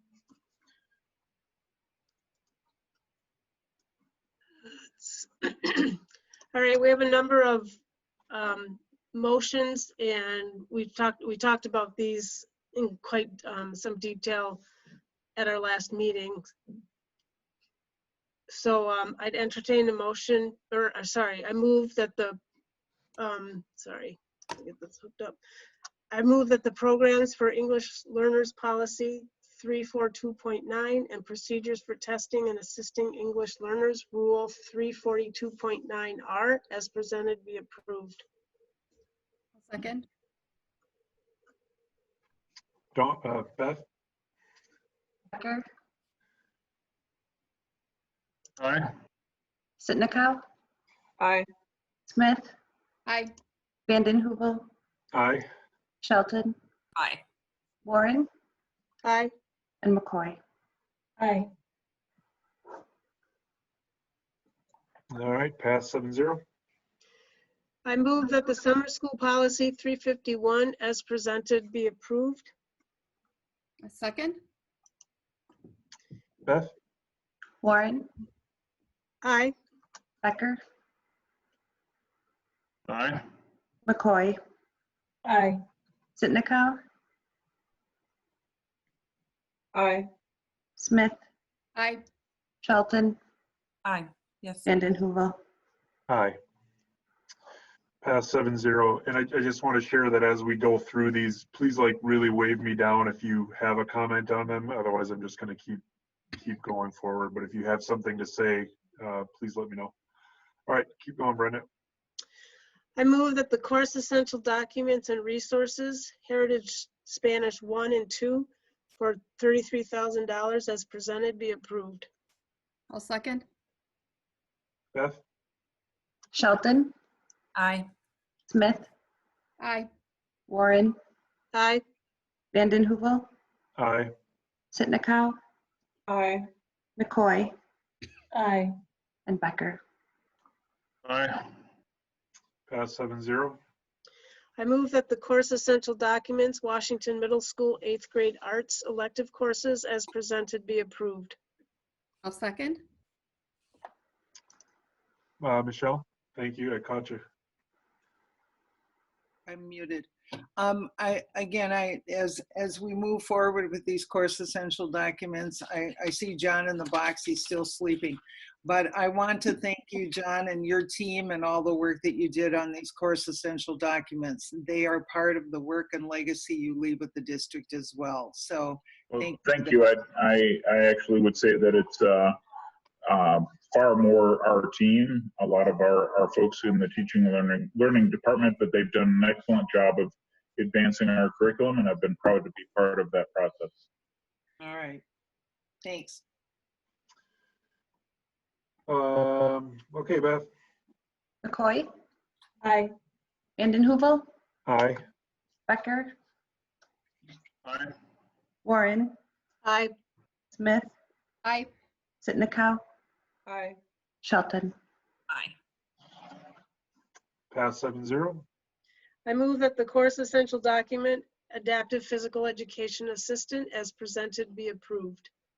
I'll second. Beth. Sitnikow. Oh, sorry. Aye. Smith, Aye. Warren, Aye.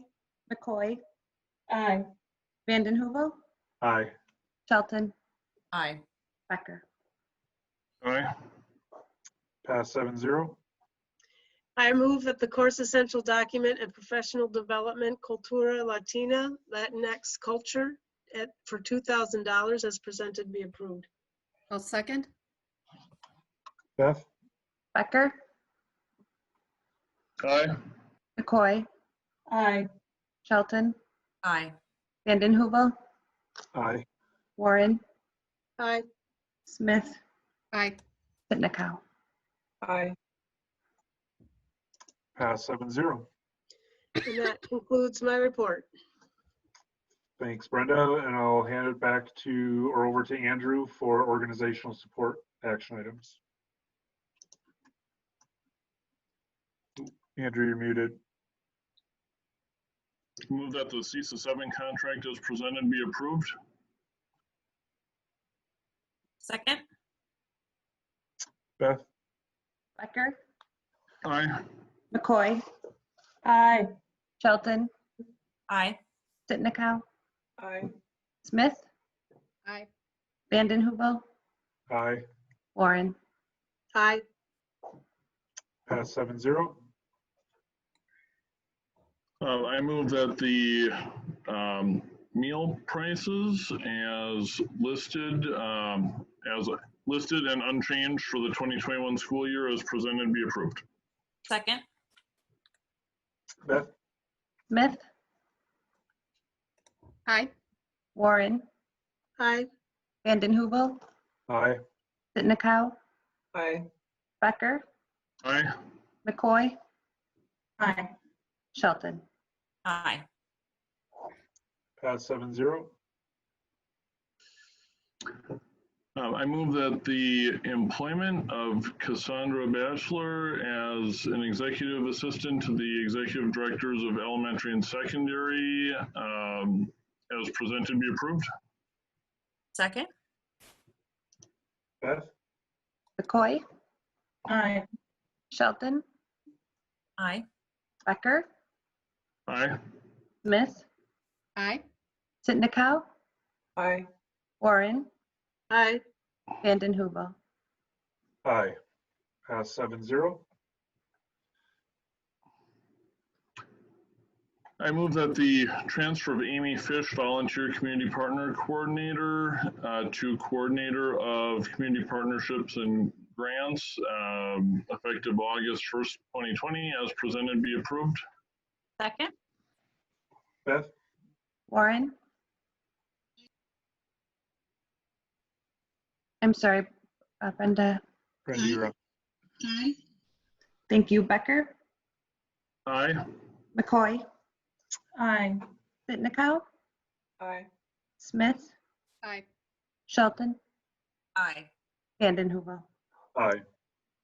Pass 7-0. Did I miss C? Yes. Okay. Sorry. No, that's all right. No, I caught it actually. I move that the long range facility plan fund 46 as presented be approved. Second. Beth. Sitnikow,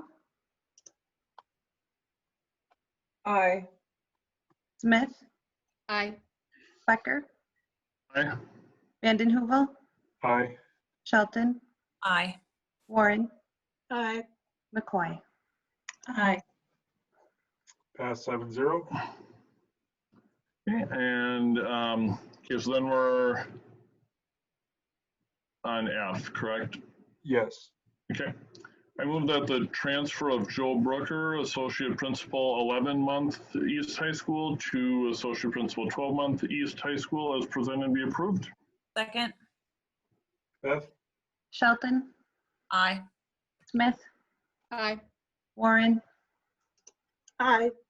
Vanden Heuvel, Aye. Sitnikau, Aye. McCoy, Aye. Becker. Aye. Pass 7-0. I move that the transfer of Tyson Tatro, Administrative Intern at Dan's Elementary, to Elementary Associate Principal at Dan's Elementary, effective August 1st, as presented be approved. Second. Second. Can you hear me? Yep. Thank you. Okay. Beth? Sorry. McCoy, Aye. Vanden Heuvel, Aye. Becker, Aye. Warren. I'm sorry, Brenda. You're muted, Brenda. That wasn't when I said aye. Aye. Sorry, I apologize. Sorry. Smith, Sitnikau, Aye. and Shelton. Aye. Thank you. Pass 7-0. I move that the transfer of Adam Glaudemans, grade 4 teacher at Eisenhower, to elementary principal at Lincoln, effective August 1st, as presented be approved. Second. Beth? Sitnikau, Aye. Smith, Aye. Warren, Aye. McCoy, Aye. Vanden Heuvel, Aye. Shelton, Aye. Becker. Aye. Pass 7-0. I move that the transfer of Jennifer Heepas, Special Education Program Support Teacher, District Office Building, to Supervisor of Special Education District Office Building, 12 months, as presented be approved. Second. Beth? Smith, Aye. Warren, Aye. Vanden Heuvel, Aye. Sitnikau, Aye. Becker, Aye. McCoy, Aye. Shelton. Aye. Pass 7-0. I move the consent agenda as listed. Second. Beth? McCoy, Aye. Shelton, Aye. Becker, Aye. Smith, Aye. Sitnikau, Aye. Warren, Aye. Vanden Heuvel. Aye. Pass 7-0.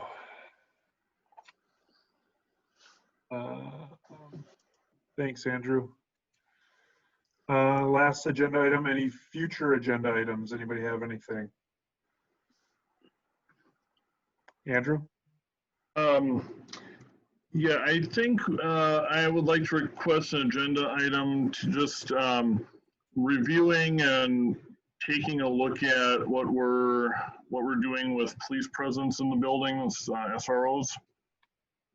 I don't know enough right now to know if what I might be suggesting for changes, but that's what's you know, the reality is many school districts are taking this opportunity, and I think if there's anything we want to change before the school year starts, this would be the time to look at it sooner than later. Yeah, thank you. Oh, I'm sorry.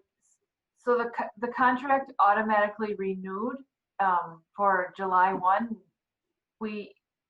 This wasn't raised any earlier, and we would not be in compliance with the dates of when to amend or terminate that contract. So we could have the discussions, but it would be for the 21-22 school year.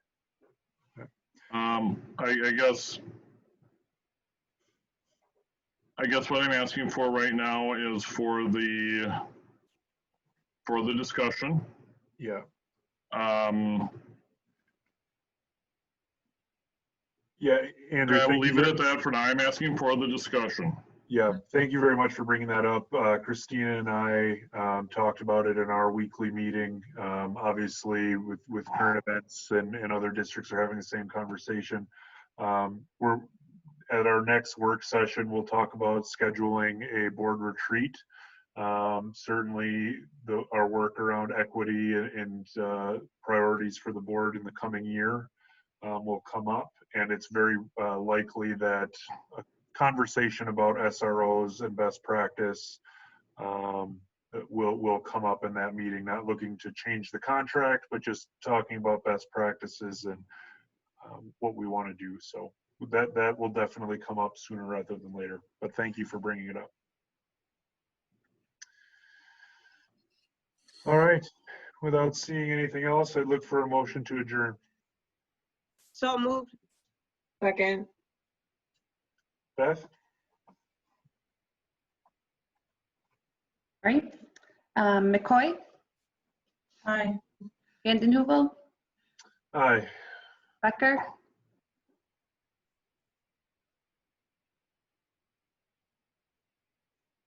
Andrew, I'm sorry. I think you're on mute. Okay. Aye. Smith, thank you. Smith, Aye. Sitnikow, Aye. Shelton. Aye. That concludes our June board meeting.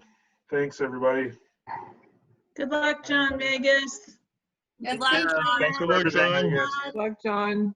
Bye, Sandy. Congratulations. Bye, Thank Michelle. you, thank you, Michelle. Michelle. Thank you, everybody else. Bye-bye. Good night, everybody. Good night.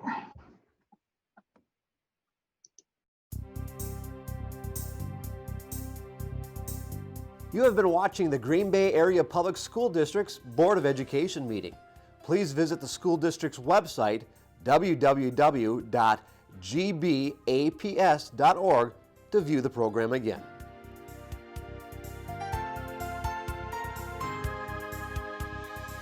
If you cannot fully access the information on this video, please let us know the accessibility issue you are having by calling 920-448-2025 or by email at communications@gbaps.org.